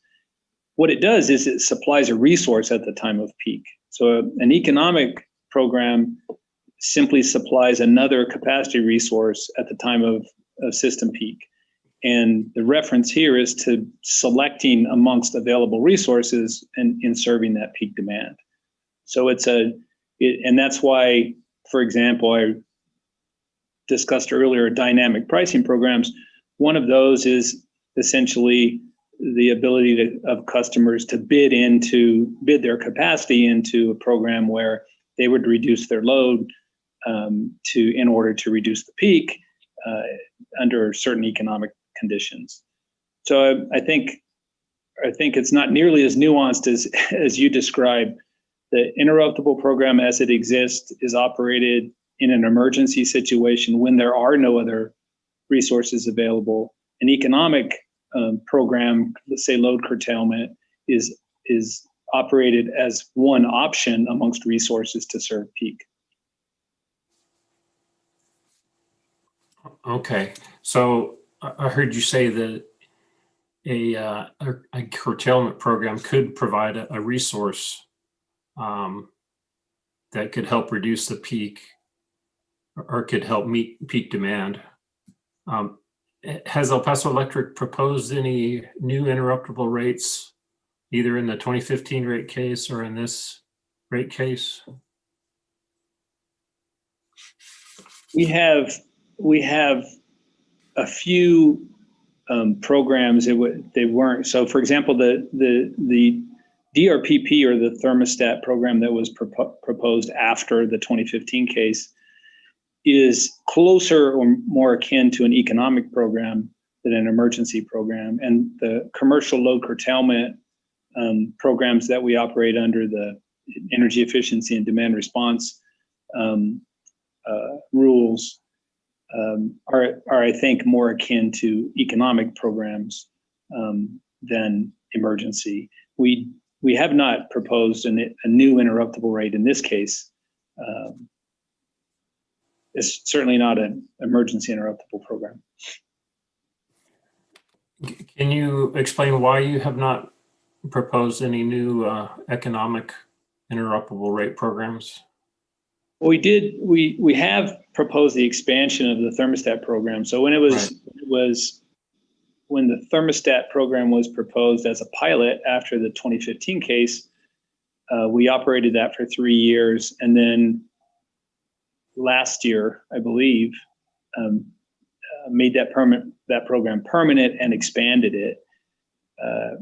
So that I think would qualify as a new or expanded interruptible program. Our evaluation, at least with respect to the existing interruptible program, the emergency program, is that we have the appropriate amount of capacity resources through that program today. And so there was no proposal to open it or expand it.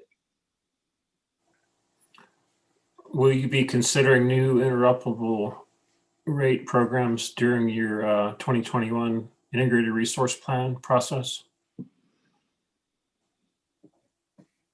I don't know if we'll be so specific with respect to programs, but certainly the IRP requires the consideration of demand side resources, and curtailment program, load curtailment programs are demand side resources. Okay. Thank you. That's all the questions I have.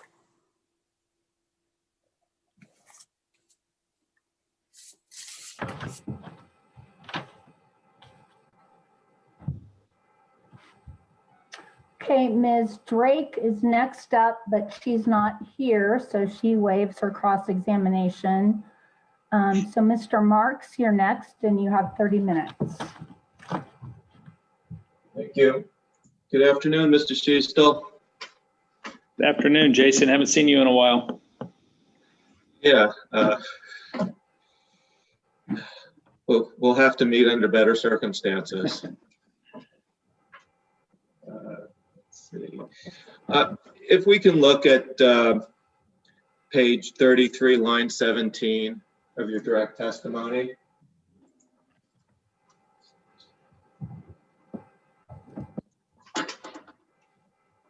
And if I copied it correctly, it should say something like more accurate price signals, which would allow customers to better respond with changes to their consumption. Do you see that? I apologize. I was selecting it and I deleted, or I closed it instead. Give me 1 second.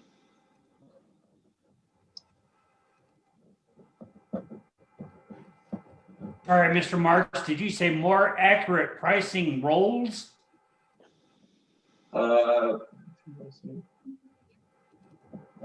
No, I did not, Mr. Lee.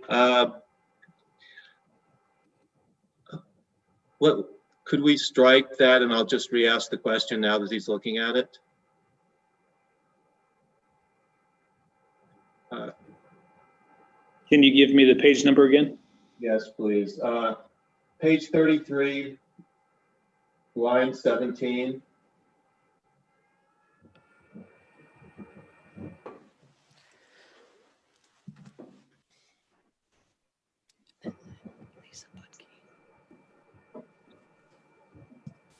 Okay.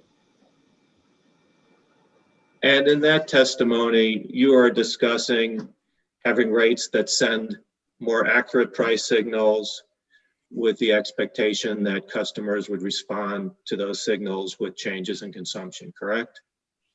Correct. Okay. Now, I think I understand what you mean by that, and probably the hearing examiner does as well, but I'm not sure that all the background to that is in the record. And if it is, I apologize for going over it again, but to get it into the record, would you agree that it is generally true that when customers use power on spring and summer afternoons, they cause more costs to the system than at other times? I think as a generalization, I would agree, whether it's because of, again, the effect on peak demand or increased fuel prices during peak periods. I generally would agree. Okay. And is it generally true that customer use during the highest system peak hour and the hours which have demand close to that cause the most cost to the system?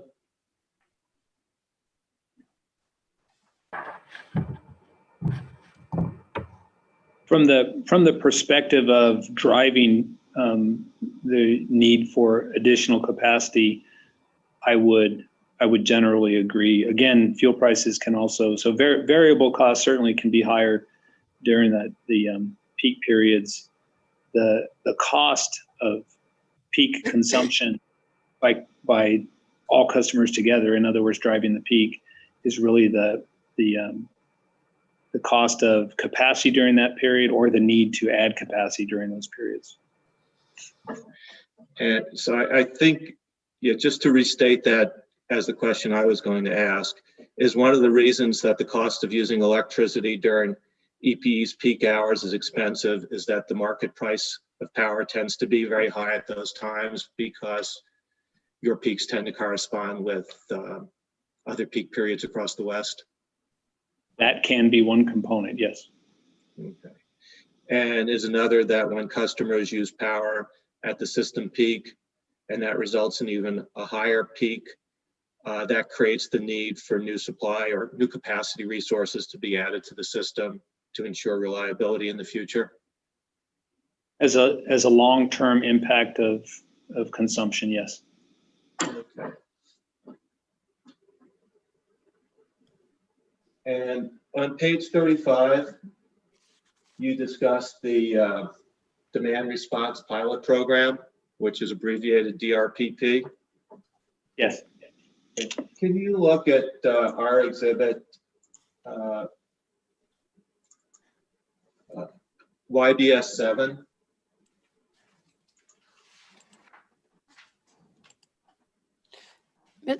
Mr. Marks, that's, for the record, that's Y, B as in boy, S?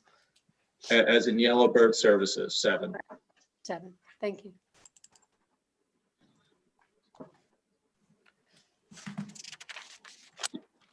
Do you recognize that as the document that EPE provided to Yellowbird Services in response to discovery? I see that's how it's labeled, yes. I can't say I recall the specific response.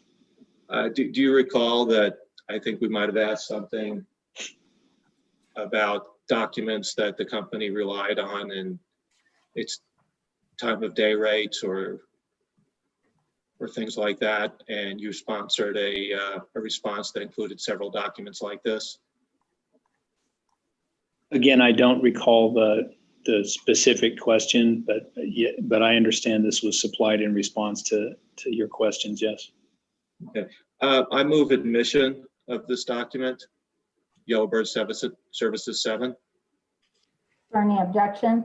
Yeah, Madam Hearing Examiner, at this point, I'm going to object to the admission of this document for purposes of examining this witness. I'm not, Mr. Schisto said that he's not familiar with the question, although he sees that it was provided in response to a question. So I don't know that a foundation has been laid to ask questions.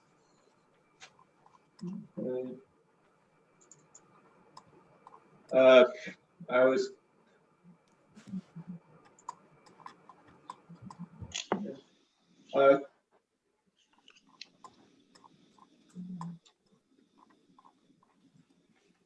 okay. Can you please look at the document I uploaded that was called YBS Yellowbird Services 004, number 4, and the words all, which document is EPE's responses to all of Yellowbird Services' first set of discovery. And if you, Mr. Schisto, if you could please turn to page, it's page 7 in the PDF, and it's the response to YBS 1-5.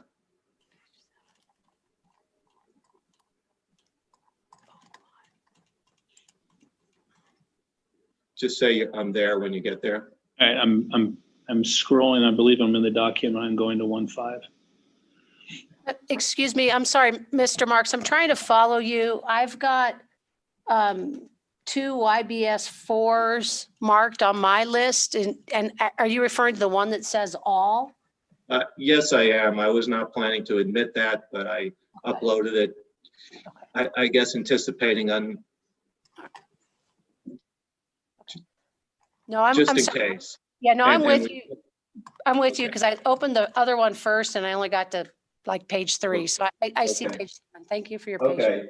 Okay. And Mr. Schisto, do you see that in Yellowbird Services 1-5, we asked you for all documents EPE analyzed in formulating, I guess, the DRPP program. Do you see that? I see that, yes. I thought you had said previously that documents for reviewed for the time of day rate, so I didn't quite understand that. But yes, this is provided in response to the request for documents analyzed or relied upon for the DRPP. And you're correct. I misremembered it when I was questioning you, but now seeing this document here, do you agree that you sponsored the responses to YBS 1.5? Yes. Okay. And do you agree that if we go back to the exhibit I'm trying to admit, which is hearing exhibit YBS 7, that is in fact a response, that's a response to 1.6.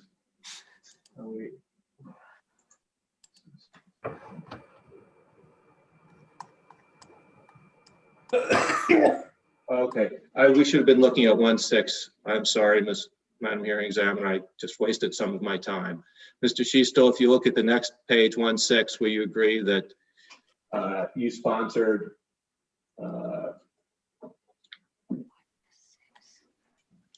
the document that is the evaluation of the DRPP? Sorry, I got off that page for a second. 6. Yes. Okay. Madam Hearing Examiner, I would again move the admission of hearing exhibit YBS 7, which is a document Mr. Schiestel sponsored in response to our discovery request. Ms. Burns? I have no objection. I understand the connection and the foundation now. Thank you.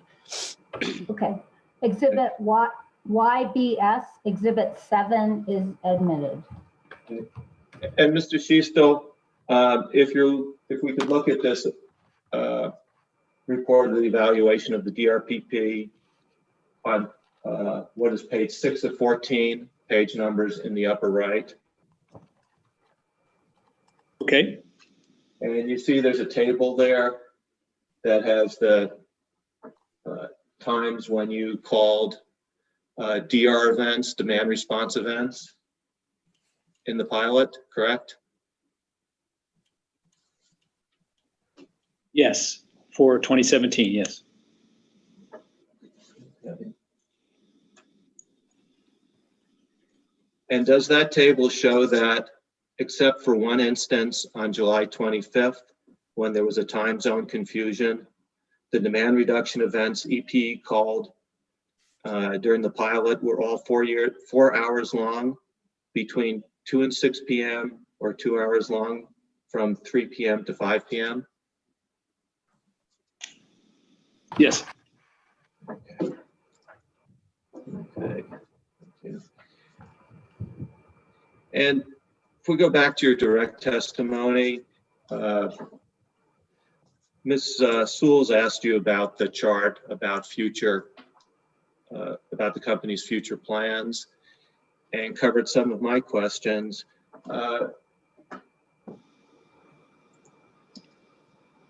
And that's on page 37. Are you there? Give me one second. Okay. Okay, I have too many documents open.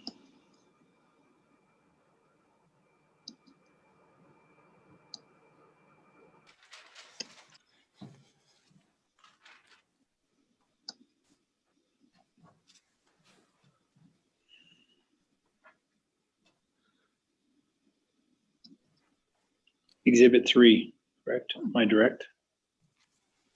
You're direct. Okay. Page. Okay. Page what, I'm sorry? 37.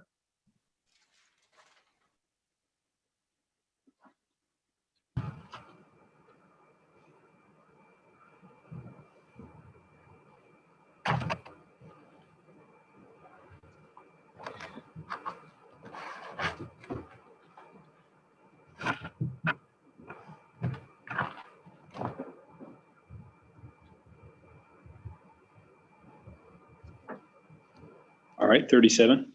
Okay. And I think you agreed or established with Ms. Sauls and maybe Mr. Simpson that there's nothing in this table that the company is proposing to change in the current rate case, correct?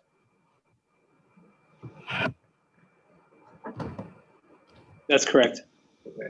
And then under the column 3-year, it looks like there might be one change, adding mandatory type TOD energy and medium commercial. When you have 3 years in there for that, does that presuppose a rate case? More than likely, yes. So generally you would agree that to implement changes to the rate design for one or more classes, that's going to be done in a rate case? I think specifically with respect to mandatory rate structures, I would agree that a rate case is necessary. For optional rates, not necessarily, but certainly for, again, showing mandatory rate structures, I would agree that a rate case is generally required. Has the company done a rate filing for optional rates outside of a rate case? Yes. When was that? Well, in our TEP that we just filed in December, we were proposing a EV option, a new EV option. I could say that the DRPP in some ways was at least an optional tariff. The issue really with respect to mandatory rates would be you're talking about what could conceivably be, obviously is a big change for customers when they're moved from, just to use an example, from non-TOU to TOU. And that's why I think a rate case is really expected in that situation. And you testified that the company needs what you're calling AMS in this case, and previously called AMI, in order to implement dynamic pricing, things like critical peak pricing. That's called CPP in this chart, correct? That's correct, but I would say it also applies to just basic time of day rates for the mass market. To move further into penetration of large rate groups with time of use, AMS is really preferable to having to do individual customer meter changes when you try to move in that direction. But generally speaking, yes, dynamic or those type of pricing, CPP or PTR, really depend on advanced metering. And the company has TOD or TOU rates today with its current infrastructure, correct? That's correct. Okay. And am I correct that those existing meters can have two defined rate periods, a peak and an off-peak, that can be programmed for hours of the day and weekdays versus weekends? That's correct. And the meter reader just reads monthly 2 kilowatt hour usages from that, correct? In that hypothetical, yes, you're still reading the meters in the same way. They're just what we call registers. There are more registers to identify when the usage occurs. Okay.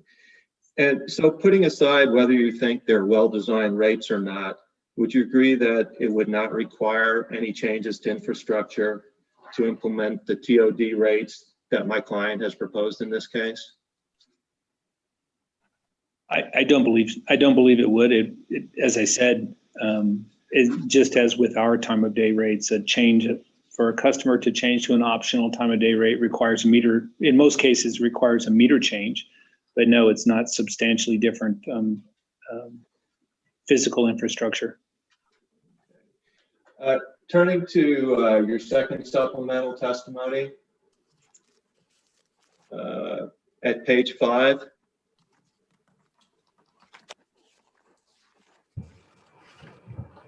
Do you see your table there labeled JS-1-2S? Yes. Okay.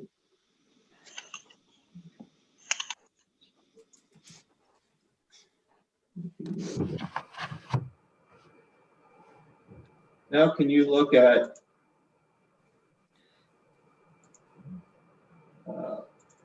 our exhibit, our hearing exhibit, YBS4? And I'll be asking if you still have the other one open. Let's look at the one that just says excerpt, please. It's the response to YBS 1.3. Excuse me, Mr. Marks, what exhibit are you referring to, YBS 4? Yeah, our hearing exhibit 4, and I've provided two versions. The one that had all the discovery, and one that just has the response to 1.3. We'll be looking at just 1.3.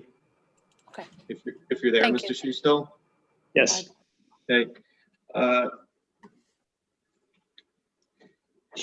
Do these two tables, the one in your second supplemental and the one in response to YBS 1.3, do those provide the data about the same events?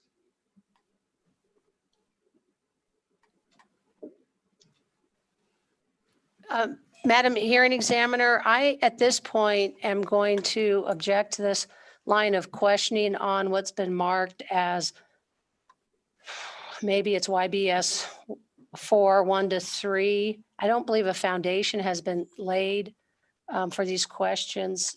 Mr. Schiestel is not the sponsor or preparer of this discovery request. Madam Hearing Examiner and Ms. Burns, I'm asking him if he will confirm that the data that he provided in his own testimony is substantially the same as this discovery response. And I believe the answer he'll give is yes, which will be the foundation. Overruled.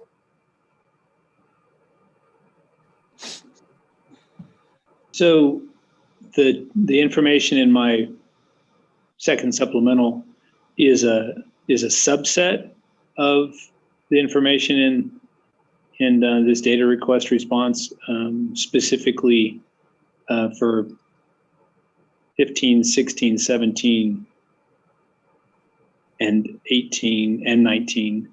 2020 is not included in the data request response. It's included in my table, and the data request response also has prior years going back to 2011, I believe. But essentially, the subset is the same information.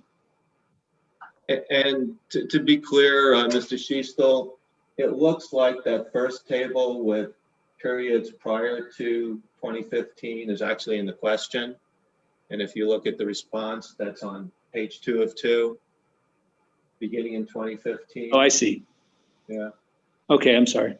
Those are the same events as in your testimony, correct? Yes, with the exception of 2020 in my exhibit. Okay, and my testimony. Okay, and the other difference is that the data response includes the amount of load actually interrupted that was not included in your testimony, correct? That's correct. The testimony was specifically a response to a bench request response, I believe. Okay. With that, I would move admission of YBS Exhibit 4. Is there any objection? No objection. And this is the excerpt, right, Mr. Marks? Yes. Exhibit YBS Exhibit 4, the excerpt is admitted.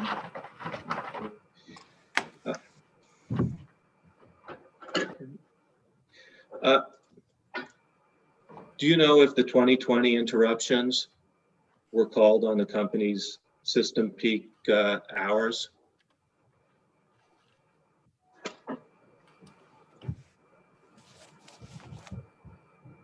That entire week was very high demand week. I don't believe we called interruption on the day of the system peak, but that entire week was around the timing of our system peak, and our peak demand was very high in all of those days. Okay. If the company had more customers uninterruptible rates accounting for more megawatts of demand, it could count on. I'm sorry, I lost you, Mr. Marks. No, I'm sorry, I lost it here. Ms. Glick, do I have just about 6 minutes left? Yes. Okay. Let's look at something different then, Mr. Schiestel. Let's look at our exhibit, YBS, hearing exhibit 5.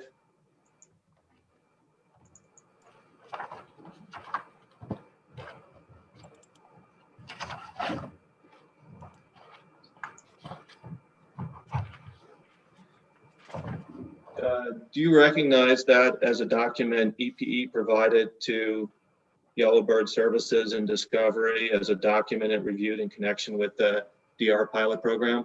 Yes. And you were the sponsoring witness? Yes. I move admission. Any objection?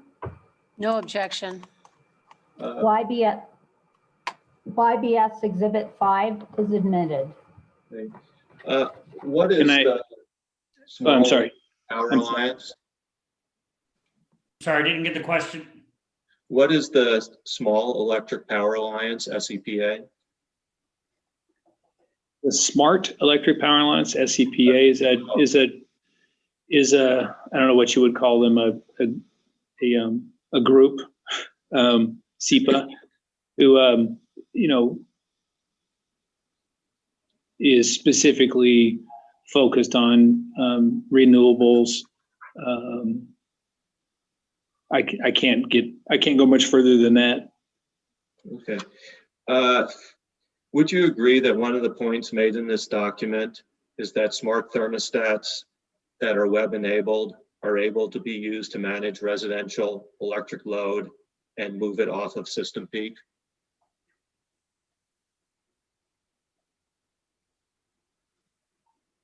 I mean, unless you have a reference, I would only differ with it's certainly they're used to reduce demand during the peak. I don't know about shifting load off peak. I'll accept that. Does this also make the point that programs that take advantage of smart thermostats and other equipment already deployed by customers can be more effective to implement than programs that rely on the utility to supply equipment? Madam Hearing Examiner, I'm going to object to the question, which sounds like Mr. Marks is reading somewhere from the text. If he could direct the witness to the text, it might speed it up. I'm reading from my prepared cross, Ms. Burns. Okay. But Mr. Schiestel, would you agree this document is about the concept called bring your own thermostat?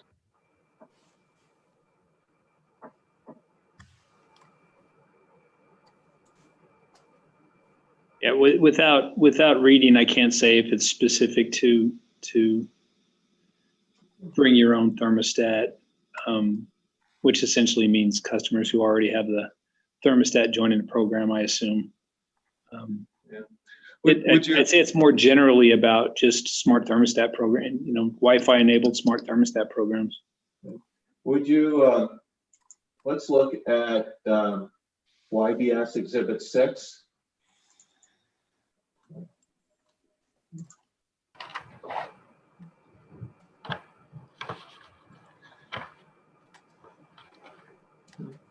Are you there?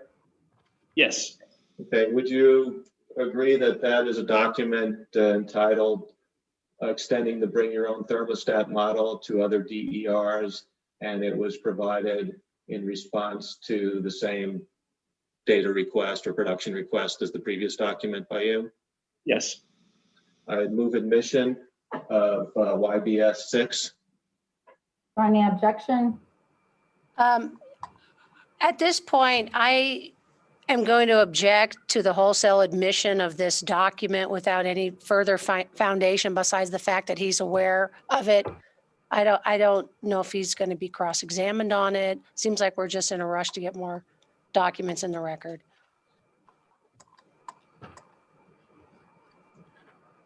Mr. Marks? I am going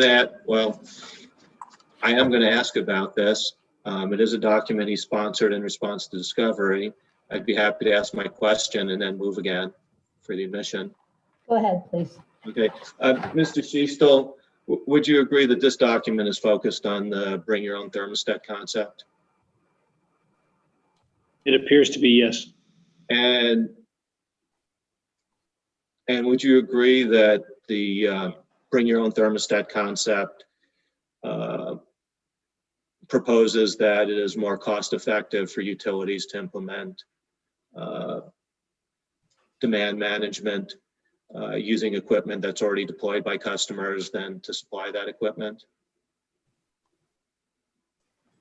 I think the distinction that's being made here is that having the customer procure their own thermostat is easier for the utility than the utility supplying the thermostat. I don't have a problem with that.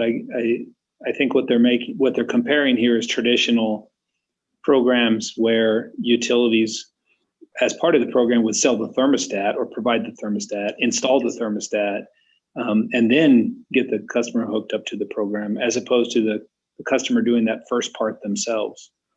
And would you agree that a customer that has a smart thermostat installed and potentially other equipment obviously connects to the air conditioning, that customer may be able to more effectively manage their energy consumption by time of day and respond to different types of rates? Generally speaking, yes. I mean, anything that is programmable in advance to respond to signals, whether price signals or requests for reduction in demand, such as with thermostat, those are generally more effective in terms of providing the amount of load that they can provide when they're called.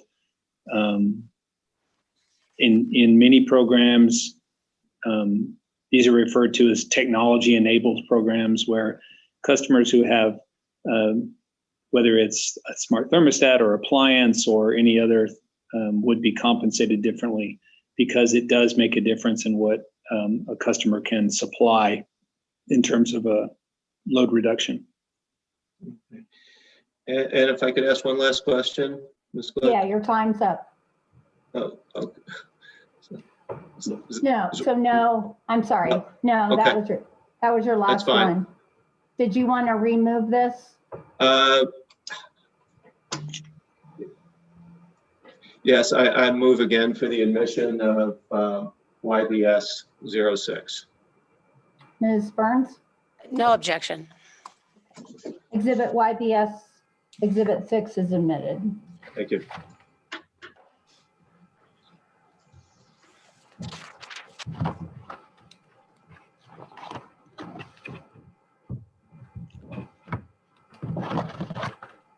Your Honor, is this a good time for a break?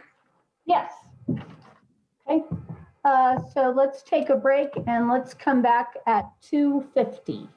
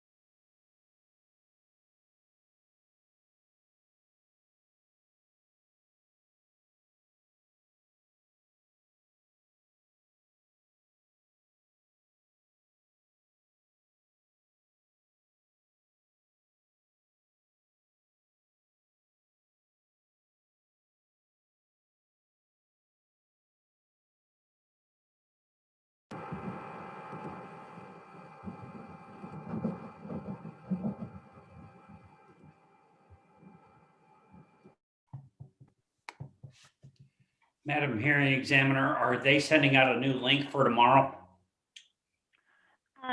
No, so I sent out the link and it's good for 2 days. All right, thank you.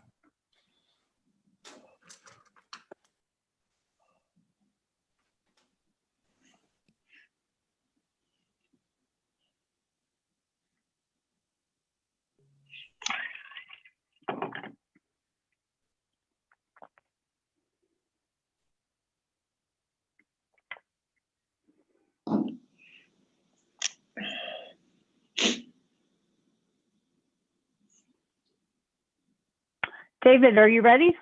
Yes, ma'am. Okay, let's go back on the record. Mr. Bagatko, you're up and you have 20 minutes.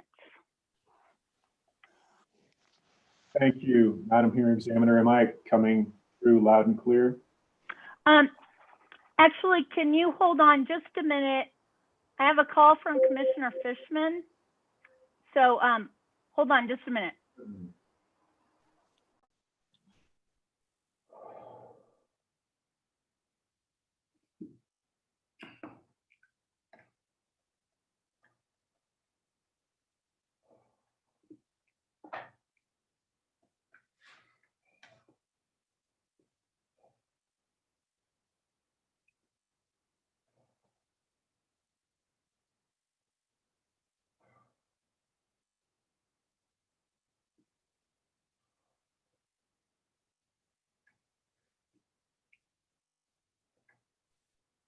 You're muted, Judge.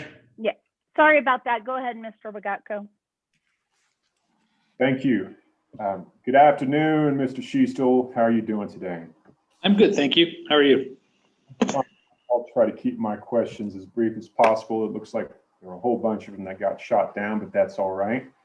It seems like a lifetime ago now, but remember this morning when you were speaking with the AG and you had indicated, I believe, that EPE hadn't really considered abandoning its interest in PB3. Does that meet with your recollection? Yes. All right. Well, with that in mind, then why hasn't EPE considered abandoning Palo Verde 3? The distinction I was making there was that we use PB3 to serve Texas.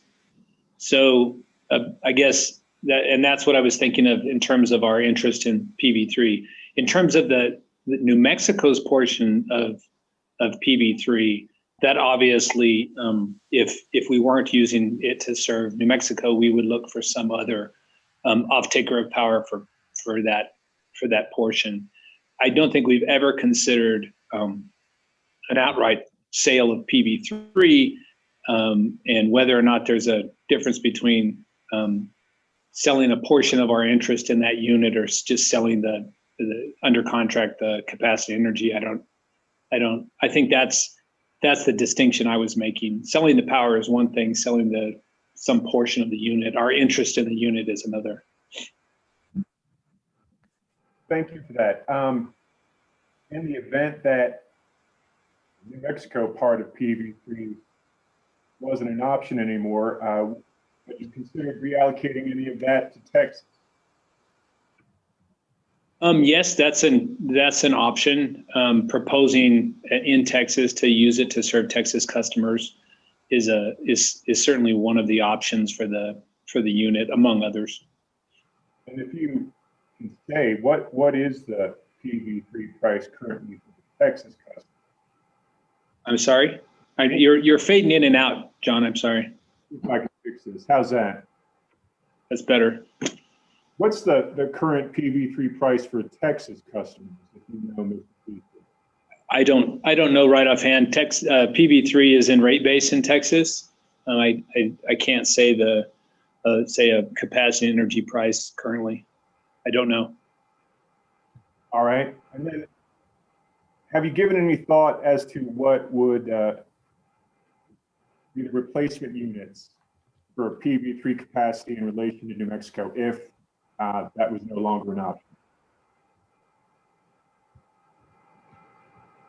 We have had some discussion. Obviously, the REA would certainly suggest that replacement power, and of course the rejection of our CCN for a gas unit would suggest that the replacement resources would need to be more than likely REA qualified renewable resources.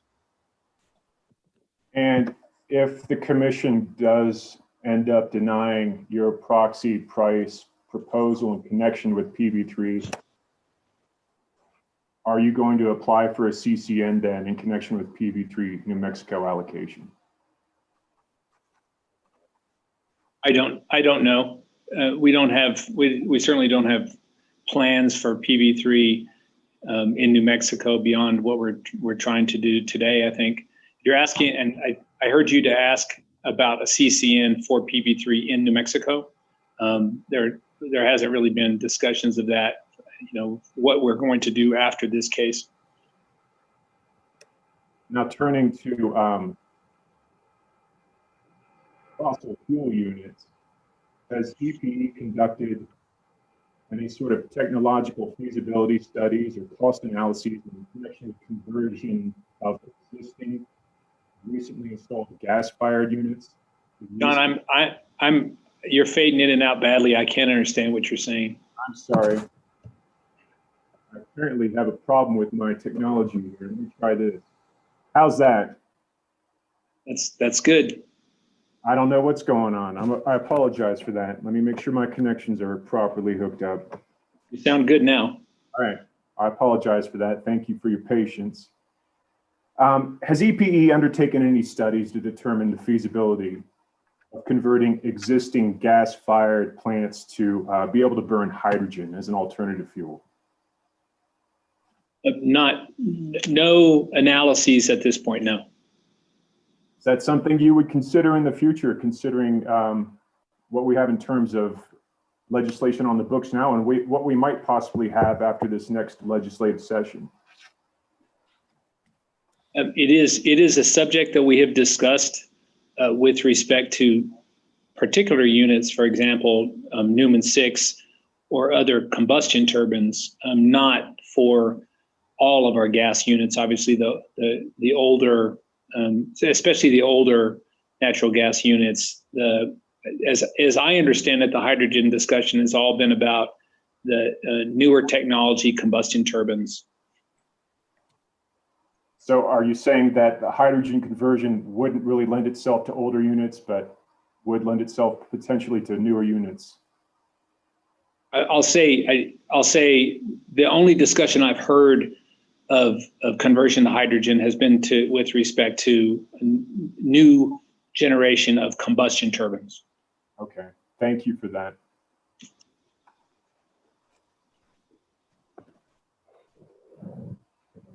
Now, Mr. Schiestel, if you'll permit me, I would direct your attention to EPE Exhibit 5, which is your rebuttal testimony, and I'll give you a moment to flip to that. Right, as luck would have it, I have it open right in front of me. Beautiful. Would you please go to page 9?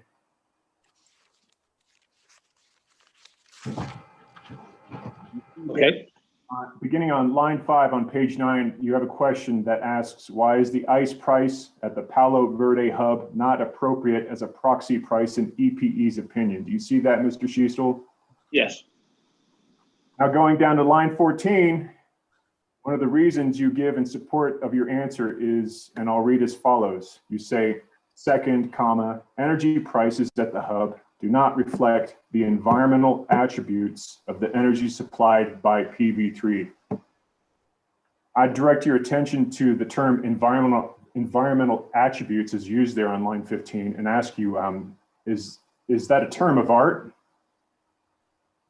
I was referring specifically to the carbon-free resource represented by Palo Verde 3, as opposed to the mix of resources that I understand are offered at the Palo Verde hub. Okay, and when you use the term environmental attributes, is that embodied of your own definition, or is that something that's taken from a statute or a regulation or some other authoritative source? No, that's my usage, and as I said, I'm referring there specifically to, as we said in our proposal for Palo Verde, one of the things that distinguishes it is it's a carbon-free resource and the recognition of that under the REA. So I could easily have said reflect the carbon-free nature of the energy supplied by PV3. I wouldn't read any more into environmental attributes than that. Okay, but given that you use it as justification for your answer in response to the prospect of ICE pricing,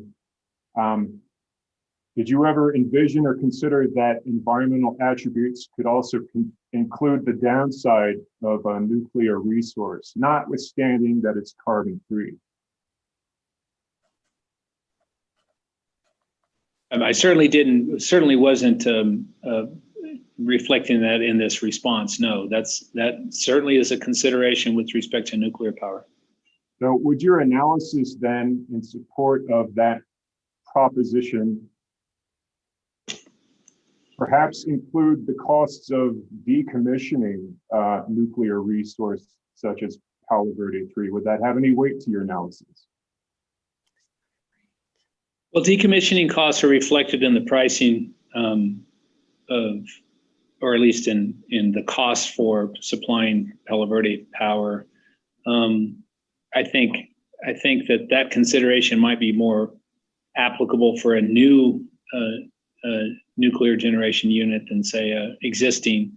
But no, I think that again, in response to this question and the comparison with pricing at the hub, I would say that the Palo Verde 3 has the benefit of being a clean resource versus a carbon producing resource.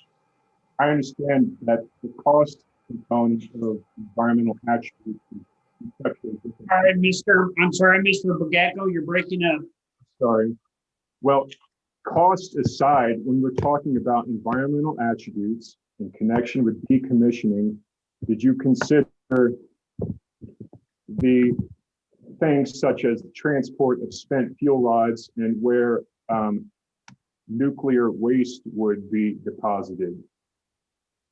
In response to my Q&A here, no.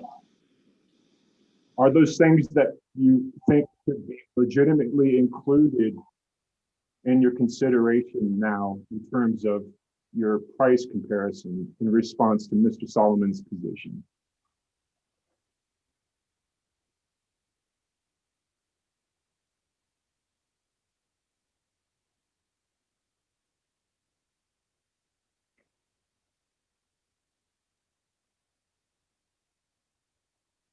I wouldn't say that it changes my conclusion with respect to comparing Palo Verde power to other energy and capacity at the Palo Verde hub.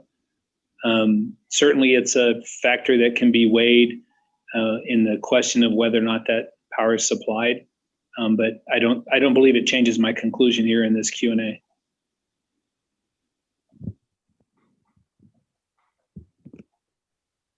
Fair enough. Thank you, Mr. Schiestel. I won't belabor the point any further, and I hope I'm not breaking up anymore. Madam Hearing Examiner, as I said before, a lot of the things that I wanted to talk about were taken care of capably by the other parties, so I believe that's all I have. Thank you. Thank you.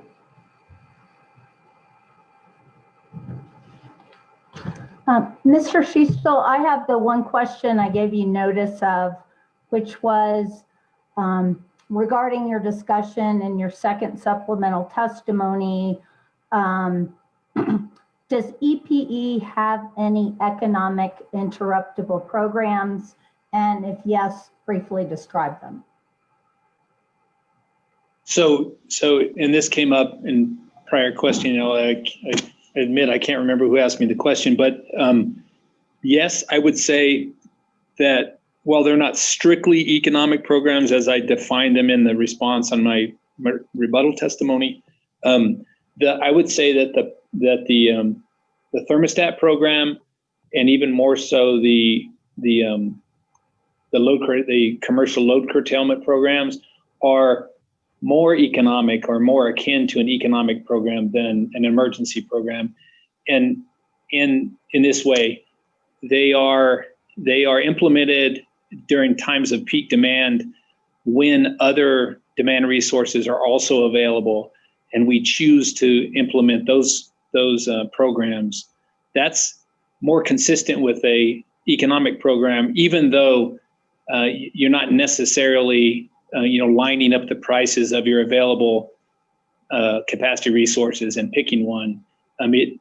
Generally, because they're tied to the times of system peak, you're essentially electing to use that resource in the belief that it's a competitive and well-priced resource at the time. So, and just for completeness, when we talked about the rate plan and the capabilities that are offered by advanced metering, one of those would include, with more sophisticated customers, very specific economic programs where you could even have, they're referred to as capacity bidding programs, where customers are essentially bidding in their capacity at a price, and the utility is buying the most reasonable or the lowest price capacity available. That's in my mind, a pure economic program. But in answer to your question, I would characterize our commercial load curtailment or the thermostat program as more akin to an economic program. And just very briefly describe those two programs. Certainly. So commercial load curtailment is not unlike the interruptible program. It's a compensation for customers who curtail load when called upon by the utility. The thermostat program, Mr. Marks was discussing. That is a Wi-Fi enabled thermostat program where customers join the program, are compensated upfront for their participation, and then we can actually operate their or our third party contractor can operate their thermostats to raise the set temperature, pre-cool, do all sorts of things that reduce the demand those air conditioning units are putting on the system at the time of system peak. And are both those programs, were they approved as part of EPE's energy efficiency plan? Yes. I have two more questions that came to me during the course of the cross-examination by the parties and staff. And I'll ask you the question, then I'll ask you whether you can answer it or if there's another witness who's more appropriate to answer it. The first one is, under what circumstances does EPE make market purchases? I would suggest you ask Mr. Barachik that question. I think I could give you maybe my understanding, but I don't think it would be all that useful to you. I think it would be better to ask Mr. Barachik that question. Okay. And then my second question is,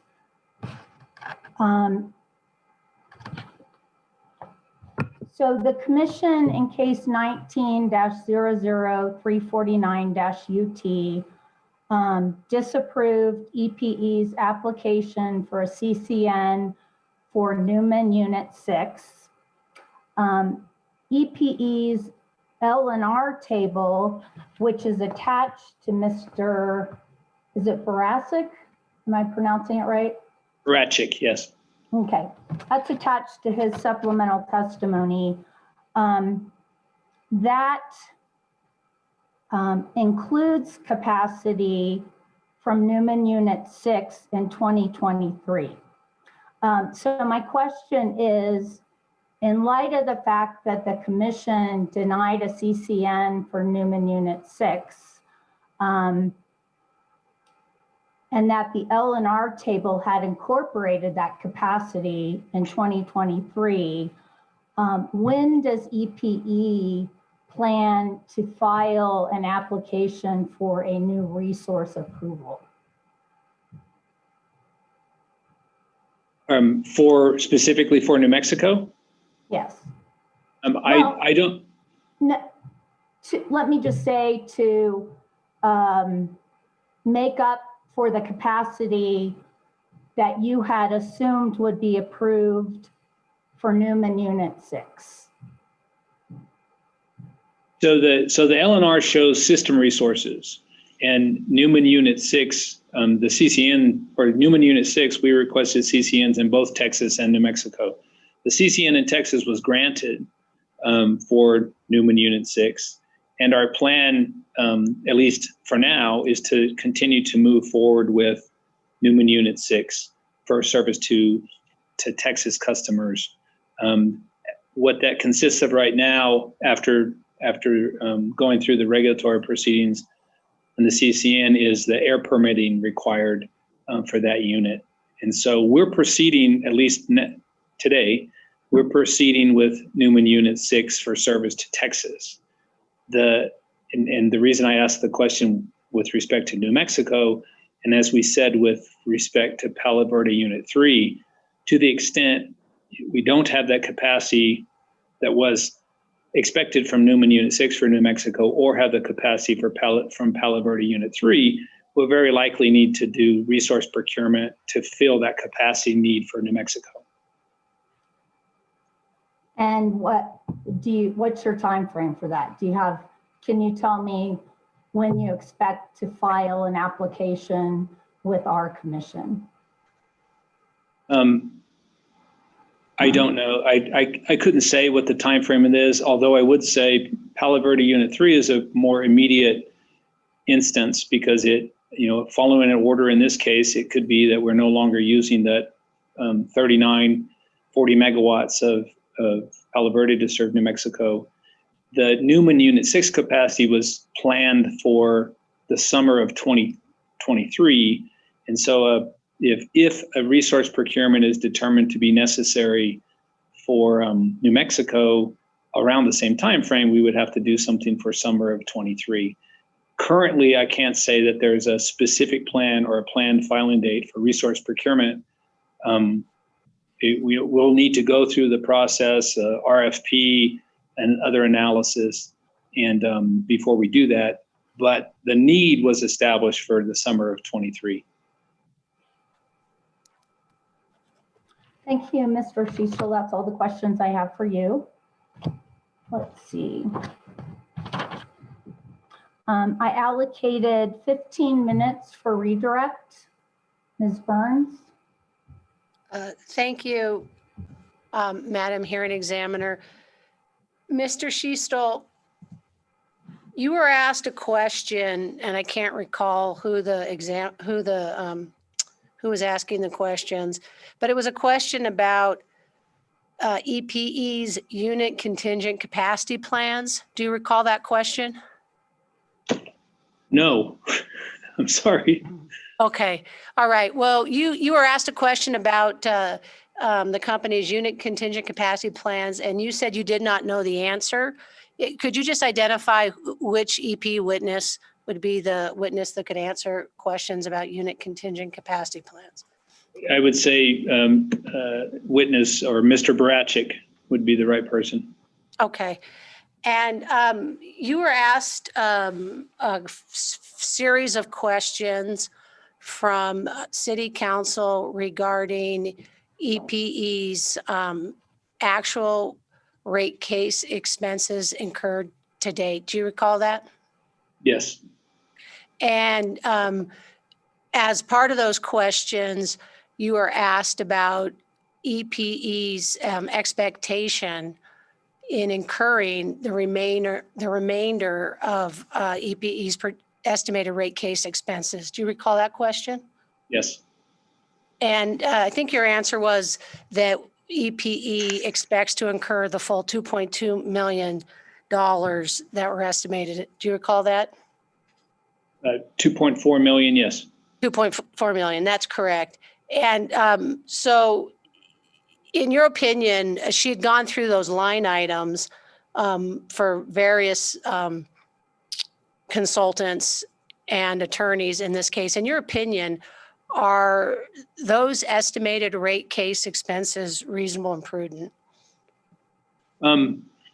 Yes, they were, as I said, I think in response to a question, they are consistent with our actual rate case costs in the 2015 case. And they're also consistent with other utilities fairly recently in New Mexico rate case costs on the order of $2 to $3 million.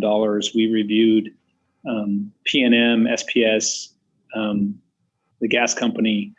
Our costs are consistent with those actual requested rate case costs. I have no further redirect, Madam Hearing Examiner. Okay. I allocated also 15 minutes for recross, which is to be shared by the interveners and staff.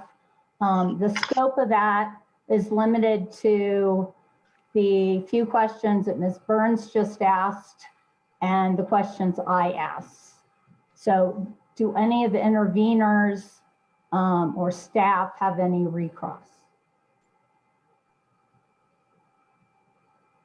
Madam Hearing Examiner, this is Anastasia Stevens.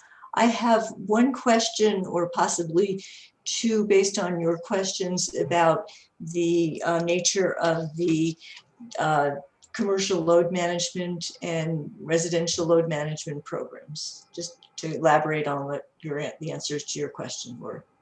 May I? Okay, you may go ahead. Good afternoon, Mr. Schiestel. It's been a while, hasn't it, since 9:30 this morning. So the hearing examiner asked you about the two programs, the commercial load management program and the newer residential load management program. Could you explain how the actual incentive structures work for each program? And specifically what I'm interested in is whether or to what extent the incentives to the customers are tied to merely their participation or the actual amount of demand that they forego at the time of an event.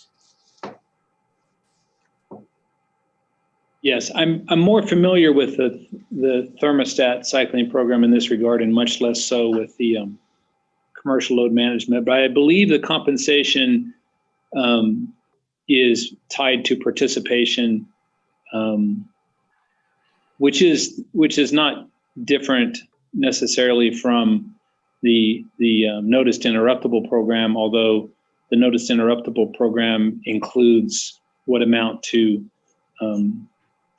penalties, I guess you would say, for non-compliance by those customers, if in fact they don't comply or don't meet the requirements for interruption. By that, do you mean that they get a credit on their bill for the actual amount of curtailment that they do on the particular specific date?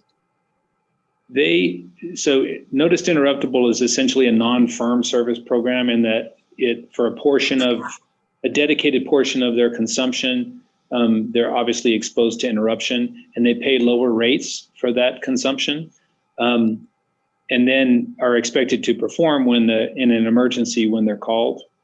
And so the quote unquote penalty then would be after the fact if the customer failed to interrupt consistent with their contracted requirements, they would be rebilled for their usage as a firm service customer. So they receive the lower rates in advance and then essentially have to pay back the discounted amount of the rate if they don't perform. Mr. Schiestel, I can see you're tired because I was asking about the two programs under the EE program, and you just, I believe, answered about the interruptible rate 29. Right. I don't think that's the case. I don't believe that's the case for either of the commercial load curtailment, and certainly not with the thermostat program. Okay, thank you. Do any other interveners or staff have any questions for Mr. Schiestel on recross? Madam Hearing Examiner, I just have something very minor, Mr. Schiestel. Go ahead. Friendly point of clarification, Mr. Schiestel, directing your attention back to EPE 01.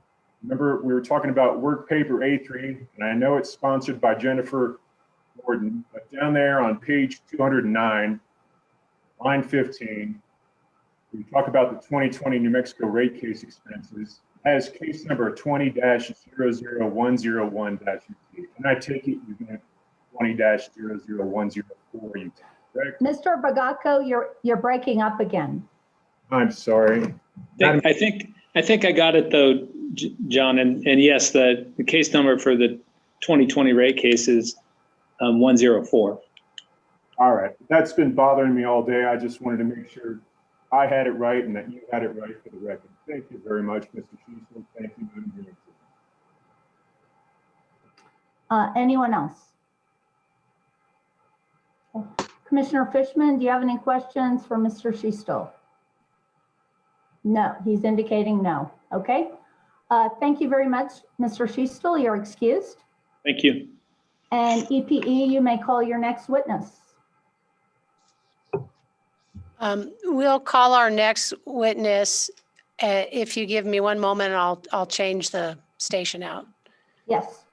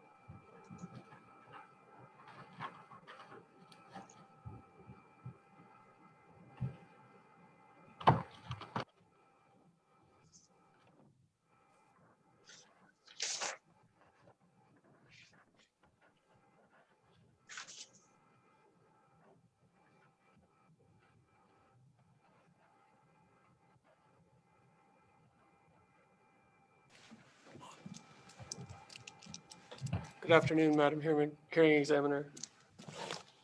EP's next witness will be Lisa Budka.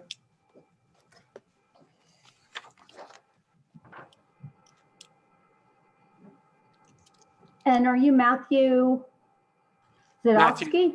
Matthew Zadowski, yes, Okay. Madam.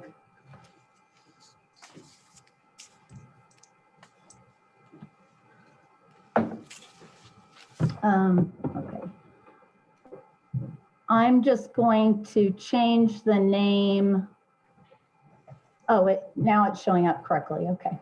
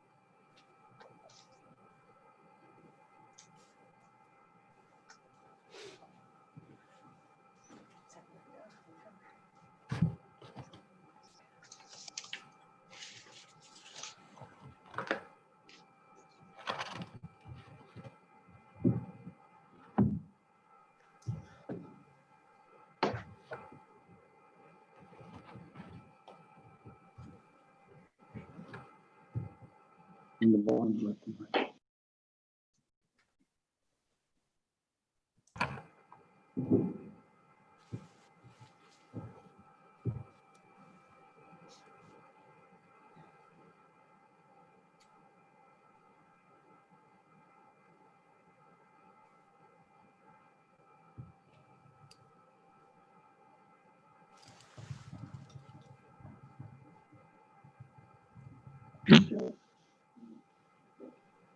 Okay, thank you.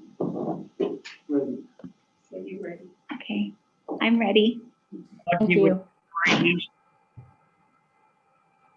solemnly swear the testimony you're about to give the matter of opinion should be the truth, the whole truth, nothing but the truth? I do. Thank you. Good afternoon, Ms. Budka. How are you today? Good, thank you. Good afternoon. Good. Can you please state your name and your position at El Paso Electric Company? Yes, my name is Lisa Budka, and I'm the Director of Treasury Services and Investor Relations. And you should have several marked exhibits either in front of you, either in hard copy or on a screen in front of you. Is that correct? Yes, that's correct. Okay. The first one of these is marked EP Exhibit 7. Is that correct? Yes, that's correct.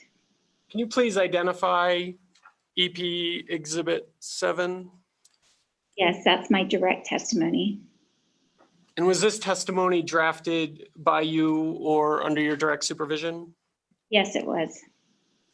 And you did not have any corrections or revisions to the content of this testimony, is that right? That's correct. And if I asked you these same questions here today, would you give the same answers? Yes, I would. And are the answers contained in the testimony true and correct to the best of your knowledge? Yes, they are. Madam Hearing Examiner, I would move the admission of EP Exhibit number 7. Is there any objection? EPE Exhibit 7 is admitted. Ms. Budka, the next exhibit is EPE Exhibit number 8. Can you please identify that exhibit? Yes, Exhibit 8 is my supplemental testimony. And was this testimony drafted by you or under your direct supervision? Yes, it was. And you did not have any corrections or revisions to the content of this testimony, is that correct? That's correct. If I asked you these same questions in the testimony here today, would you give the same answers? Yes, I would. And are the answers true and correct to the best of your knowledge? Yes, they are. Madam Hearing Examiner, I would move the admission of EP Exhibit number 8. Is there any objection? EPE Exhibit 8 is admitted. Ms. Budka, the next exhibit is marked EPE Exhibit 9. Can you please describe that exhibit? Yes, Exhibit 9 is my second supplemental testimony. And was this testimony drafted by you or under your direct supervision? Yes, it was. And you did not have any corrections or revisions to the content of this testimony, is that correct? That's correct. If I asked you these same questions here today, would you give the same answers? Yes, And are the answers true and correct to the best of your knowledge? they are. Madam Hearing Examiner, I would move the admission of EPE Exhibit number 9. Is there any objection? EPE Exhibit 9 is admitted. Ms. Budka, the next exhibit is marked EPE Exhibit 10. Can you identify that exhibit, please? Yes, Exhibit 10 is my rebuttal testimony. And was this testimony drafted by you or under your direct supervision? Yes, it was. And you did not have any corrections or revisions to the content of this testimony, is that correct? That's correct. And if I asked you the same questions as in this testimony here today, would you give the same answers? Yes, I would. And are the answers in this testimony true and correct to the best of your knowledge? Yes, they are. Madam Hearing Examiner, I would move the admission of EP Exhibit 10. Is there any objection? EPE Exhibit 10 is admitted. Ms. Budka, the next exhibit is marked EPE Exhibit 11. Could you identify that exhibit, please? Yes, that is my third supplemental testimony. Was this testimony drafted by you or under your direct supervision? Yes, it was. And you did not indicate the need for any corrections or revisions to the content of this testimony, is that correct? That's correct. If I asked you the same questions here this morning or this afternoon, would you give the same answers? Yes, I would. And are the answers in this testimony true and correct to the best of your knowledge? Yes, they are. Madam Hearing Examiner, I would move the admission of EP Exhibit number 11. Is there any objection? EPE Exhibit 11 is admitted.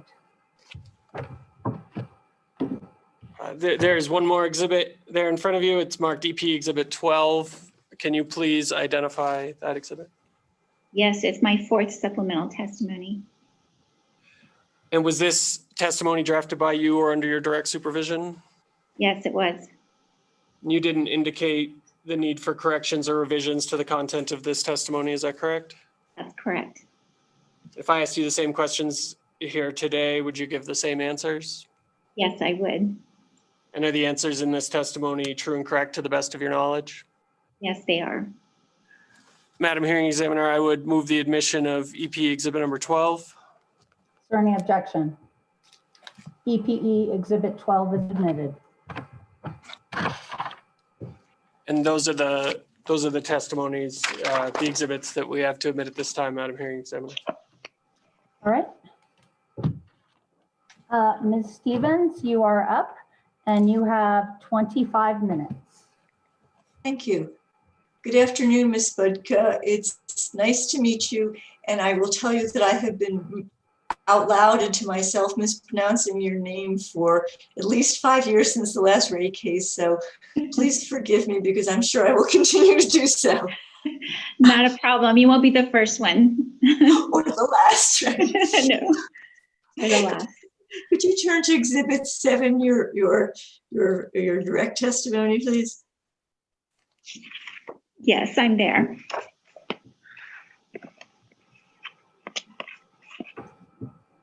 And I'm going to direct you to several places in your testimony before I really ask a question.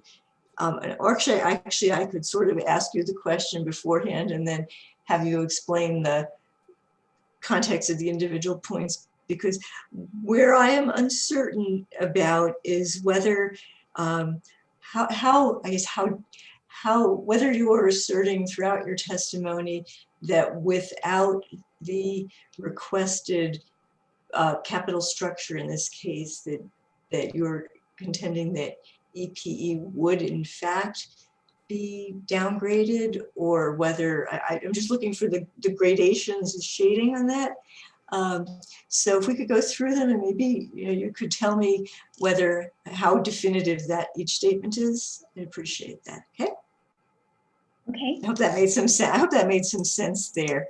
It does. I think if we go through and looking at your direct testimony at page 7, lines 10 through 11, where the company, whether you say, well, actually it's 9 through 11, where you state that, and the company expects to maintain a minimum 50% equity capital. Ms. Stevens, when you're reading from her testimony, please slow down for the court reporter. Thank you, I'm sorry. Picking up in the middle of the sentence, and the company expects to maintain a minimum 51% equity capitalization in the future, as this is both the minimum level that will be required to maintain investment grade credit ratings, and that goes on to say less than the average of the proxy group. But the emphasis there is the minimum that will be required to maintain investment grade credit ratings. Is that an absolute statement there? I mean, what backs up the implication there that you must have 51% or there will be a down rating? So yes, if we were to have a lower equity ratio over a sustained period of time, both of our rating agencies have stated two things. That we could be downgraded if our regulatory climate is not supportive, or if we were to fall below or above their key leverage credit metrics.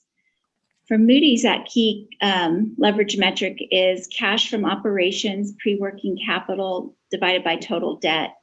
And they have the requirement of 15%. And if we drop below that over a sustained period of time, then we could be downgraded. For Fitch, they have a similar leverage ratio, and that leverage ratio is funds from operations leverage.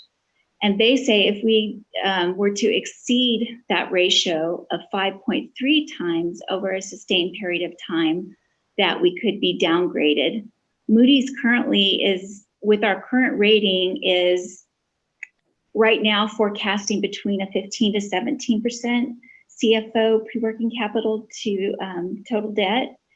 And S&P is forecasting over the next several years a 4.5 times to 4.7 times FO leverage ratio. What's important about these two ratios is that you have to understand that on a regulatory basis, our equity ratio is higher than what the credit agencies consider for their equity and debt ratios, because they also include Rio Grande Resources Trust debt, and also they include borrowings under our revolving credit facility. So this regulatory equity ratio is actually going to be higher than our GAAP or our book ratio in which they monitor us. The other concern I have is that right now we are only 2 notches above non-investment grade ratings. And the company's worked really, really hard, as you can imagine, since bankruptcy to make sure that we maintain our investment grade credit ratings. And there's not a lot of cushion between, the next level or even 2 levels down. So it's really critical that we maintain these. Otherwise, what happens is that we are perceived as a riskier investment, not only from a debt, but also from an equity perspective. And that would cause our costs to increase. And if our costs were to increase, unfortunately, our customers would be burdened with those additional costs. We've known for a while now that we needed equity. We did go to the commission in early 2019 and asked to be able to issue up to $200 million of long-term debt in the public markets. But because we were going through the transaction for the acquisition by Sun Jupiter, we weren't able to issue that equity. So after we consummated that transaction, Sun Jupiter did infuse $125 million of equity into the company because they know, too, that it's important for us to maintain our investment grade ratings, and that's what's going to be included. Well, that was a long answer, but let me go back to some things you said at the beginning, both regarding the 2 rating agencies. You said for each of them, they look over a sustained period of time. What is the time frame for a sustained period? It's usually about 2 to 3 years is what they state. And historically, the actual capital structure of about 49% equity and 51% debt that EPE came into this case with is pretty much reflective of where it was at in the last rate case 5 years ago in New Mexico. Is that right? That's correct. But since then, we've had tax reform, and Moody's actually downgraded us from Baa1 to Baa2 because of our our capital investments and that they were partly debt funded, and then also because of the pressure from tax reform that it put on the company. In fact, they downgraded a lot of utilities during that time because they understood that flowing back the benefit, which is the right thing to do, flowing back the benefit to our customers for those tax reductions would harm us as a company from, how we needed to finance that through equity versus debt. As far as the Tax Reform Act impact, has that already been felt in terms of ratings upon EPE and other utilities? Since the law passed the last two ever so slightly more than 2 years, has 3 years actually. Has that impact been basically recognized already? Part of it has. So as you are well aware, the tax rate went from, I believe, 35% to 21%. And because we weren't able to take advantage of the bonus depreciation, that came into effect, and we started flowing that benefit back to our customers. But we still have excess deferred taxes that will need to flow back to our customers in the future. So that has not been taken into consideration. And then going back again to the very start of your first answer, you said that the rating agencies have told you that if you don't maintain those criteria, the company could be downgraded. And again, I'm wondering whether you have ever been, and I know you probably don't want to answer this question, maybe you shouldn't, have you ever been threatened with you will? Are there any hard and fast criteria that say, don't go there, you will be, this is the consequence, or is it all a little could be's throughout? Well, I think it, they take into multiple factors. Like I mentioned, they take into effect our regulatory climate. They take into effect these key metrics. And I do believe if we were to drop below this, the 15% CFO pre-working capital to debt ratio for Moody's over this next 2 to 3 years, that yes, they would downgrade us. I talk to the credit rating agencies on a regular basis, and that's why they put that out there. They put that minimum requirement of 15%. So whenever we're looking to our future financing needs, we always are taking into consider how do we make sure we have the right balance of our capital structure. And that's how we knew that we needed at a minimum the 51%.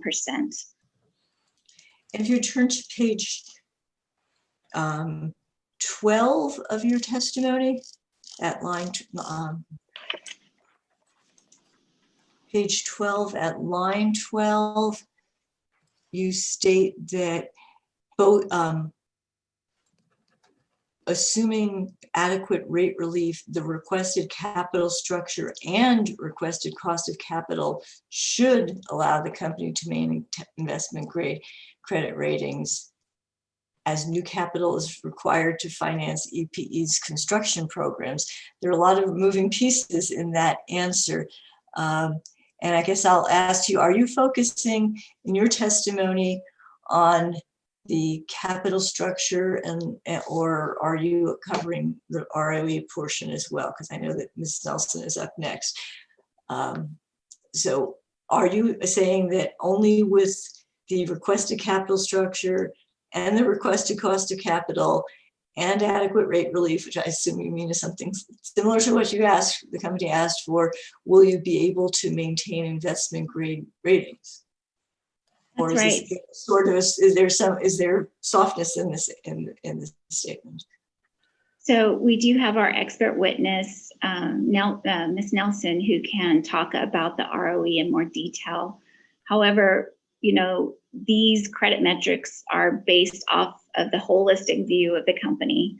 So it's not only taking into consideration our capital structure, which I am supporting in this case, but it also will take into consideration the ROE, because it is the overall cost of capital, the weighted average cost of capital, and basically the regulatory climate and how supportive or non-supportive it was. And then staying there on page 12, it states at line 13 to 14, it states as new capital is required to finance EPE's construction program. Are you aware of the, well, actually, you probably are, because Mr. Sheesh told us reviewed this just a moment ago, that this commission, the PRC, denied a CCN for the Newman 6 gas project, and the Texas Commission has approved it. Is that correct? Yes, I am aware of that. And it is the company's intention to go forward with it anyways, what Mr. Schiestel does testify. Is that correct? I did not hear that part of his testimony, if he did say that. Is that the company's plan, as to your knowledge? Madam Hearing Examiner, I would object. She's testified that she doesn't know the answer. I don't think that, I think it's I asked whether she heard Mr. Sheastel say, I think she hasn't answered it. Okay, yet. well then I object to directing that question to this witness. It's clearly outside the scope of her direct testimony. Overruled. So what I was asking about Ms. Budka, I can try, is the reference there to the Finance EPE's construction program.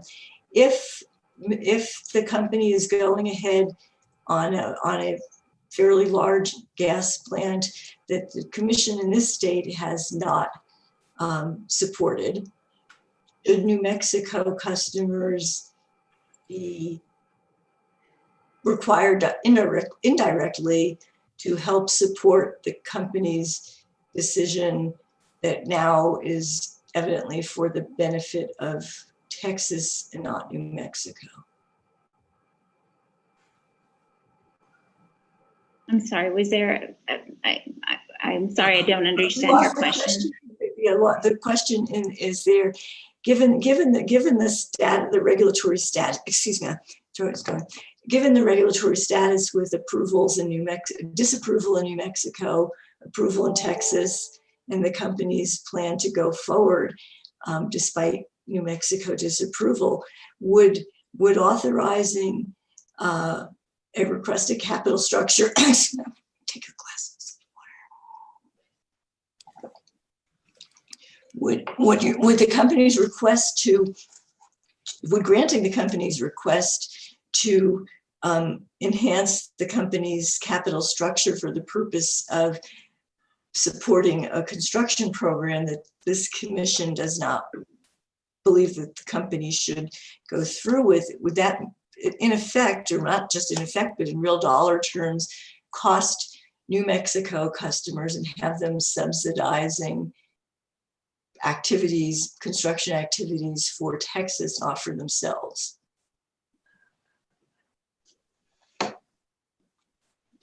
I guess, I apologize, but I just want to make sure that I'm answering you appropriately. Could you just maybe break the question down to where I just understand specifically what you're asking? I'm not sure if you're saying. Well, why don't we start? Why don't we start? Is Mexico going to subsidize? Don't talk over one another. If we start with the premise, Ms. Budka, that this commission disapproved Newman 6, Texas approved it, the company is going to go ahead with it. My question is, does granting the requested capital structure and cost of capital, which your answer here says is for the purpose of supporting new capital to finance the construction program, would asking New Mexico customers to pay more through their rates would be financing or subsidizing a company decision that was rejected by this commission and is not, therefore will not benefit New Mexico customers? That was probably still too long, and I apologize. No, I think I might understand what you're asking. And the overall cost of capital, weighted average cost of capital that we're asking in this rate case, I believe, is about 7.9%. And that will be applied to the rate base that is allowed by the commission.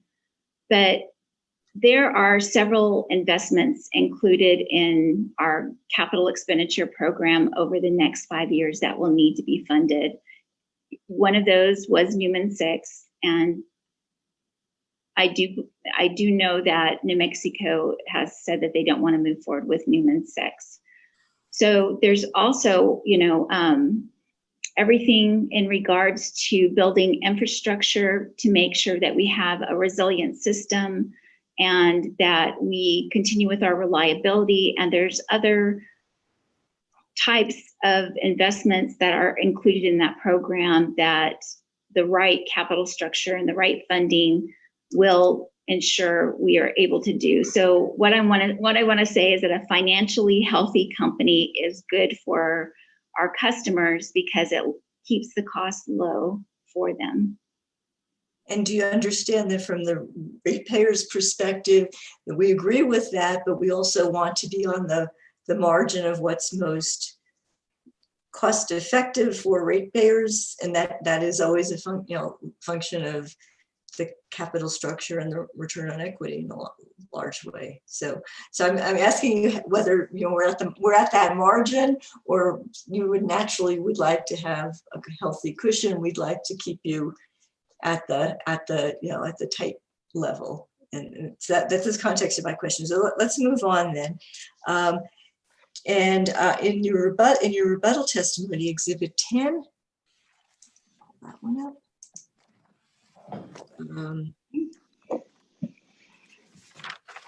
And I'm looking at, oops, maybe I'm good.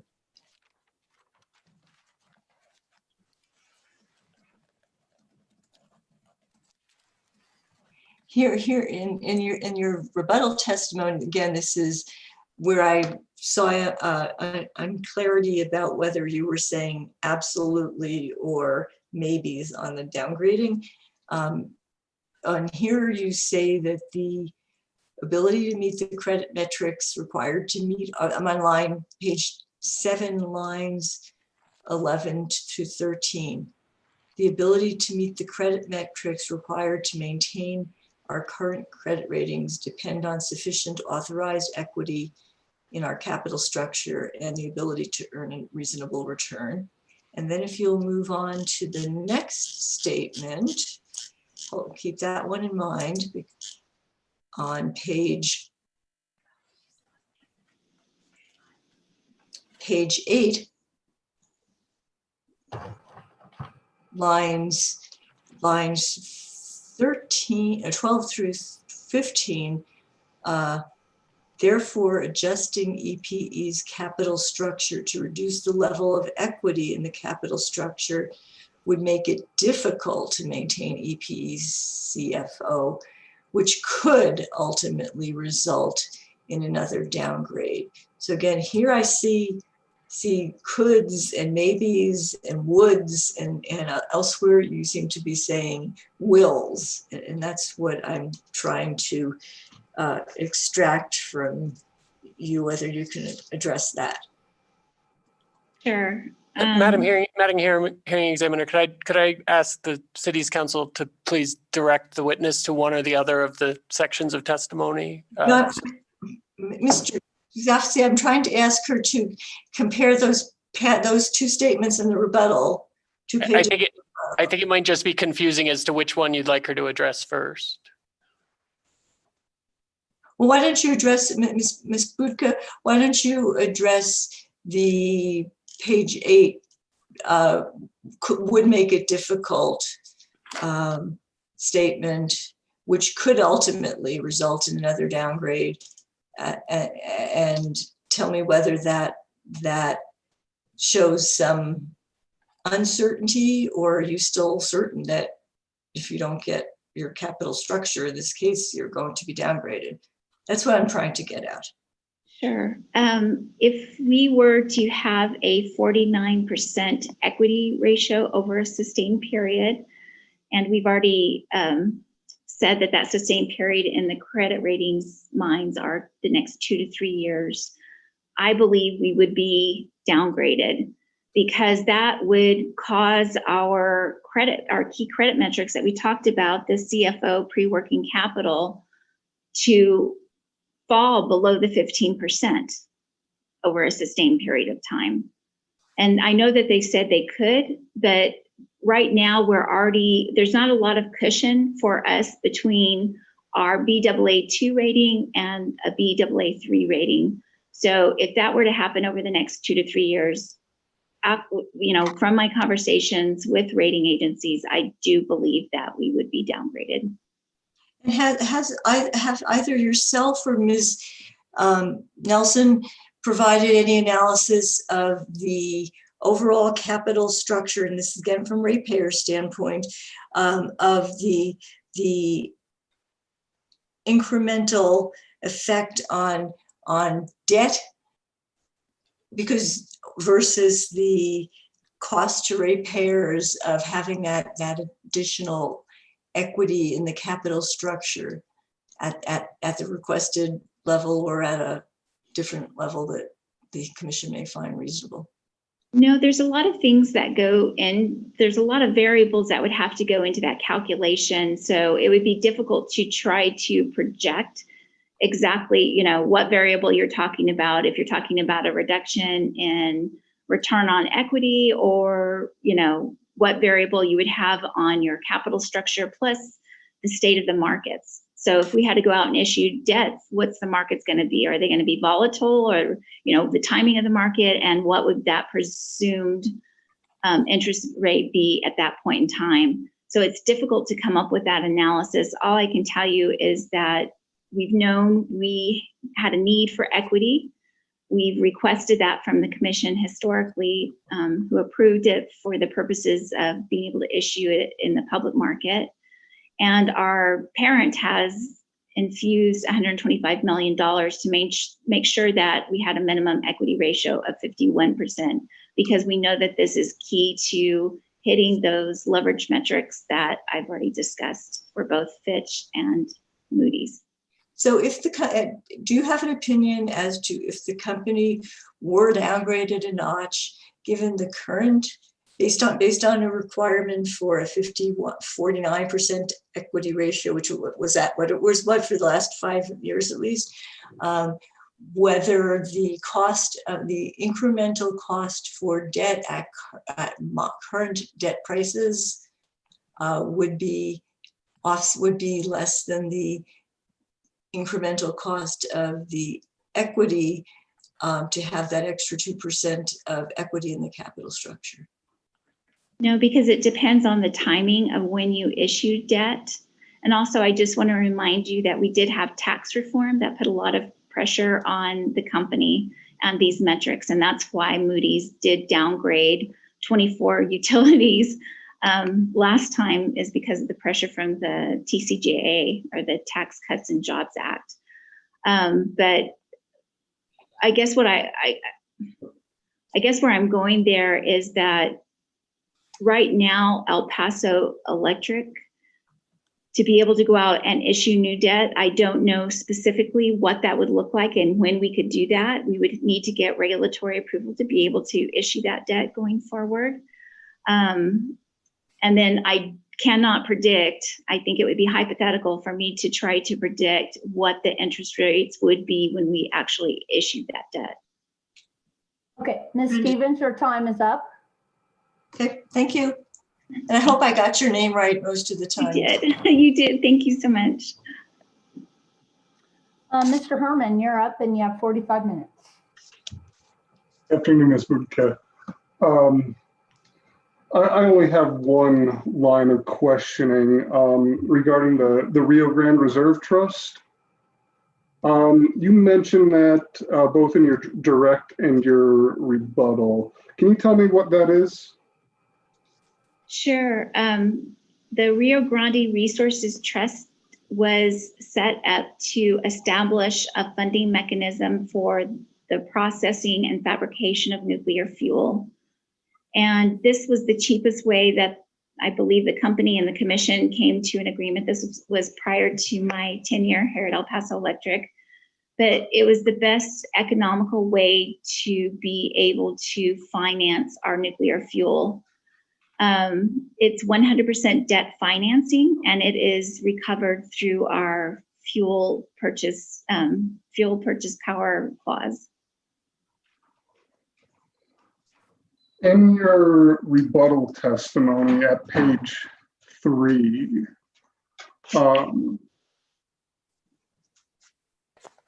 excuse me, at page 4, you mentioned that if the, and at page 4, line 11, if the RT debt was included in EPE's test year, EPE would have 48% common stock equity and 51% long-term debt, correct?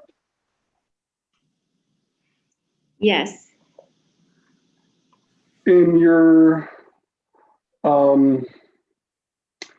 first supplemental testimony, you also revise the capital structure there. Can you tell me if that is including the RGRT? No, my first supplemental testimony is not including RGRT. So from everything we've presented for capital structures, it will always exclude both Rio Grande Resources Trust debt and borrowings under our revolving credit facility.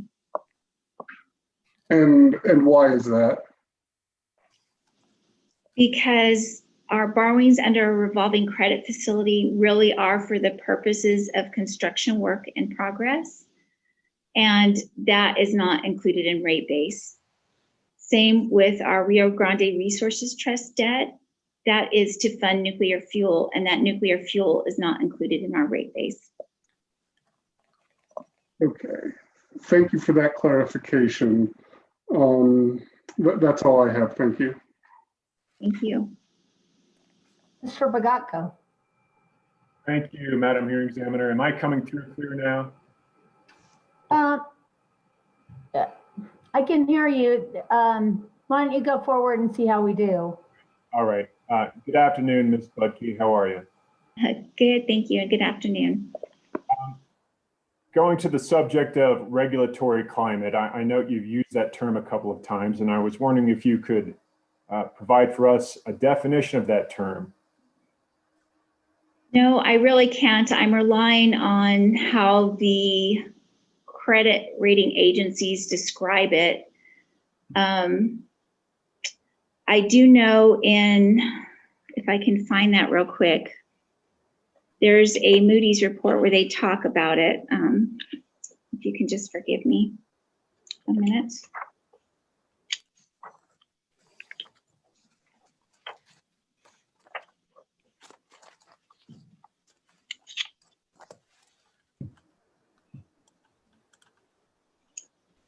So in Moody's, and I happen to be referring to Discovery, and it was CLC-DAC 4-4, attachment 3.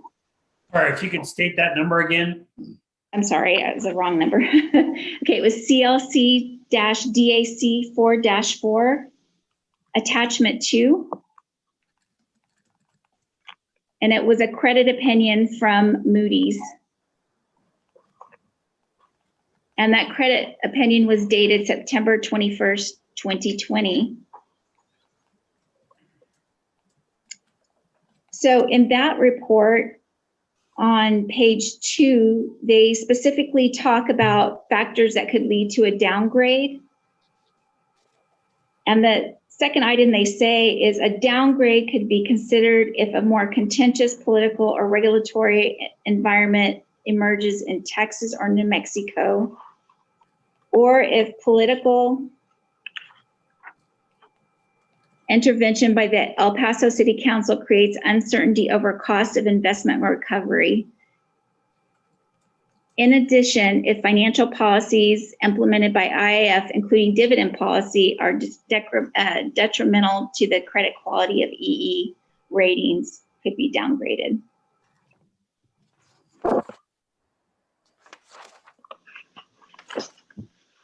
So you wrote, you filed testimonies in this case, which it looks like we have 6 of those. Was the concept of regulatory climate something that was in your mind? Well, actually, I think what more importantly was in my mind was our credit metrics. As I said, I work regularly with our credit rating agencies, and I work very hard to make sure that we are going to be able to meet the credit metrics that they have outlined for us to maintain our current Baa2 and BBB ratings. But yes, that is a factor that they will take into consideration. And I'll warrant to you that I've read all of your testimony, and I don't see that you ever use the term regulatory climate in any of your pre-filed testimony. Is that correct?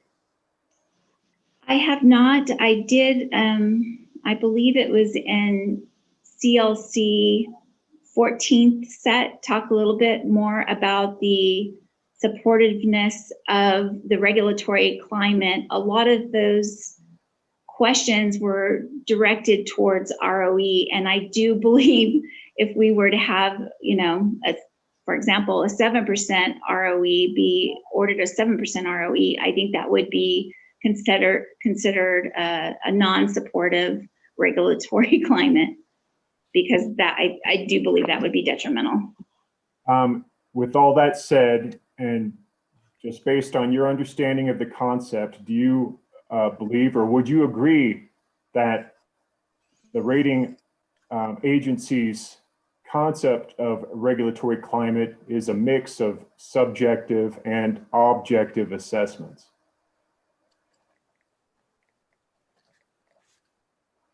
I do believe that they typically rate, and maybe, I'm not sure if Jennifer would have, Jennifer Nelson, our ROE witness, would have more documentation behind this, but I do believe that they have rated the different regulators in different jurisdictions before. And I'm not sure exactly how they've come up with those ratings. And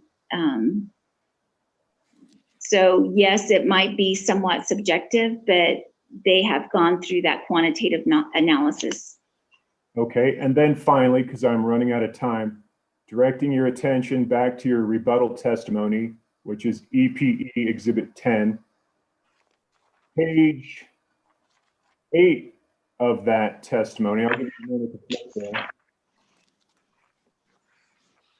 Are you there?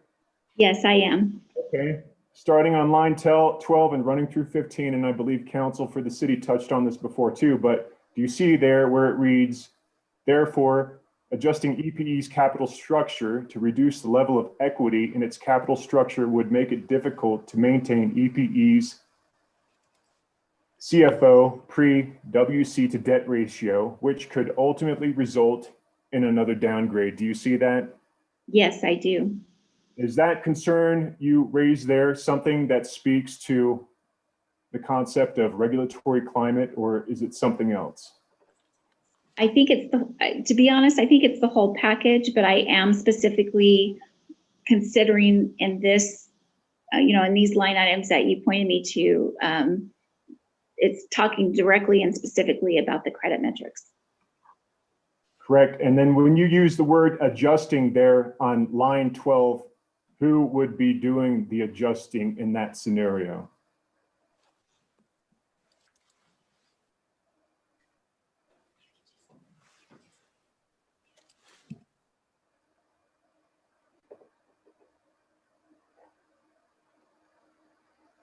Yes, that would be the commission interveners. That would be the commission ordering a lower equity ratio. And then I take it that is something that the rating agencies would look at and probably put into the classification of a good or a bad regulatory climate. Yes, that is a strong possibility. Thank you for your time and your testimony, and I hope you have a good afternoon. That's all I have, Madam Hearing Examiner. Thank you. Thank you. Chairman Fishman, do you have any questions for Ms. Buka? I do not. Okay. Mr.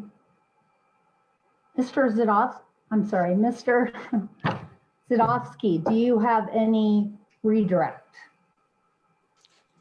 Just one question, Madam Hearing Examiner. Ms. Budka, do you know how the rating agencies have viewed the regulatory climate in New Mexico historically or in the recent past? Yeah, and let me see if I can get to my Fitch report. I think they also talk about that somewhere.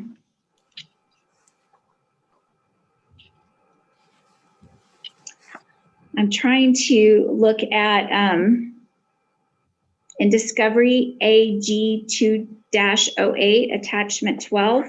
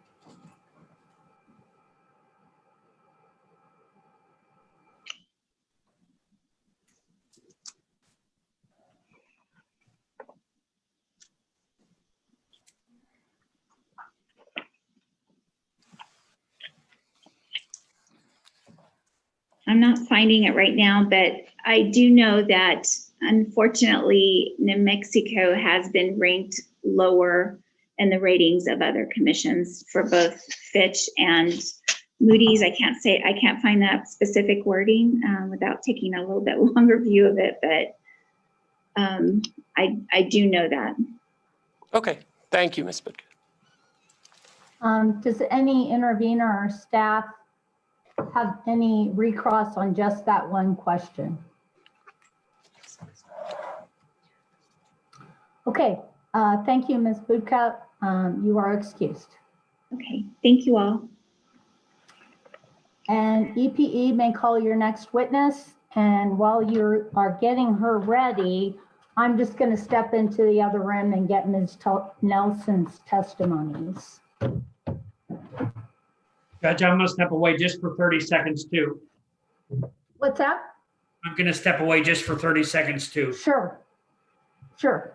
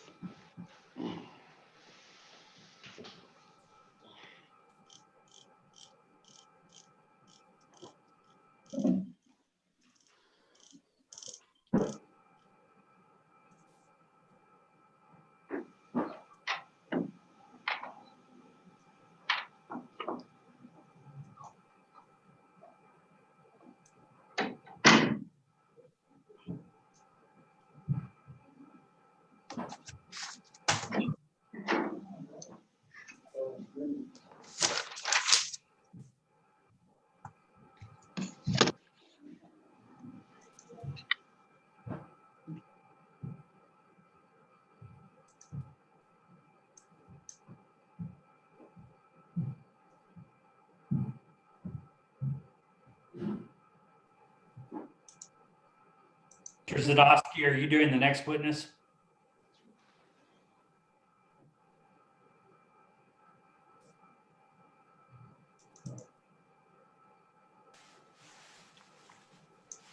Yes, I'll be doing the next witness as well. The next witness is participating by Zoom. It's my understanding that she's in the waiting room to be admitted to the Zoom feed. I would tell that to the commissioner when she gets back. Yeah. Or the hearing examiner. Yes, thank you. Okay, I just admitted her.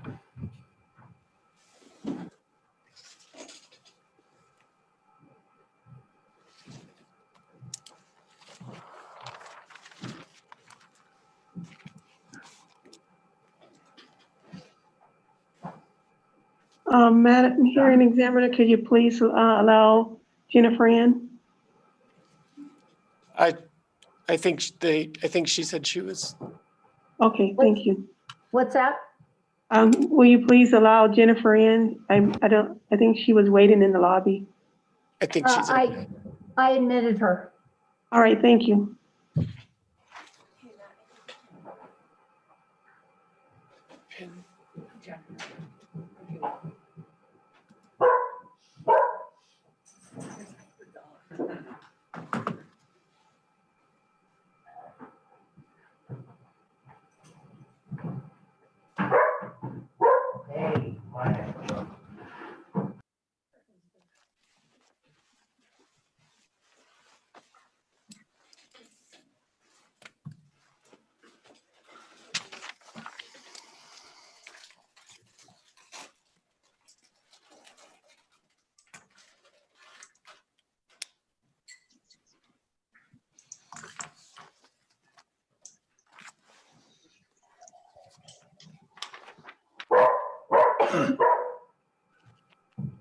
Ms. Nelson, are you ready?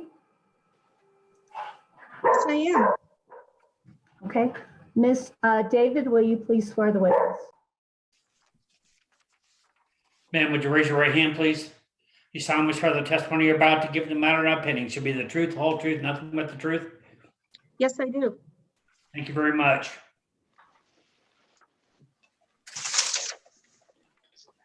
Good afternoon, Ms. Nelson. Good afternoon. Can you please state your name and your employer? Sure. My name is Jennifer E. Nelson, and I am a director at Scott Madden, Inc. Can you spell Madden? Sure. Scott Madden is spelled SCOTTMADDEN, and that's all one word. Thank you.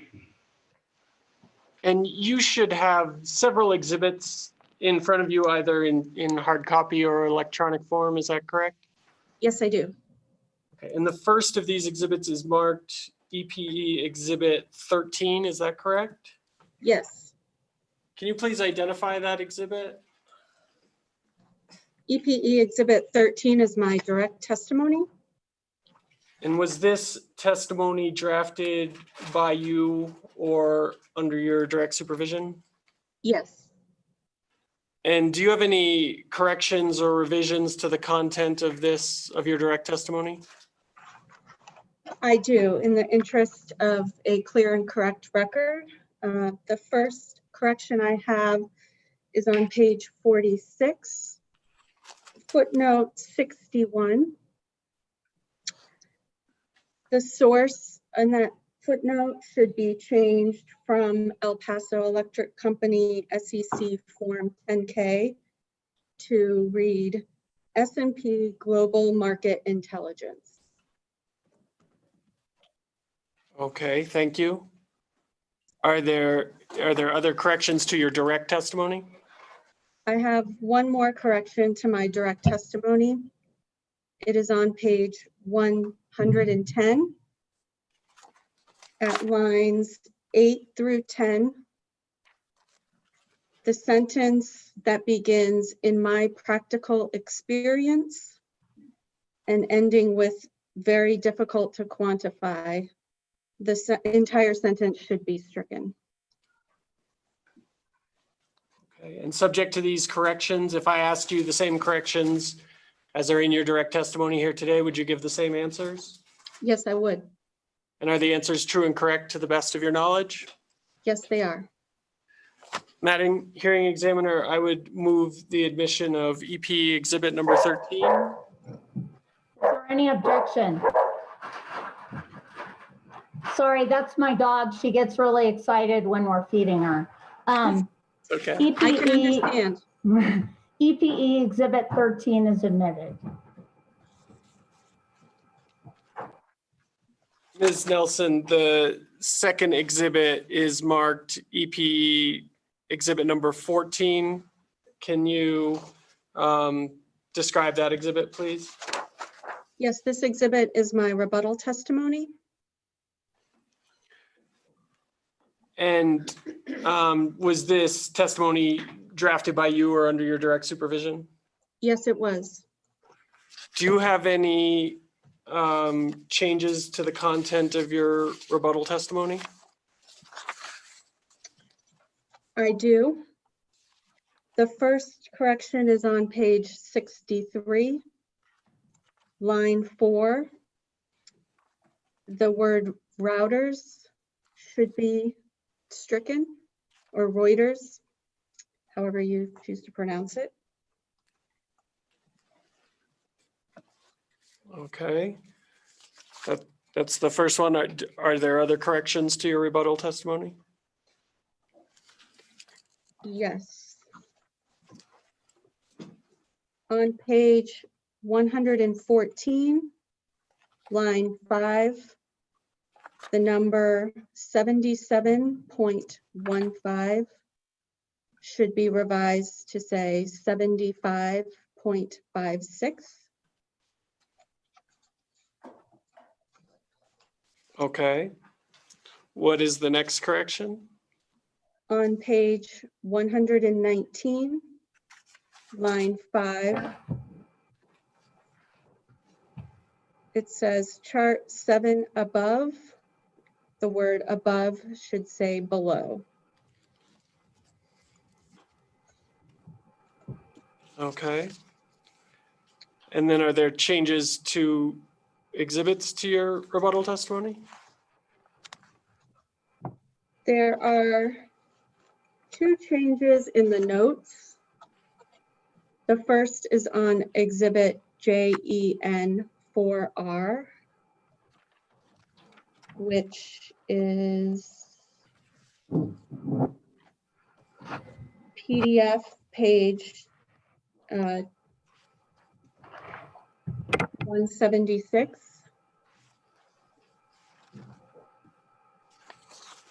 In note 2, the sentence after source : value line should be removed. So I just want to clarify that, Ms. Nelson. So everything after source : value line should be deleted? That's correct. Thank you.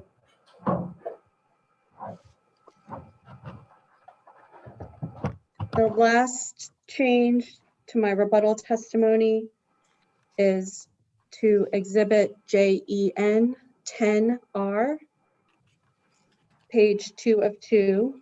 And this is, I believe, PDF page 222.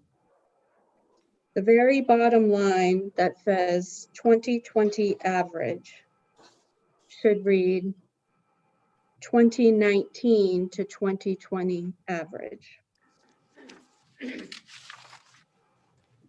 Okay. And subject to these corrections, if I asked you the same questions reflected in the testimony here this afternoon, would you give the same answers? Yes, I would. And are the answers in this rebuttal testimony true and correct to the best of your knowledge? Yes, they are. Madam Hearing Examiner, I would move the admission of Exhibit 14.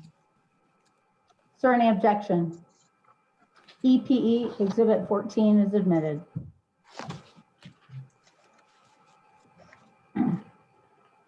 Ms. Nelson, the next exhibit is marked EPE Exhibit 15.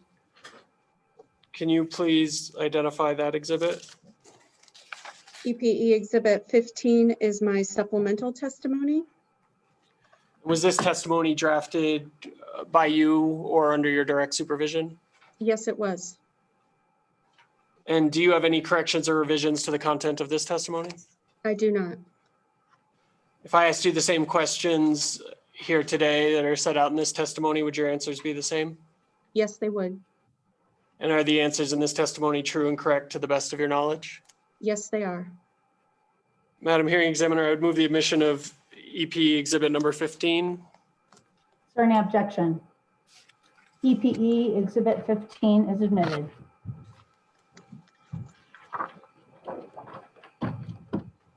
Ms. Nelson, the next exhibit is marked EPE Exhibit 16. Do you have that in front of you? Yes, I do. Can you please identify that exhibit? This is my second supplemental testimony. And was this testimony drafted by you or under your direct supervision? Yes, it was. And do you have any corrections or revisions to the content of this testimony? I only have one correction. It is Okay, on page. It is on page 43, line 7. In the sentence that begins in 2 trading days, should be changed to 3 trading days.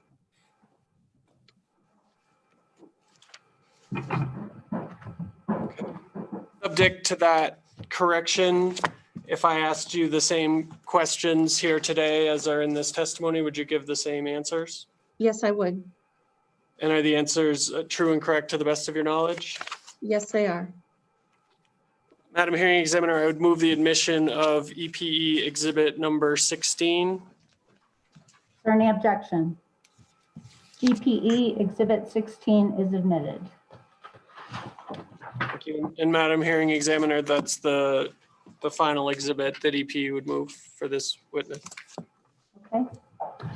Before I go to Ms. Stevens for cross-examination, Chairman Fishman, I wanted to let you know that we won't finish cross-examination of Ms. Nelson today. It will continue tomorrow at 9. I don't know if you will be available tomorrow at 9, so I wanted to give you the opportunity now to ask any questions you might have of Ms. Nelson. I will be available, and I'll be listening into the full cross-examination here. Okay. Then Ms. Stevens, you're up, and you have 40 minutes. As I said, I think in one of my orders, I intend to end each day approximately at 5. David, do you have any problem with going to maybe 5:10 so that Ms. Stevens can finish her cross-examination today? No, ma'am. Okay, so let's plan on that. So Ms. Stevens, why don't you go ahead and get started? Thank you, Madam Hearing Examiner. I suspect I'll be done by 5. Good afternoon, Ms. Nelson. Nice to meet you. I'm Anastasia Stevens. I represent the city of Las Cruces.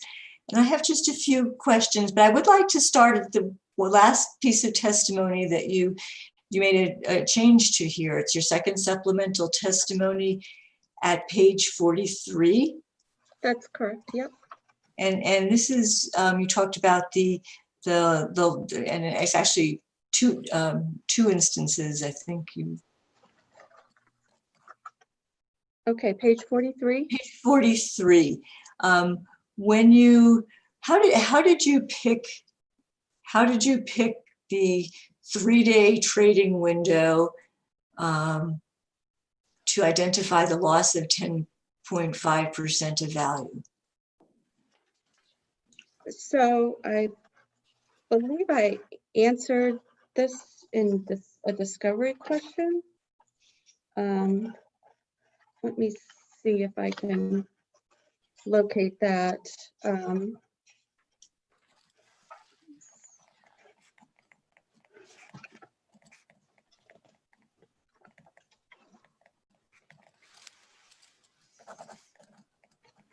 Bear with me.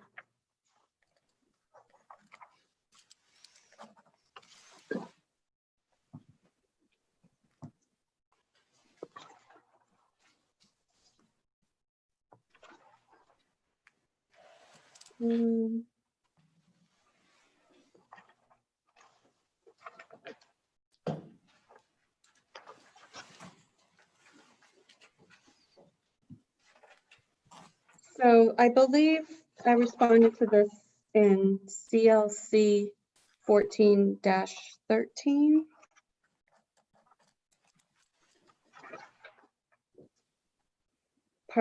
Subpart G. G as in God. G as in golf. Yes. And as well as let's see. Yes, G as in golf.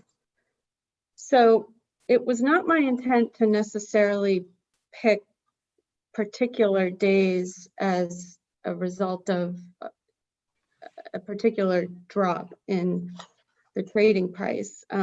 Essentially, the point of the analysis or the observation really was to show that how quickly the stock price moved after that open hearing. So it wasn't that I had a particular motivation to choose specific days, but just that over a very short period of time, the stock price moved quite significantly. And did you evaluate these RRA lists are quite fascinating to me, and I don't have access to RRAs. I don't know what information you're looking at, but did you, in picking that one company, that one decision, regulatory decision, did you evaluate the dozens of cases listed in RRA? And I guess it's again that exhibit appears multiple times. It's what is it called in your second supplemental? It's there as JEN 3S3-3-2As, but they are basically always sets of numbers out of the RRA data, aren't they? I'm sorry, what exhibit were you referring to? And I'm looking at JEN 3S3-2S. These listings of rate cases, return on equity, treasury yield, risk premium.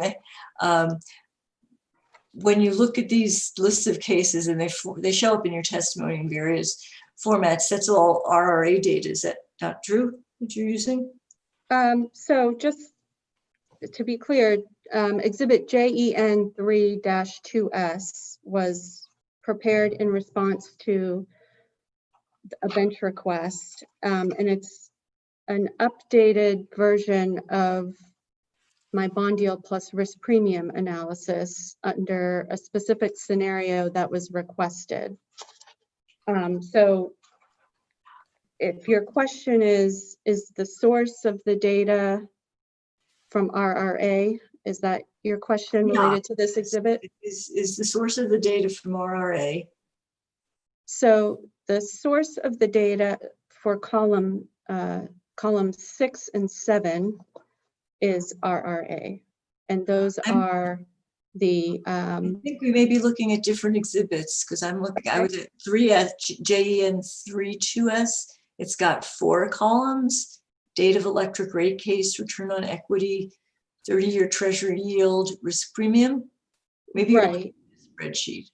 Right, I'm looking at that spreadsheet. So I guess I'm looking at the PDF version, the hard copy, page 2, which has the column numbers. So the date of the electric rate case and the return on equity, the source of that data is RRA, which is Regulatory Research Associates. Mm-hmm. And your testimony on page 43 was focusing on what happened in a rate case, what happened in rate cases, right? There were consequences. Well, so my testimony on page 43, I provided 2 examples of how the financial community had responded to a regulatory outcome it perceived to be adverse. So I provided 2 examples of that. Now, I believe your question was, did I look at any others? Yes.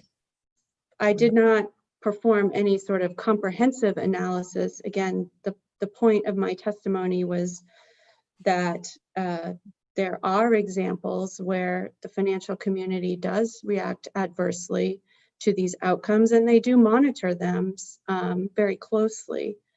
So, and these are just 2 examples of that.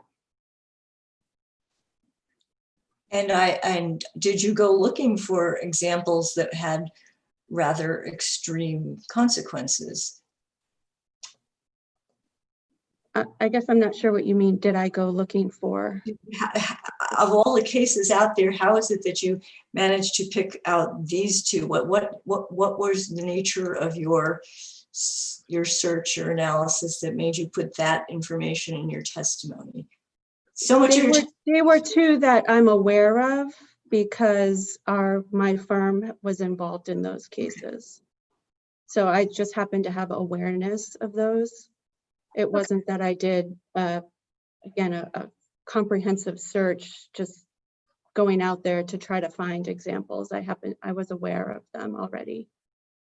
And I did not identify that discovery response as one to be used in the case, and I'm not planning to introduce it, but the request itself did include some attachments with, it may not have been quite that one, but one in that package, some attachments of Yahoo's daily prices for the 2 utilities that you referred to. Is that correct?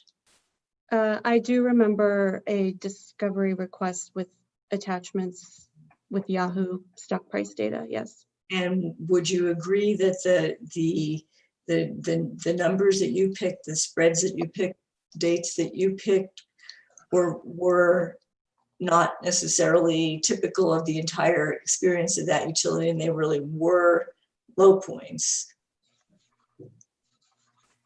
I guess if your question is, were they the lowest points within the range of the stock prices that you provided? I agree that in the case of the CenterPoint rate case, the exhibit that was attached to that request, the stock prices for December 2nd and 3rd were the lowest that the company had experienced between the date of filing its general rate case in April of 2019 and February of 2020. So I agree with the data set that you provided that that was the lowest point. And did you look beyond that point for any?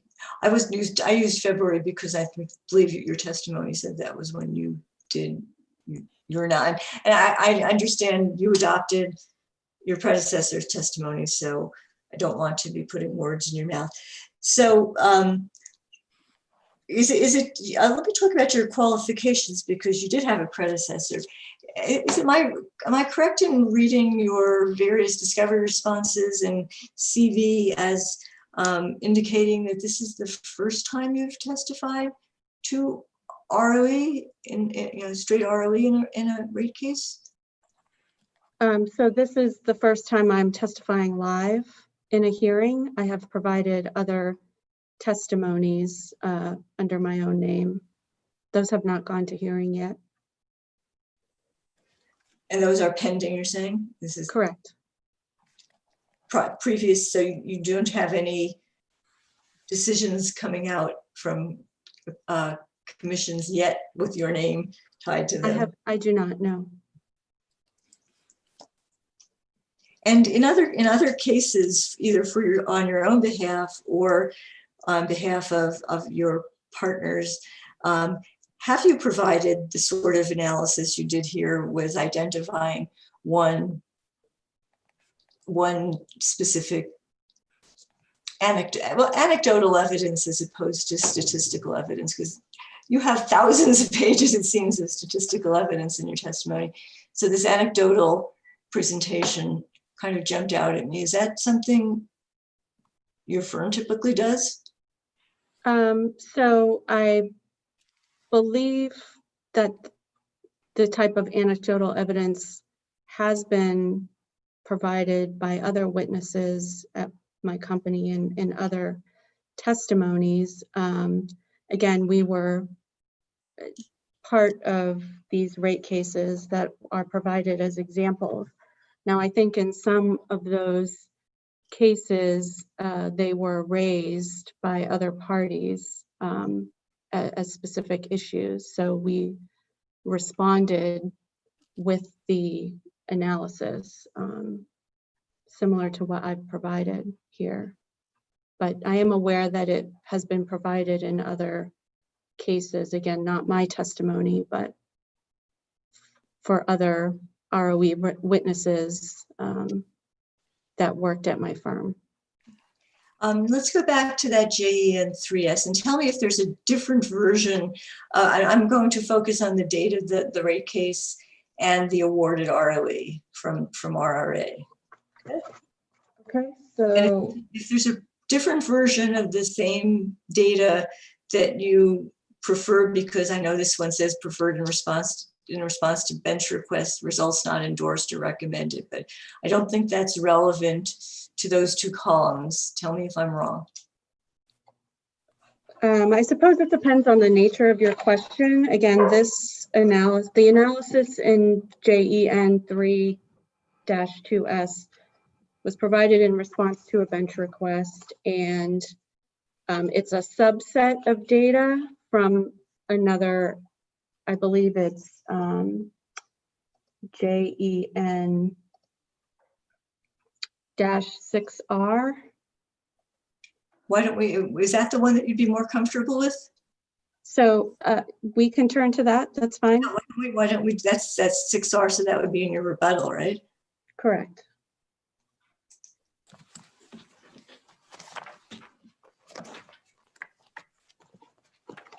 So we are now in, we have a lot of testimony. There, I've got it. So Ms. Nelson. Okay, I'm there. Okay, and I'm on pages 36 and 37, 35 and 36 of Exhibit J and 6R, which pick up the, well, actually the very bottom of page 36 also picks up a case of 2019. Basically, that's 2019 and 2020 data. Okay. And again, I just want to focus on the two left-hand columns, the date of the rate case, the awarded return on equity, not any of the analytical stuff in the other two columns. And in your testimony, you talked about why the, going to page 36 of 36, the 8.20% ROE was an outlier. And want to quickly, for those of us who aren't with it, would you like just to quickly explain why that was an outlier? Sure. So I think in a few of my analyses, I noted that I excluded that ROE from certain analyses. It's not excluded from my bond yield plus risk premium analysis because that analysis includes all electric utility rate case authorized ROEs from electric utility rate cases, with the exception of what they call limited issue rider proceedings. But for other analyses, I did exclude the 8.20% ROE from certain analyses for a couple reasons.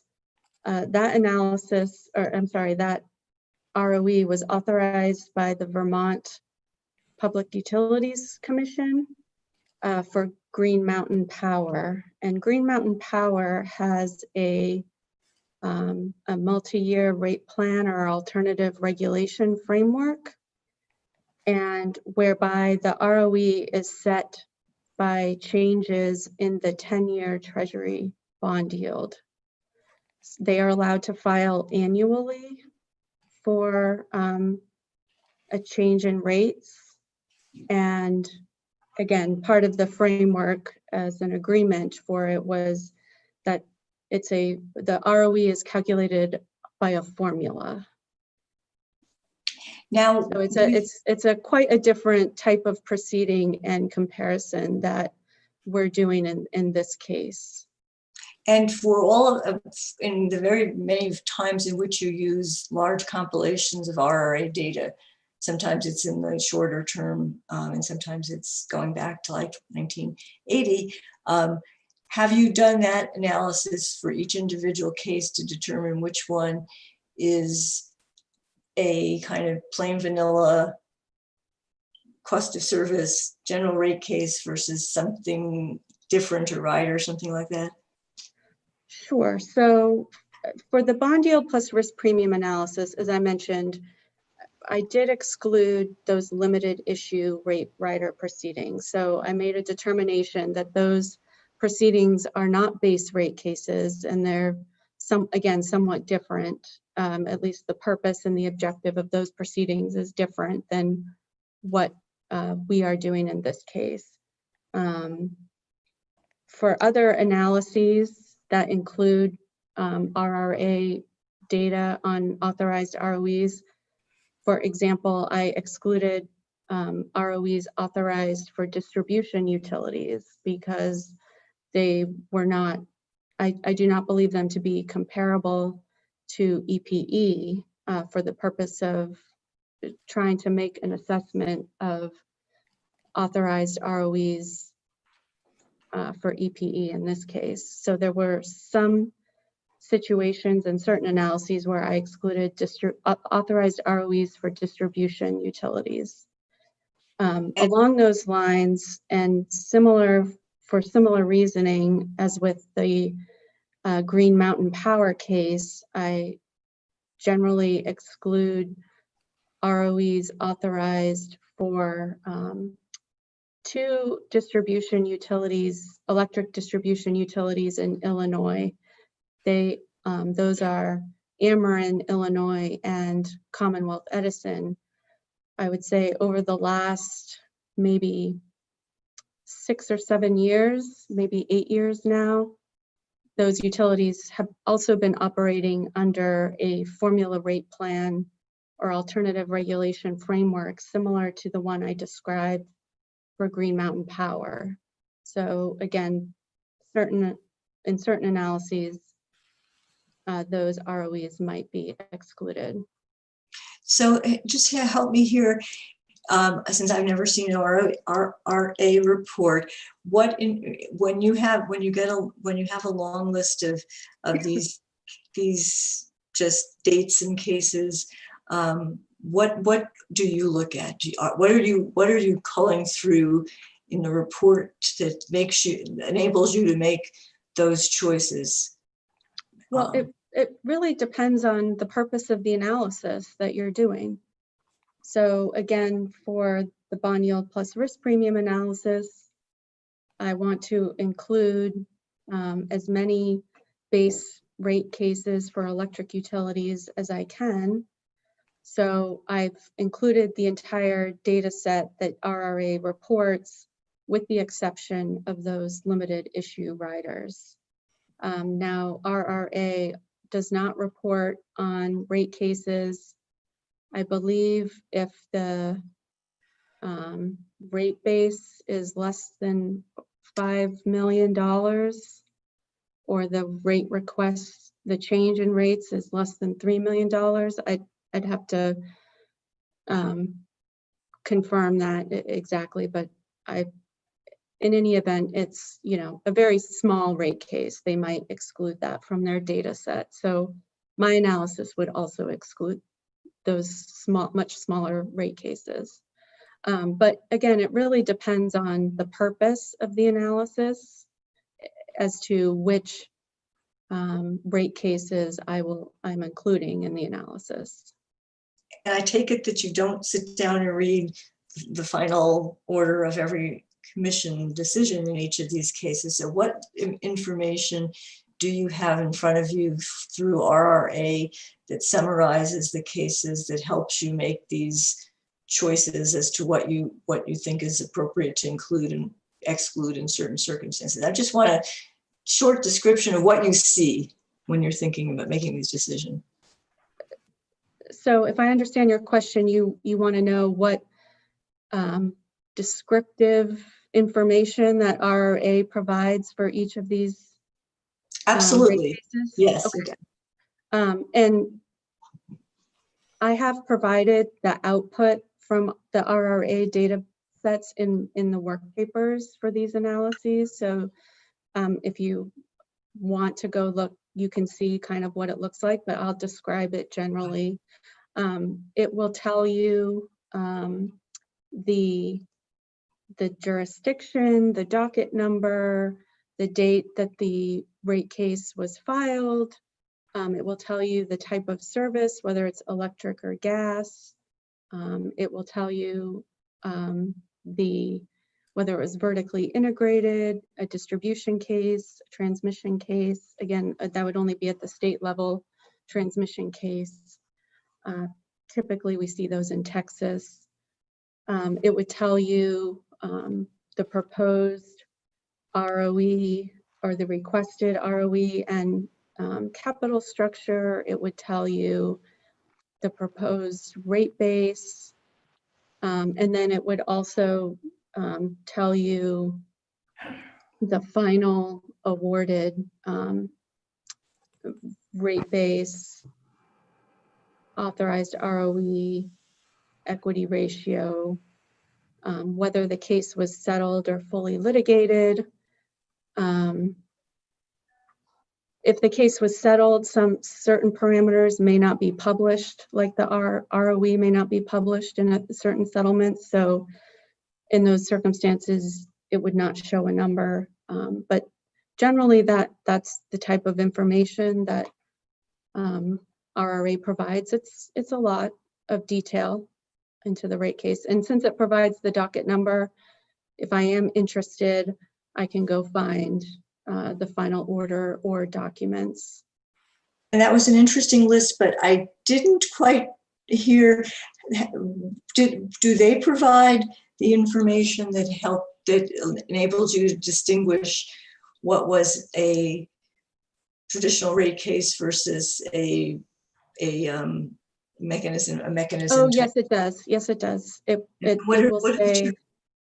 It will say whether it was, let me look up the exact terminology that it uses.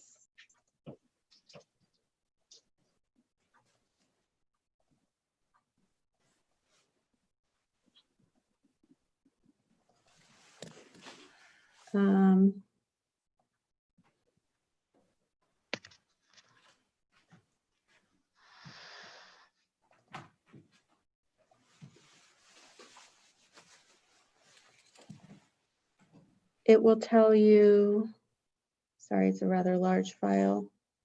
I'm just pulling up my work papers.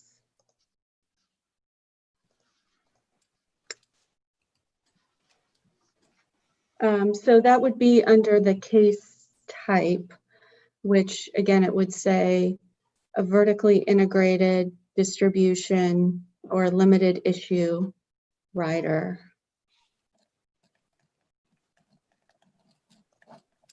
So the cutoff that you were using is their categorization of something as a limited issue rider, is that correct? Could you go to page 35 of 36 here? Yes. And there are three cases with ROEs in the neighborhood of the one that you're recommending on the same date, December 19th, 2019. Did you, by any chance, check out what those cases are? With it? I can look it up in the work papers to see what those cases are.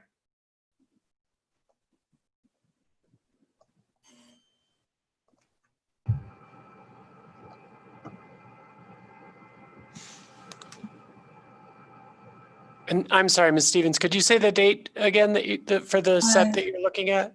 The 19th of December, there were 3 of them in a row. Okay, thank you very much. So those, okay, yes. So those 3 rate cases were from the California PUC, and they were for San Diego Gas and Electric, Pacific Gas and Electric, and Southern California Edison. And did you look into whether, first of all, do you know whether that was a single order by the commission on one day or separate orders for each utility? So I believe they were a single order in one day. My understanding of California's process is they have what I'll call a generic proceeding every 3 years for the electric companies in California, or for the major investor-owned utilities in California, and they break up those proceedings into 2 phases, and one phase is particularly focused on the cost of capital. So I believe that order was the cost of capital order for those 3 utilities. And is there a mechanism as to how they implement that if they're doing it for multiple utilities at one time?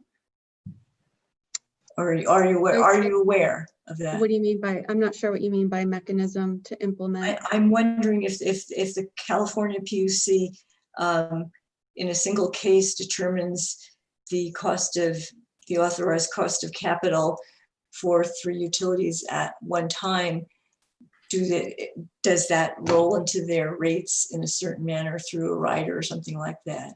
Do you know that? I believe that the California utilities have a mechanism. I believe it's called either a cost of capital mechanism. Each utility may call it something different. I'm not entirely, sure on the details, but I believe they do have some type of mechanism. And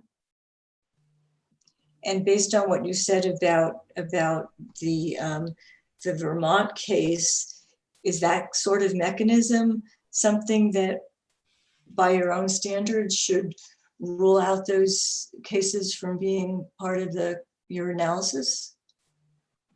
If your question is the mechanism for California the same as the framework that Vermont has applied for Green Mountain Power, then my answer is no.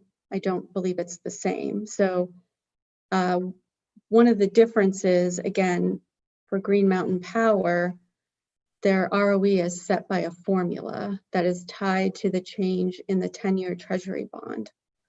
So there's no discussion or evaluation by the commission on all of the topics that I discuss in my testimony around risk and the profile and different models that we use to estimate the ROE.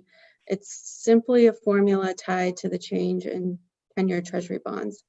And I consider that to be a unique and a unique distinction from what we're doing in this proceeding, as well as what California does. Now, I believe California's approach, even though they have a structured framework and process to review their utilities' cost of capital, I believe that the evaluation of the appropriate ROE and the commission's determination is very similar to the process that we're going through in this proceeding.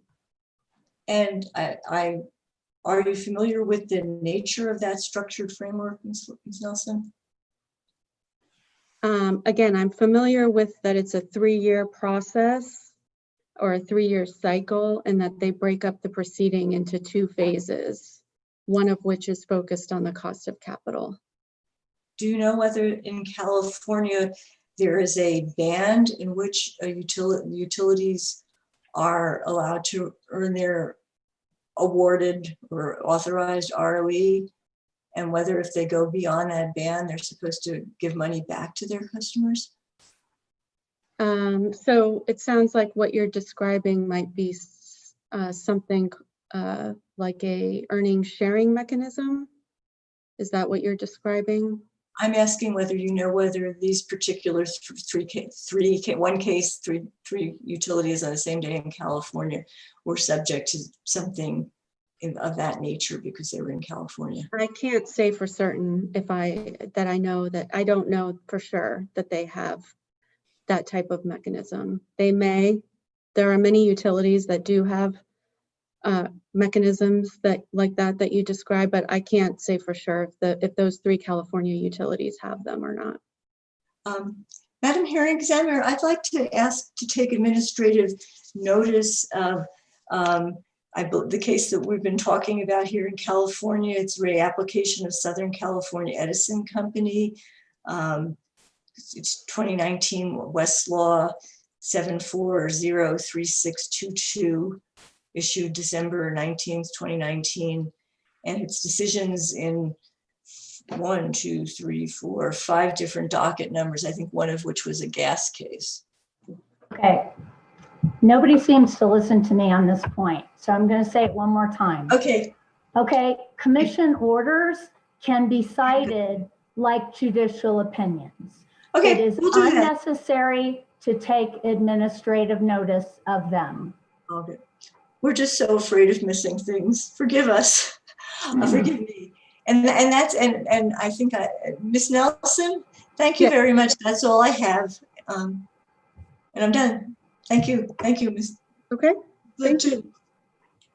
Okay, so we're going to conclude for today this part of your cross-examination, Ms. Nelson. We'll resume tomorrow at 9:00 a.m. Before we go off the record, I just wanted to say one thing that I forgot to say earlier when I was explaining my ruling on why I denied your request to vacate the hearing today and tomorrow. Part of my decision, well, Mr. Wexler said earlier today that the commission has a policy favoring resolution of disputes through settlement.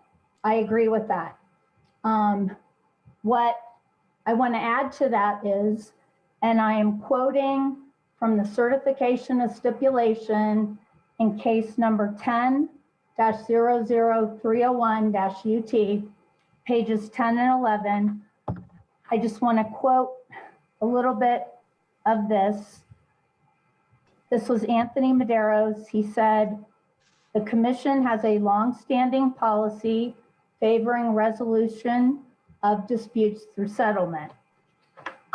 The commission's strong public policy favoring the settlement of disputes serves to avoid costly and protracted litigation and recognizes a cooperative approach may be more effective in reconciling the interest of all parties than would be a polarization which often accompanies adversarial proceedings.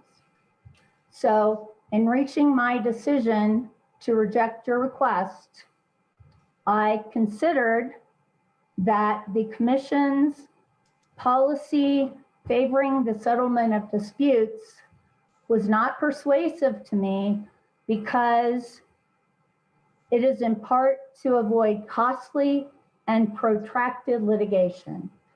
And this case, as of this week, has been going on for almost 7.5 months. And up until yesterday afternoon, it was costly and protracted litigation. As I said in my order denying the city's motions, the city on December 28th, 2020, filed a certificate of service evidencing service of its 14th set of interrogatories and requests for production. So I did not believe that at this point, granting your request would avoid a lot of costly and protracted litigation because we've had 7.5 months of it. So I just wanted to add that. I forgot to say that this morning. So thank you very much. We are going to go off the record and we will resume tomorrow at 9 o'clock. Thank you.